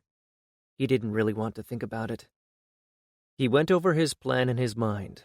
Before dawn he would have to get into place, moving while there was just enough light to see by, but not so much that anyone would be around to spot him. He hoped. There was a lot of hope involved in this, an awful lot of hope. Avatra was already asleep. He could feel her breathing. She was very comfortable under this sail. And with the rain drumming on it, it was like the old days, back when he was just beginning the new wing of dragons, with rain drumming on the canopy that kept the water out of the hot sand. Back when Torith was alive, before Akhet 10 became one of them. If they've hurt her. His stomach knotted, and not just with anxiety over Akhet 10. He wished he was doing something other than just waiting. Fear crept slowly over him, chilling his heart. He tried to drive it away by throwing himself into his planning. There wasn't a lot of room inside the tower. He would probably not have to face more than 2 people, the Magus and whoever he brought to help him. A guard, probably. He would have to get rid of both of them. Be honest, I'm going to have to kill them. This was going to be hard. He'd never killed anyone face to face before, and he might have to. Would have to. Almost a certainty. Actually, he hadn't ever killed anyone, not that he was certain of. In that last fight when the Tala ran out, he and the others had mostly just tried to make the Tian dragons angry so they'd throw their riders, or at least get the dragons so agitated that they'd fight their jousters, force them to make their beasts go to ground, just so the jouster could get off before the dragon could throw them. He'd wanted people dead, but he'd never done the deed with his own hands. He felt very conscious of the long knife at his hip. He was going to have to use that knife. That he tried not to think about. He just drilled himself in what he had to do next when dawn came, dozing off, then waking, to go over it all again. He willed himself to see every step over and over, until as the rain slackened just a little and the first hint of dawn lightened the sky, he shook off the last of his sleepiness and went to work. And it felt like he had done it 100 times before. First, he unloaded the second pannier in front of Avitra. She wasn't awake enough to be hungry yet, but when she was, her breakfast would be waiting right there for her, and she wouldn't have to move from under her comfortable canvas to eat it. And then she could go right back to sleep again. She probably would. He fastened his rope to Avitra's saddle, pulled on it to make sure it was going to hold. Avitra opened one eye sleepily. "Stay," he whispered to her. "Hold." Not at all loath to do just that, she closed her eye again and went back to drowsing. He slipped over the parapet at the corner, where the rope wouldn't dangle in front of the window, getting soaked in the process, and walked his way down the wall until he got to a window. He'd been afraid it might be a narrow squeeze, but there was plenty of room, for the windows were enormous, far bigger than he had thought, and there was nothing in the way of shutters or bars on them. Then again, why should there be shutters or bars? Who would be up here? Who would want to break into the stronghold of the Magi? That would be me. He clambered in through the window, flipped the rope out of the way so it wouldn't show if anyone looked out, and waited right in the opening in the darkness. He had to wait for his eyes to adjust, and he wanted to avoid betraying his presence to someone who was paying attention by dripping all over the floor and leaving patches of water there. The room in this tower was half full of something mechanical, and it was not what he had expected. He'd thought vaguely of statues of strange gods, of a room thick with incense, well, now he couldn't put a name to what he'd expected. It stood in the middle of a magic circle of inlaid brass in the middle of the room. He knew it was a magic circle because he had watched the Thet priests lay out something similar when they had made the canvas for Avitra, in chalk on the floor, not in permanent brass inlaid in the floor. But the construction itself looked like one of Heklatus's little mechanical toys, except that it wasn't so very little. The mechanism itself was also made of brass. From the look of things, it could be swiveled and pointed in just about any direction.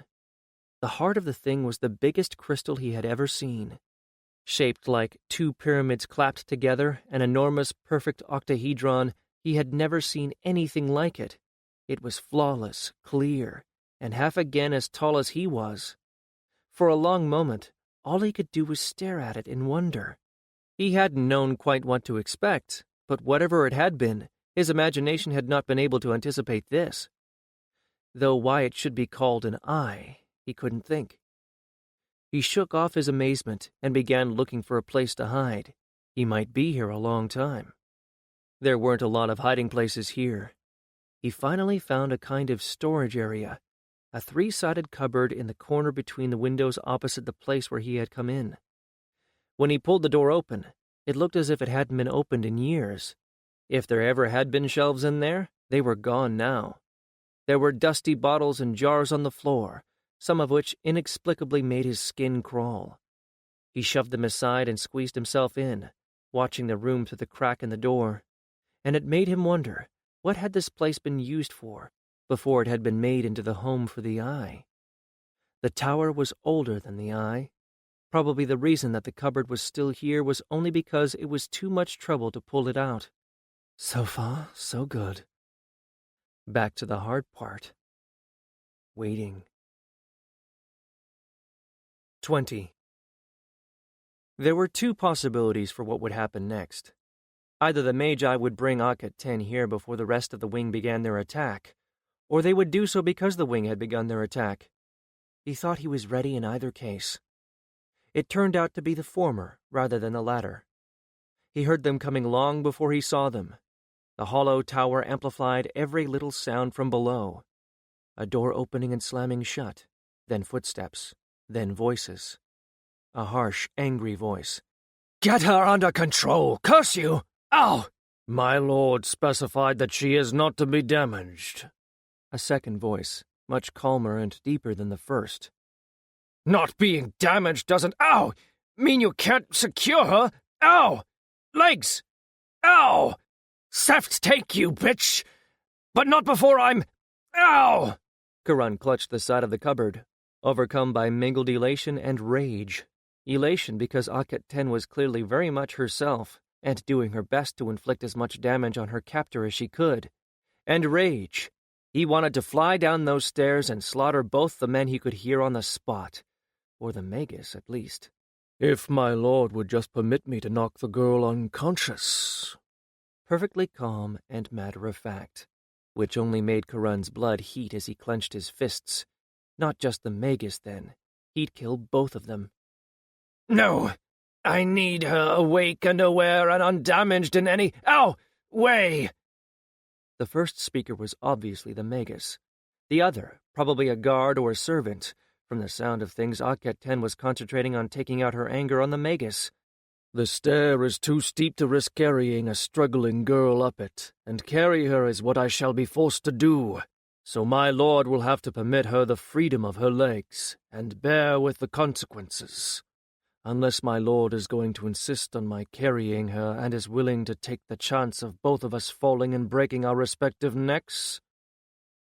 The long pause that followed this statement, and the sense that the Magus was actually considering the option, made Karan wince in spite of the fact that he wanted to pound both of them into the floor.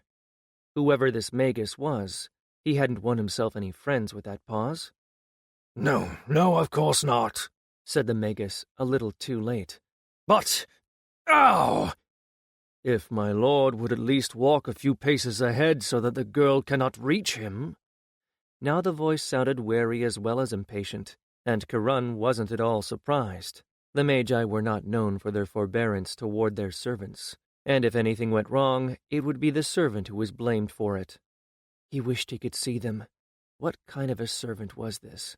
A guard? Or someone less able to put up a fight if, when, Karan attacked? It didn't take being a guard or a soldier to talk about hitting a bound and gagged girl on the head. He'd like to think that no real soldier would think of such a thing, but he knew better. From the Tian jousters who had hauled helpless Altan peasants, including women and children, into the air and dropped them, to the Altan soldiers who had put the Temple of the Twins under siege, there was rot in both armies. And the only way to stop it was to stop the war that had made atrocity acceptable and rewarded the officers who ordered it, or looked the other way while it happened. "Seft take you! Just get her up these stairs, and I don't care how you do it," the voice snarled. He's not gaining any goodwill from the servants today, that's for sure. "My lord is surely aware that even if I do not carry her, the girl could succeed in pushing me down the stairs or tripping me if her feet are left free. Is this truly what my lord wishes?" The Magus paused, for too long, leaving the impression that he was considering the option of risking his servant's life and limb. You're not going higher in his estimation, you bastard. Just get that halter on her neck and get her up here. There was the sound of one set of footsteps moving a bit faster up the stairs, while the other two plodded along behind. Walk in front of her and drag her if you have to. Come on! Get her moving, you lackwit! After that, there was only the sound of footsteps. Evidently, Aket 10 wisely elected not to resist any more. Karun held his breath as they made their way up the staircase. The big question was what the nature of the man helping the Magus would be, and how big he was. Stay hidden, he warned himself. If you rush out without thinking, they can take you. If you wait until you can catch them both by surprise, you can take them. At some point fairly soon, the others will begin their attack, and it will attract a lot of attention. If you haven't found an opening before then, that will be the time. But he didn't want to wait, not at all. His stomach was in a knot. Every muscle was alive with the need to fight, and he practically vibrated with tension. He wanted to get out there and hurt them the moment they appeared. But he wasn't exactly trained or armed for a real fight, not the kind that was going to happen here. He didn't have a sword, because he didn't know how to use one. He had a club and a knife and his wits. Not so bad against a Magus, but suicide against a trained soldier. From his vantage point behind the crack in the door, Karun saw the gleam of a light in the opening in the floor through which the staircase rose. Moments later, the Magus himself, carrying a lantern, emerged through the opening. He wasn't one of the magi that Karun knew, but his clothing, a fine long robe of purple linen and short cloak of the same material, a belt of gold plates, and a matching collar, marked him as someone important. Otherwise, he looked perfectly ordinary, not the sort of man that Karun would look twice at if they passed each other in the street. Middle-aged, thinning hair cropped at chin level, clean-shaven, with a kind of visage that Orist called a face-shaped face, with nothing to distinguish it from 1,000 like it. It struck him as he looked at the perfectly average beardless face, neither young nor old-looking, perhaps a little plumper than he should be, but nothing that could be called fat, that it was wrong that evil should look so banal. For evil this man was. He might or might not be personally responsible for the murder of dozens, the deaths of thousands, but he was involved, he knew about it, and he had willingly agreed to it, and probably participated in some fashion. He had definitely participated in draining the Winged Ones, and their inability to see into the future as a consequence had killed and hurt people all over Alta during the earthshakes they could no longer predict. So how was it that someone who had done all of this looked like a prosperous merchant about to make a great deal? There was a smug, self-satisfied smirk on the man's face that made Karun want to punch it. But the next man rising out of the stair prevented him from doing any such thing. Definitely a professional soldier, or at least a professional bodyguard. The man was big, well-muscled, and Karun was nowhere near a match for him. But he was also angry. Karun read that in his posture and his lack of expression. He might feign a servile nature, but he hated this Magus, and given half a chance and the certain knowledge that he could not be blamed for what followed, he would desert his lord in a heartbeat. Trailing behind him, with a kind of collar and leash around her neck, gagged, with her hands tied in front of her, was Aket 10.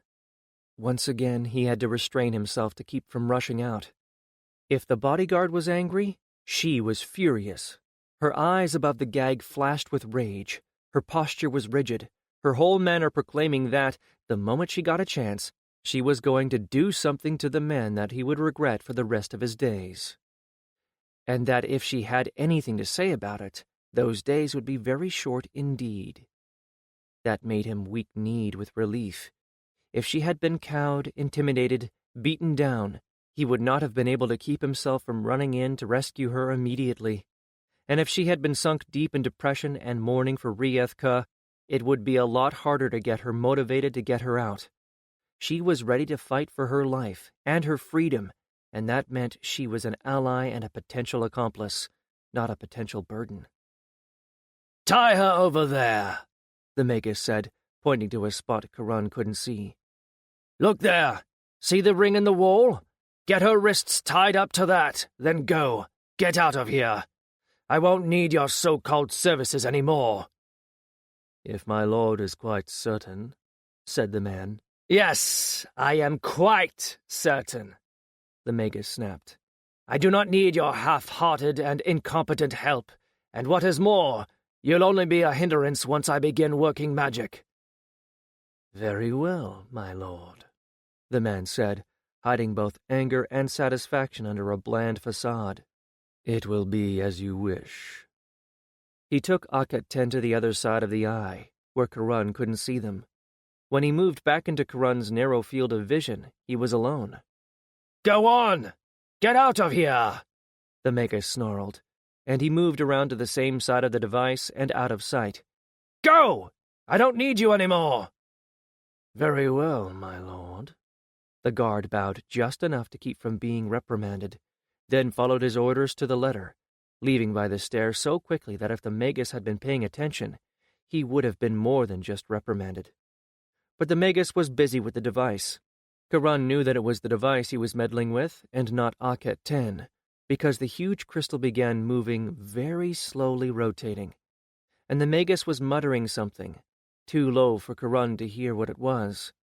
The entire atmosphere of the room changed.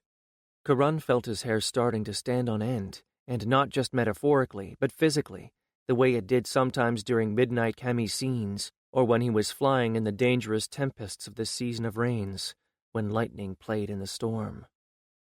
There was a low hum coming from the eye, like the droning of bees about to swarm. The Magus moved into his field of vision again, sketching signs in the air with his hands, still muttering under his breath. The eye rotated a little faster. It wasn't going at any great speed. A desert tortoise was 100 times faster than it, but the fact that it was moving without anyone touching it was disturbing. Akhet-Ten made a noise around her gag. If it had been a scream or anything that sounded like a cry for help, Karun would have been out of there in an instant. It wasn't. It sounded like an insult. The Magus ignored it, and Akhet-Ten. Whatever he wanted her for, she wasn't a priority right now. The room began to brighten. At first, for a confused moment, Karun thought it was because the light was coming from the eye. Then he realized that the light was coming from the wrong direction, not from the eye, but from the east. He's cleared the sky above the tower. Now he has light to work with. The eye rotated a little faster, the hum deepened and strengthened, and now Karun felt not only his hair standing on end, but a gut-deep reaction that made his knees feel weak. This was wrong. Wrong in a way he couldn't put a name to, but could only feel. No, it was more than that, worse than that. This was something that had once been right and good, and had been twisted out of all recognition. Something deep inside him recognized that evil for what it was, and wanted only to run. Never in all his life had he felt this deep, soul-shaking fear. Kefti the Fat had only threatened his body. The Tian soldiers had only taken his father. The Tian jousters would only have taken his heart had they taken Avatra. This thing would eat everything that he was, ever had been, or ever would be, and leave behind an empty shell that might live, speak, talk, but would be less than a Shabti figure of flesh instead of clay. And worst of all, the most horrible of all, he would know what had happened, know what he had lost, and know he would never get it back. All pleasure, all joy, all creativity would be sucked out of him, leaving nothing but an interminable, gray, and unvarying existence. No wonder those former winged ones had done so little to save themselves. Death was preferable to that death in life of emptiness. Akhet-Ten screamed, her shriek muffled by her gag, but giving voice to exactly the same terror that he was feeling. He clutched the frame of the cupboard to keep himself upright, and concentrated all his will on not giving in to the terror. And then the eye began to move faster. The pitch of that steady hum rose a little, and the terrible fear faded. It didn't disappear, but it faded enough so that it was bearable. What was that? He shook his head a little to clear it. His stomach was still churning, and he was so drenched with sweat he was surprised the Magus couldn't smell him. What had caused that overwhelming fear? Why hadn't the Magus been affected? Now he could hear Akhet Ten choking on the gag, weeping hysterically and moaning. The Magus came into his field of vision, tilting his head to the side and wearing an expression of pleased avidity. "So sorry to upset you, girl," he said, sounding gleeful rather than sorry. "But I needed to test you. The more power you have, the more strongly you react to the eye as it spins up to full speed. By your reaction, I would say that you have quite a lot of power. Far more than we suspected." Karan took a very slow, deep breath as anger chased out the last remnants of terror. And in the brief moment when terror was gone, but anger had not yet flooded him with unreason, he knew he would have to keep that rage under complete control. And he also knew that he could. A slave, a serf, lives with endurance and patience. He learns it because he has no other choice. He must learn to be patient or die. Orist would have attacked the Magus the moment he appeared with Akhet Ten in tow. Any of the others would have burst out of hiding in rage or terror by now. Even Ari probably would not have managed to control himself. So maybe he was the right person to be here. "Keep gloating, you bastard," he thought, behind the white-hot rage invoked by the sound of Akhet Ten weeping. "Keep right on. When the feather of truth is weighed against your hearts, I would not care to be you. And I swear you are going to meet the judges a great deal sooner than you think." "Now I will just bring the eye fully to life," the Magus went on blithely. "Would you like to hear what your destined fate is?" Akhet Ten's sobs choked off. Karan couldn't tell if it was because her own fear had turned to anger, or if it was because she was too terrified to weep. He hoped it was from the former. He was controlling himself so tightly that every muscle felt as tight as a bowstring. The Magus laughed. "Ha ha ha! Oh, do glare at me, girl. Really, you should feel flattered and honored. Your power will be going to serve Alta far more effectively than that trivial ability of yours to speak with animals ever could. Or, well, it goes to serve the Magi, but soon enough our welfare and that of Alta will be one and the same, so it hardly matters. First," he made a few more passes in the air, and this time Karan's eyes nearly bulged out of his head as he saw the fingers leaving trails of glow in the air where they had passed, forming, for just one moment, signs and glyphs. "First, I will bring the eye up to full speed. I have already used some of your power, about half of it, to clear the storm out of the skies over the tower, so that the eye has some sunlight to work with.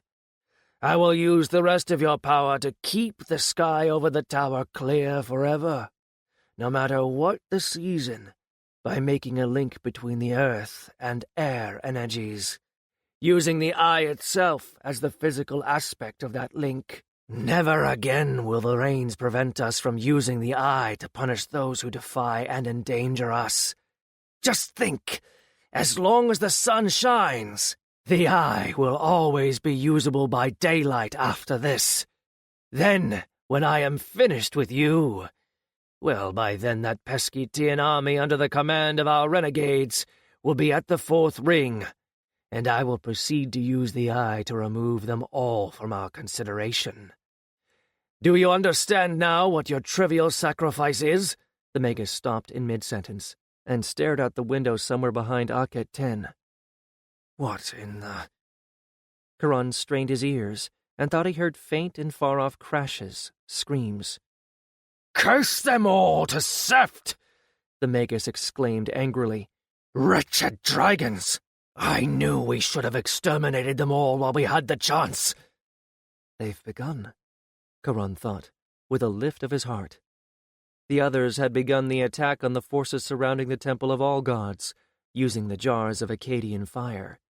They could not have chosen a better moment to mount their distraction. "Well, we'll just have to speed this up so I can exterminate them now," the Magus muttered under his breath. "Burn the vermin out of the sky. About time. should have been done years ago. He made a few more passes, and this time the glowing lines he left in the air hung there and stayed. And then, as the eye spun faster and faster, it too began to emit light, until a glowing blur hung in its place. And now, girl, it's time for you to fulfill your destiny, the Magus said, and turned his back on Karan's hiding place. Knowing he would never get a better chance, Karan grabbed his dagger and flung open the door. It crashed into the wall as he leaped for the Magus's back. Only a last-moment dodge by his opponent saved the Magus from the fate he had meted out to others. The Magus twisted cleverly out of the way, then whirled and grappled with him, trying to seize control of the dagger he held. At that moment, he realized something else. For someone as portly and out of shape as the Magus looked, he was still heavier and stronger than Karan. Karan was angry. The Magus would not hesitate for a moment to kill. Immobilize him. The Magus wrenched free of him, leaving his cloak in Karan's hands. Karan flung it aside, and the Magus went for him again, all of his attention on the knife in Karan's hand. Behind them, the eye was glowing white-hot, too bright to look at directly, spinning so fast that the hum had become a howl. The Magus grabbed with both hands for his knife hand, intent on getting the weapon away from him, and suddenly Karan had a flash of inspiration. He let the Magus have the knife, just let it go as soon as the Magus got his hands on the hilt, and in the moment of confusion, while the Magus stared at the weapon he was now in control of, Karan pulled the club he was carrying out of the waistband of his kilt and cracked it down hard on the offending wrist. With a screech of pain, the Magus dropped the knife from fingers that suddenly didn't want to work anymore. On the backswing, Karan connected with his temple with a solid thunk that nearly knocked the Magus over. The Magus staggered sideways, rotated on his heel, stumbled blindly toward the eye, and crossed the brass circle inlaid in the floor. And that was when every plan Karan had made went right out the metaphorical window. The Magus went rigidly upright and began to scream, as his body began to... Well, Karan could only think unravel, because as Karan stared in horrified disbelief, it looked as if invisible fingers were tearing him apart, bit by bit, except the bits didn't bleed.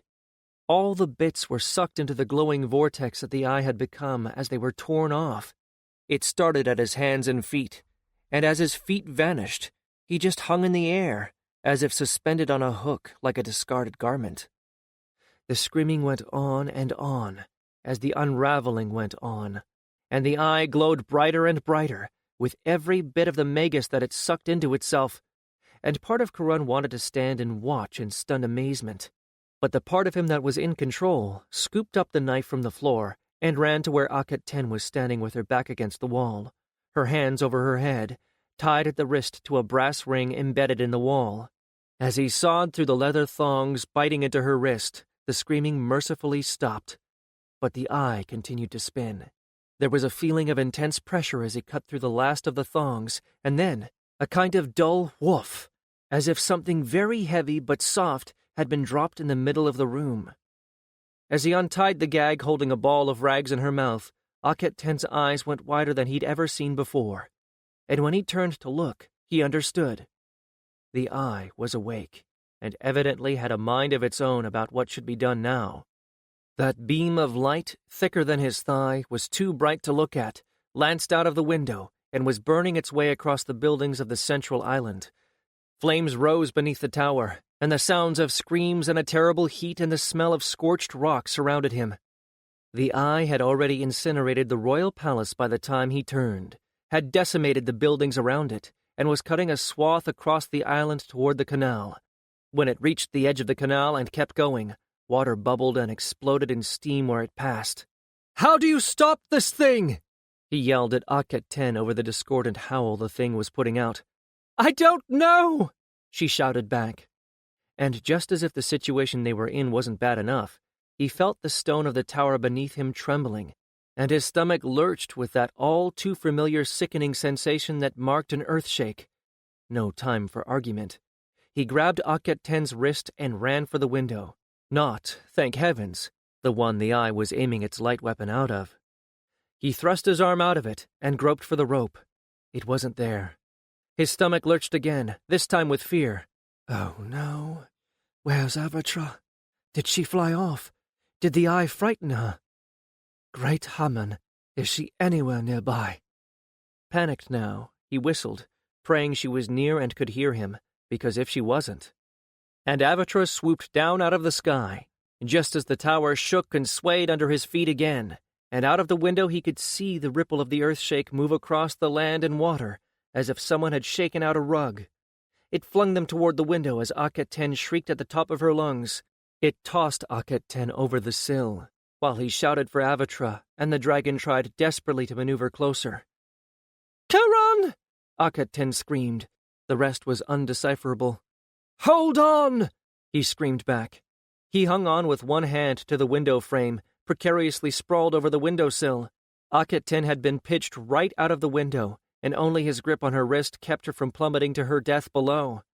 A second jolt rocked the tower and broke his grip on the stone, and he felt himself rolling over the windowsill and out the window, completely unable to stop himself, pulled by Akhet-Ten's weight. Avatra twisted herself over sideways in some impossible maneuver his eyes refused to accept just as he began to fall, and somehow she got herself halfway under him, with Akhet-Ten still hanging desperately onto his left hand, and he sprawled over the saddle, holding on desperately with his right. As the beam of the eye began to go everywhere from the rocking of the tower, Avatra lurched over in the air and kidded sideways, trying to compensate for their weight, trying to get down to the ground before they fell. No! Akhet-Ten's hand slipped a little out of his grip as she continued to scream at the top of her lungs, her eyes fixed on his and full of terror. Sweat poured down his arm, making his hand and hers slippery. He tried to pull her up to where she could grab a harness strap or something, but though his arms screamed with the effort, he couldn't raise her at all. She flailed, trying to catch his hand with her free hand, but couldn't seem to get a grip. No! Her hand slipped a little more, despite the fact that they were both holding on as hard as they could. Now, instead of holding on to her wrist, he only had hold of her hand, and his fingers were loosening. No! He felt it. She was still slipping, as the tower collapsed behind them in a tumble and roar of stone and dust, as the earth continued to shake, as Avatra fanned her wings and tilted over sideways, desperately trying to keep them from falling. She screamed. He screamed. And then, lumbering clumsily out of the dust cloud, canted to one side, an indigo and silver miracle. Mouth gaping open with effort, Riethka tucked herself under Akhet-Ten just as her fingers slipped out of his, and caught her, as they had all practiced with sandbags, sliding her head under the falling human and forcing the victim to slide down her neck to her shoulders. It was perfect. It was beautiful. He shouted aloud with elation. Akhet-Ten sprawled athwart her dragon's neck and shoulders, and as Riethka sank lower with every wing beat, she clung on desperately without saddle or reins to help her. There was a wound in the dragon's shoulder that had been stitched shut, and holes in the webbing of her wing. Still, she bravely fought to get her rider to the ground safely, which in her mind quite clearly meant away from the central island, across the canal. Across the canal where a line of fire divided the half-ruined temple of all gods from the armed force that had been besieging it, and which now was fleeing to a man, well, staggering away because the earth was still convulsing, and mounting wreckage made every step hazardous. Riethka landed heavily in an open courtyard, with Avatra right behind her. Half a dozen healers came running into the center of the courtyard to take Akhet-Ten from Riethka's back, but she slid off by herself and flung herself into Charon's arms as he jumped down from Avatra's saddle to meet her. Ah, gods, I have you. I have you safe at last. I knew you'd come, she sobbed as she clung to him, her wet cheek pressed into his chest. I knew you'd come. I knew it. She was trembling all over, his brave Akhet-Ten, but so was he. As he held her, it dawned on him now just why she had been so aggressive and ready to fight, rather than sunk in mourning. She had known, of course, that Riethka was alive, something none of the rest of them had any way of knowing, and that had bolstered her courage and her spirits. She had what he did not, the bond of mind-to-mind communication with her dragon. So she had known all along how hurt Riethka was, that her injuries were being tended to, which they obviously had been, and what was happening to her. Very probably it had been the healers themselves who had gone out to bring the wounded dragon into the shelter of their temple when the guards had taken Akhet-Ten away. And the moment that the injured dragon had sensed that Akhet-Ten was in deadly danger and afraid, she came, as fast as her damaged body would carry her. Given how slowly she was flying, she had probably begun looking for release from the moment that the Magus worked that magic that had so frightened them both. But now she needed human reassurance as well. For that matter, so did he. He had come close, so close to losing her. He wrapped his arms around her and held her. His heart seemed to swell until it occupied his whole chest, and all he could think was how he never wanted to let her go. "I'd come for you no matter where you were," he murmured into her hair. "I always will." Another earthshake rocked the courtyard, throwing them against each other. The dragons flattened out their necks and whined, looking anxiously from side to side, and as the shaking went on, something odd, some inner prompting, made him look up and across the canal to the central island. The central island, which was sinking. Or at least the buildings were sinking. Even as he watched, bracing himself against the trembling of the earth, arms holding tight to Akhet-Ten, a great plume of mixed sand and water erupted from the place where the tower had stood, and the remains of the Temple of Haman vanished from sight. 21. When the shake stopped, Karun reached out to seize one of the healers without letting go of Akhet-Ten. "Where are—" he began. "The rest of the jousters have already taken some of our people to safety," the healer replied, even though she was shaking with reaction. "They said they are coming back." "You cannot count on them returning soon enough, nor often enough to get you all out," he interrupted her. "You have to get off this ring, maybe out of Alta altogether. The shocks are getting worse and—" He let go of her arm and gestured at the central island, at buildings half sunk or completely vanished. "Look, I don't know why this is happening, but it is, and it isn't—" Another shake began. He and Akhet-Ten held each other up, and the water of the canal began to heave and splash. Across the canal, a spout of sand and water erupted in a new place, and what was left of the palace began to sink. This one was definitely worse. Colonnades around the garden went over, one after another, and several people were knocked off their feet, and the temple of all gods had been made to withstand shakes. "This isn't right," the woman cried, when the shake was over, from where she was kneeling on the ground. "They're getting stronger."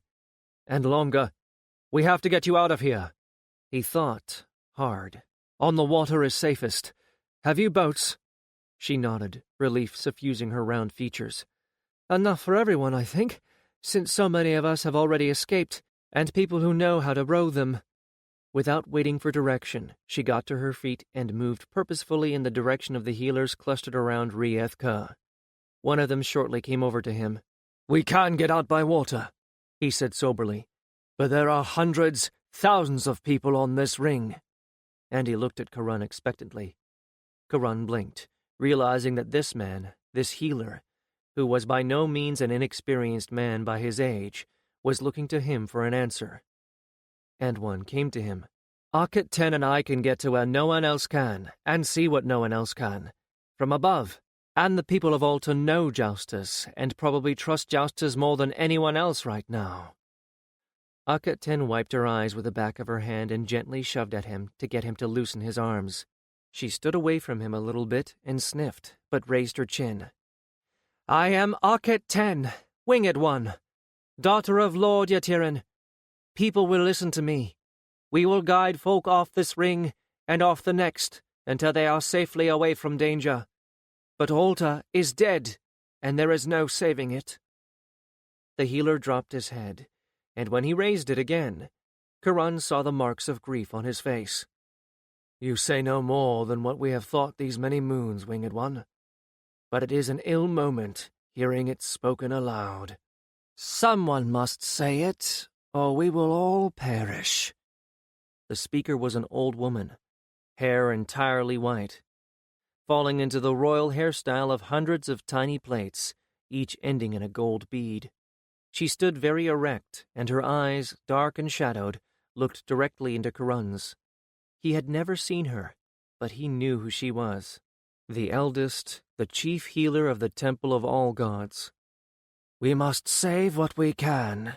We will take the boats and make for the harbor. No! That was still another healer, a rough-looking old fellow with a fair number of scars. Not so, eldest. I know the sea, and the sea does strange things in shakes. It can withdraw for leagues, then come rushing back and overwhelm all in its path. No, we must take the boats and make our way through the canals inland, to one of the daughters, and thence up the great Mother River if we must. I bow to your experience, Ren-Hatam, she said, after a moment. But there is one thing we must do. It is more important to heal that dragon now than anything else, no matter how much it costs our healers by touch. The man looked at her aghast. But, eldest, it is but an animal, and there are many, many injured and more to come. You healers by touch can heal a few, perhaps even a dozen, before you are exhausted, the old woman said, with a look that dared him to challenge her. But unless you spend that same strength to heal that dragon, she will not last past noon. And then, where will all those thousands be who need the guidance of her jouster? As the man's face fell, she softened her tone. I know it is hard hearing this, she said softly. But you know as well as I that healing is, and always has been, a balancing game, weighing out resources against the greatest good. In the best of times, that balancing never needs to come into play, but this is the worst of times, and we must do what must be done. The greatest good right now is to heal that poor, faithful animal, so that she can serve all of Alta that survives. He bowed. Yes, eldest, he said softly. I will get the others. As he moved off, the healer turned back to Karun and Akhet-Ten. And as for you, heed me, children. The same advice, nay, orders, apply to you. Save the ones you can. Save the most that you can. There will be people trapped, hurt, begging for help that you cannot aid. You must leave them behind, leave them to others, but leave them. If there is a later, you may come back, but if you linger over one, when you could have saved many in that same time, you will have done the wrong thing. He gritted his teeth. He hated hearing that, but he knew it was true, and he silenced Akhet-Ten's protest with a squeeze of his hand on hers. Hard truths are still truths. Eldest, thank you. I will get aloft.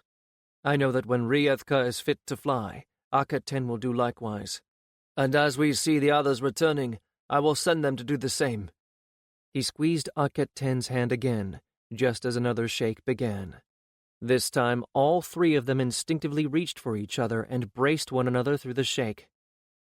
They are getting worse, the eldest healer said, when the dreadful rumbling and crashing had subsided, and across the canal yet another building, or what was left of one, had vanished. Then I must go. He bent and kissed Akhet-Ten. You and I must separate, to cover the widest area. If the sea does what the healer thinks it will, you must go to the harbor and warn them first, for you are the daughter of Yatiren, and you know how to command. Her head came up, though her lower lip trembled a little. I will do that, she said, without hesitation. Then I shall return and work the first ring and so forth. Good. He did not say, I know you will be fine, or I am counting on you, because he did not need to say any such thing. This was wing leader to Jouster. He would treat her as she wanted to be treated, not as his beloved whom he wished to protect, nor the noble daughter, but as any of the other members of his wing. She could not manage a smile, but she gave a solemn nod. He sketched a salute and sprinted for Avatra. She was only too happy to be in the air, even if the air was full of dust and thick with the smoke of many fires. He began working his way along the canal, for that was where there were likely to be boats, His appearance was marked by shouts and cries for help, some of which made him want to break down and weep with frustration over how little he could actually do. But he hardened himself and limited himself to sending people to where he had seen undamaged boats, despite pleas for other aid. "There are only 2 of us jousters right now. We have to find and warn others. Make for the river," he told them over and over again. "The sea is not to be trusted in a shake. Get as far away as you can, until you can no longer feel the shaking." "The Magi?" he was asked by virtually every party he encountered. "What has happened to the Magi?" "They are dead," he always responded, because even if it wasn't entirely true, no Magus would be safe in these lands for generations to come. "As are the great kings and queens, and most who dwelled on Central Island. The gods have deserted them, even the evil gods that they once served. Alta is dying, and there is no saving her. Ocean and marsh alike are taking her back with each new shake. It is the gods' own will, and you cannot fight the gods. Now fly! Fly lest you die with her." And at that point, since most of them owned no more than what they stood up in, or had saved from the wreckage of their homes, they did not argue with him. They picked up their belongings, aided the wounded, and made for the boats. Strangely enough, at least until he thought about it, was that no one begged him to carry them away. That was what he had most dreaded, especially if it came from someone who was injured. But they didn't. In fact, they kept a cautious distance from him when he landed. And then, after a few frantic reactions to sudden moves from Avatra, he realized that they were used not to tame dragons, but the wild-caught ones. The wild-caught ones were still dangerous to anyone not a jouster or a dragon boy. Someone visibly injured might well be considered a possible menu item, and the injured were well aware of that and made a great effort to appear perfectly fine. It might have been funny, if it hadn't been so tragic. The only times when he did stop and pick someone up were when he found children wandering alone, or, more tragically, infants with dead parents. Then he stopped, caught them up, and carried them to the next group with children or infants. He never gave the impromptu guardians a chance to object either. "We are all Altans," he would say bluntly. "We will care for our own. Tend to this little one." No one refused. Maybe they were afraid to. In any event, when he checked back with groups with which he had left children, they were caring for the foundlings as well as their own. In a couple of cases, he found a woman in the party cradling the child possessively, and he wondered, had he united a bereft mother with a replacement for the child she had lost? Ari was the first to return. Karan spotted him coming in from the south and went to meet him. By then, Akat-10 was in the air, had presumably dealt with the people at the harbor, and was working the interior of the first ring, guiding people through the maze of broken buildings and toppled statues to the one causeway still intact, a floating footbridge made of raft sections lashed together, a replacement for a causeway that had collapsed in an earlier shake. He didn't even need to say anything. He just pointed to Ryethka hovering in the middle distance, and Ari practically went limp with relief. He straightened immediately, though. "We saw Ryethka rise from the healer's court," he called. "I thought I was having a vision at first, but Seft's own chaos was breaking loose, so we landed and each took a sick or wounded healer out." "It's getting—" Karan began, when another shake interrupted him. By now there wasn't much left of the central island, and with this shake, buildings were beginning to sink on First Ring as well. Ari took in the damage with widened eyes. "By Haman's horns!" he exclaimed. "What is happening here?" "We're evacuating the city, sending them south, getting as many into boats as we can," Karan called. "The rest, we're finding safe paths to that causeway and guiding them from the air. And I don't know why things are sinking. Maybe it's a different sort of shake than we've ever had before. I want you to intercept the others and tell them that's what they're to do. Then you go to the others, the ones with the Tian army, Great King. The Magi here are dead or running. The queens and most of the nobles, if they were on Central Island, are dead too. You are Great King and commander of the armies of Alta, which are about to close in on the Tian forces. The greater need for you is there, Not here." He'd thought about that as well, in the time since he and Akhet-10 had begun this evacuation. There was no doubt of it in his mind. Under the heading of greatest good, Ari could help to save a few thousand, of which most could save themselves, so long as they knew where a clear path was, or he could take his place as the ruler of Alta and save perhaps hundreds of thousands. And Ari, being Ari and very far from stupid, saw that for himself right away. So he just saluted, with no sense of irony or mocking at all, and turned Kashet's head south without another word. Asit Ra was the next back, and he took immediately to working directly across first ring from where Akhet-10 was. By the time Huras arrived, they had most of first ring cleared, or at least as much of it was going to be cleared without help to extricate people who were trapped past bare hands getting them out. Those who hadn't already gotten across the causeway at least knew where the clear path to it was. Akhet-10 had gotten the brilliant notion of having the survivors splash paint or mud, or use anything else that would make a mark on the way, to show where the safe route was.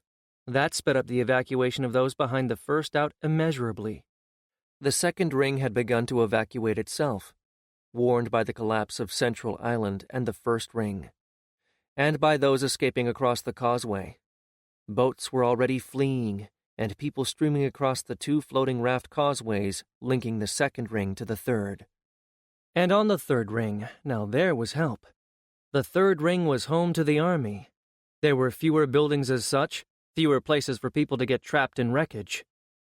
But even more important, the soldiers of Alta were used to helping in the wake of sheikhs, and now they, under the direction of their officers, were organizing the evacuation as refugees poured over the causeways.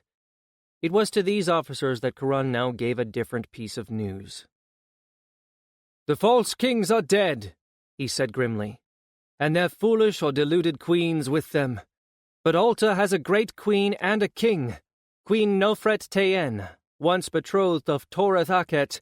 She was wedded by the mouth of the gods, Caleth Akhet, to Aure on Anethet, rider of the dragon Kashet, he who was chosen to be great king by birth, married to the lady Nofret, and the will of the gods.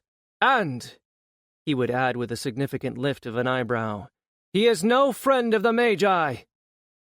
Of course, this was news to them, but it was clearly welcome news. It put heart in them, gave impetus to their effort.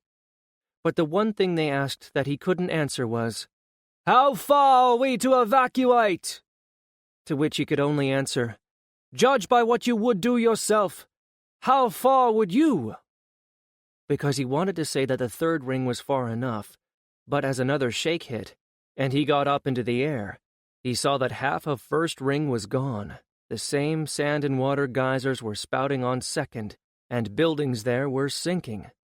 "The shakes are getting worse," said one grizzled captain of hundreds grimly when it was over. "It's not natural. You get a big shake, then you get your smaller aftershakes.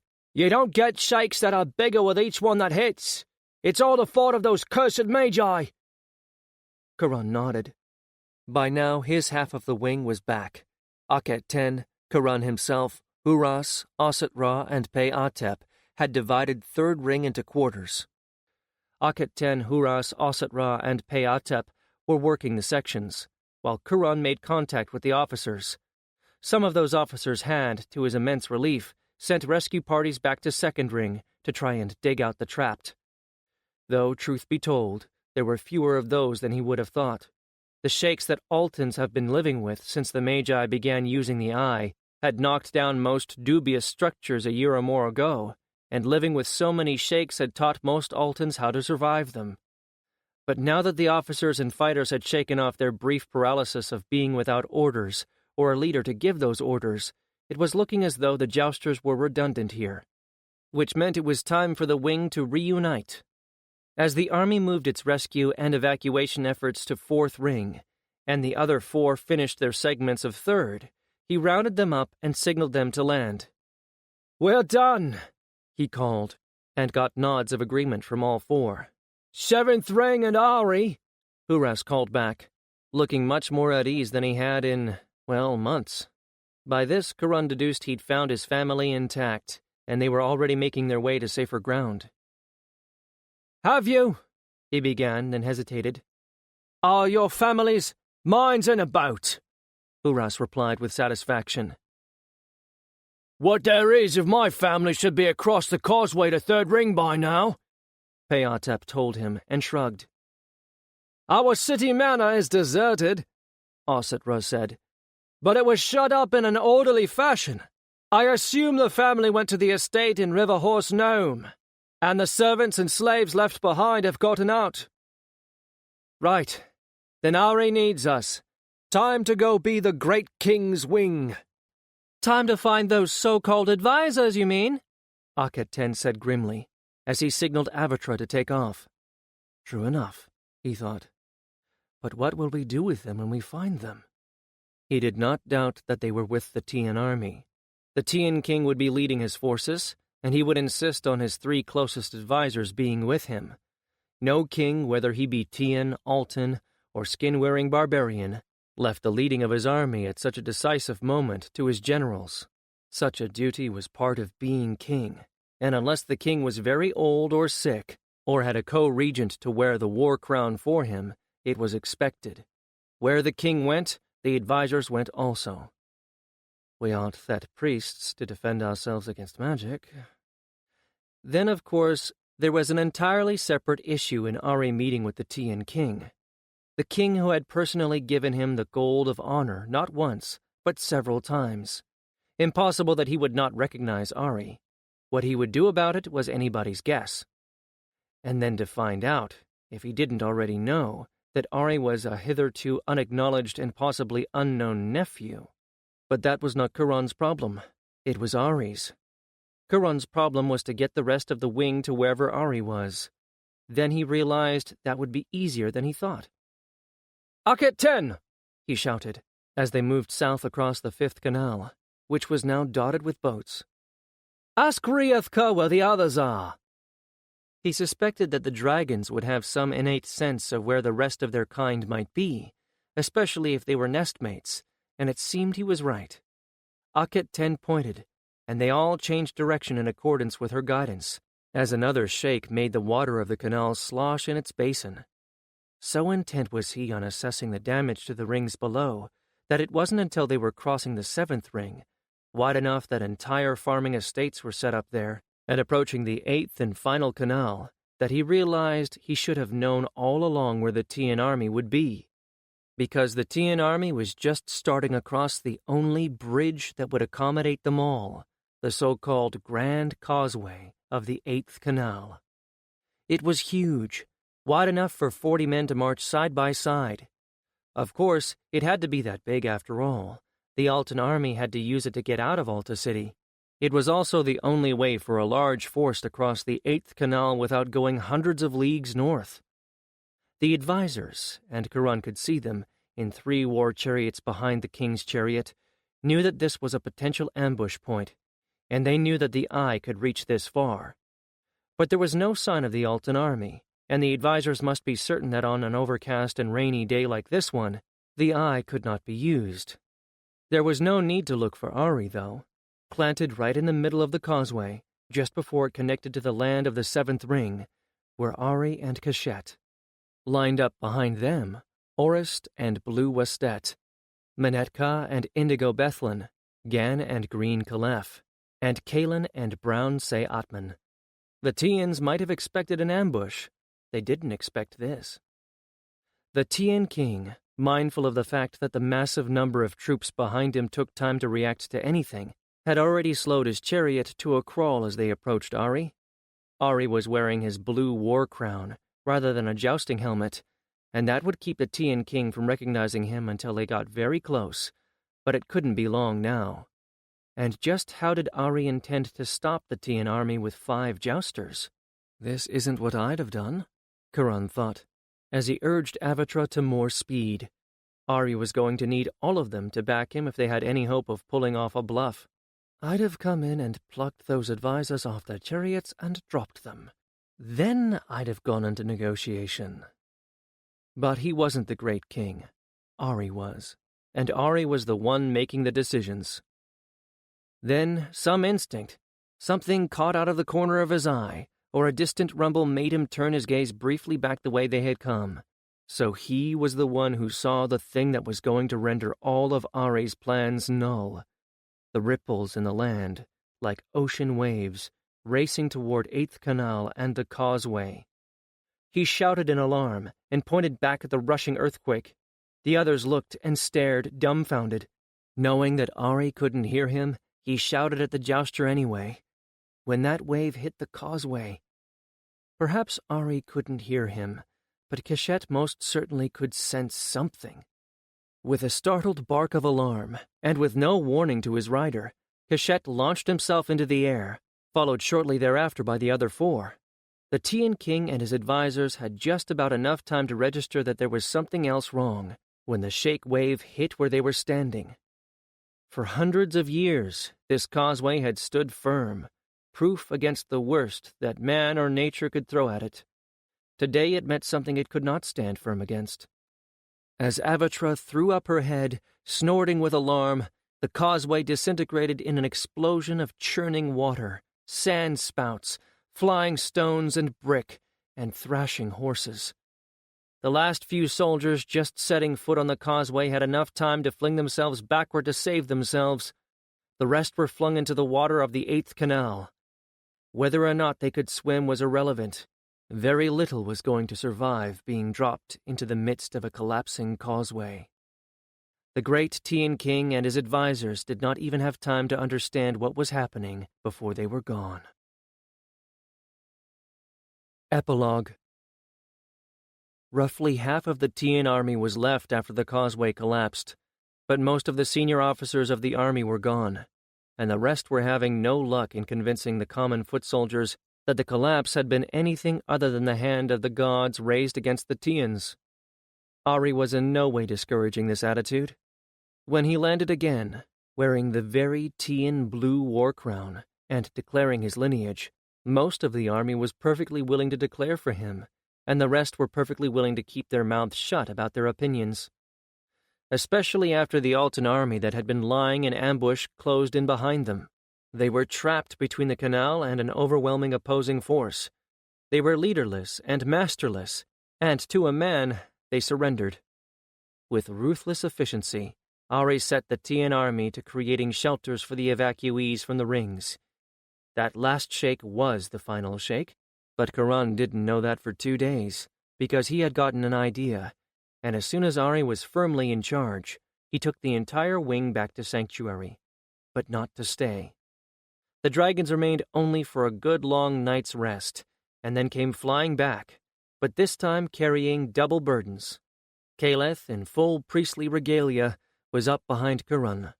Nofret flew on her own dragon, which was just old enough and strong enough to keep up, and she was begowned in mist linen and a small fortune in ancient jewelry, wearing something enough like the iris crown of the great queens as made no difference.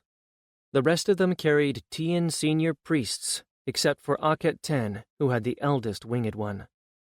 By this time it looked as if the inevitable conflict between Tians and Altans was about ready to explode, though the presence of the eldest healer and her seniors, and several high priests from major Altan temples was mitigating things so far as the Altans were concerned. Caleth dismounted first. The Tians probably had never seen a living mouth of the gods before, but there was no mistaking the aura that hung about him.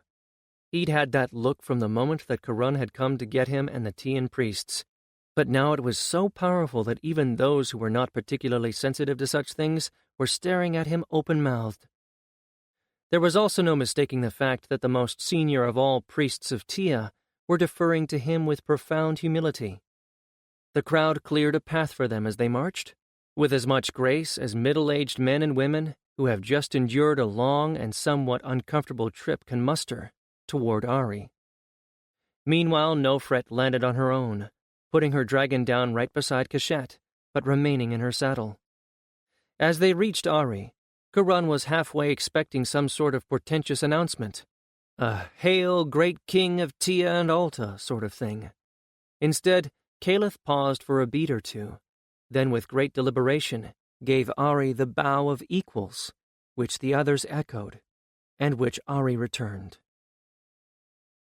"We come at your summons, great king," Caliph said simply. "How may we serve you?" There it was. The implied blessing not only of the gods of Alta, but of Tia as well. There was a stirring throughout the ranks as word of what had happened was passed from man to man. At that point, Nofret dismounted from her dragon and joined him. He reached out to her, and the two stood side by side, a somewhat foreign sight to the Tians, but a comforting and familiar sight to the Altans. Ari's reply was equally simple. "Help us build a kingdom from these two shattered lands," he told them, more than loudly enough to be heard. "Then, great king, perhaps we could begin with a double crowning," said the high priest of Haras. And so, with a lack of pomp and ceremony that was somehow more impressive than all the chants and processions, all the clouds of incense and weighty speeches possible, it was done. It was at that point that Kurun signaled to the rest of the wing, and with a lifted chin, suggested they take themselves elsewhere.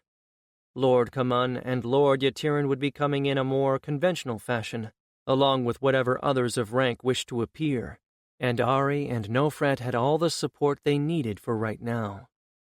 They took themselves to a sand blow from which all the water had drained, and which had absorbed sunlight and was now satisfactorily, by draconic standards, hot. The dragons promptly made themselves wallows, and Kurun looked with longing at a patch of lush grass shaded by date palms nearby. Gan yawned. "I could sleep for a week," he exclaimed.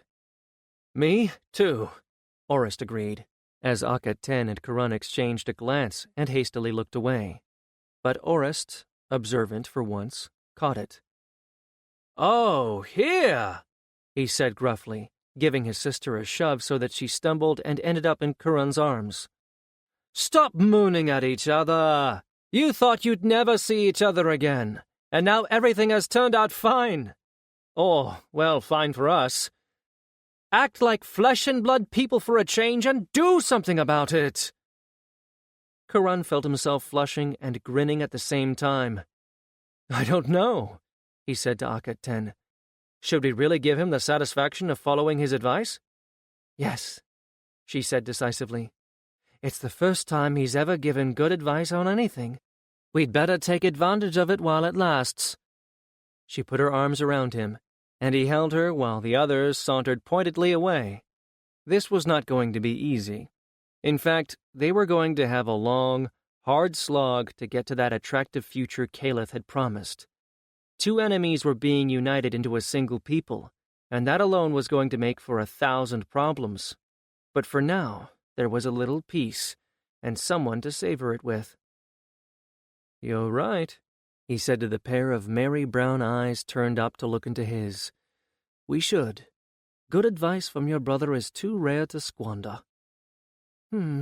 She replied, and raised one eyebrow. "Shall we let this lot of sluggards loll about while we go take a flight?" A flight. A flight where they were not hunting, not scouting, not doing anything but fly together. As if responding to their very thoughts, Avatra and Ryethka heaved up out of the sand wallow and came trotting over to them, making eager little noises. "I think," he replied, with his heart already soaring into that free blue sky, as he looked down into those eyes, "that would be perfect."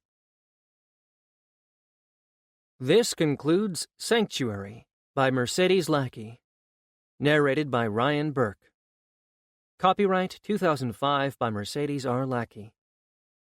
This unabridged audiobook is published by arrangement with Mercedes Lackey, care of Scoville Galen Ghosh Literary Agency, Incorporated, and was produced in the year 2019 by Tantor Media, Incorporated, a division of Recorded Books, which holds the copyright thereto. Please visit tantor.com for more information on our growing library of unabridged audiobooks.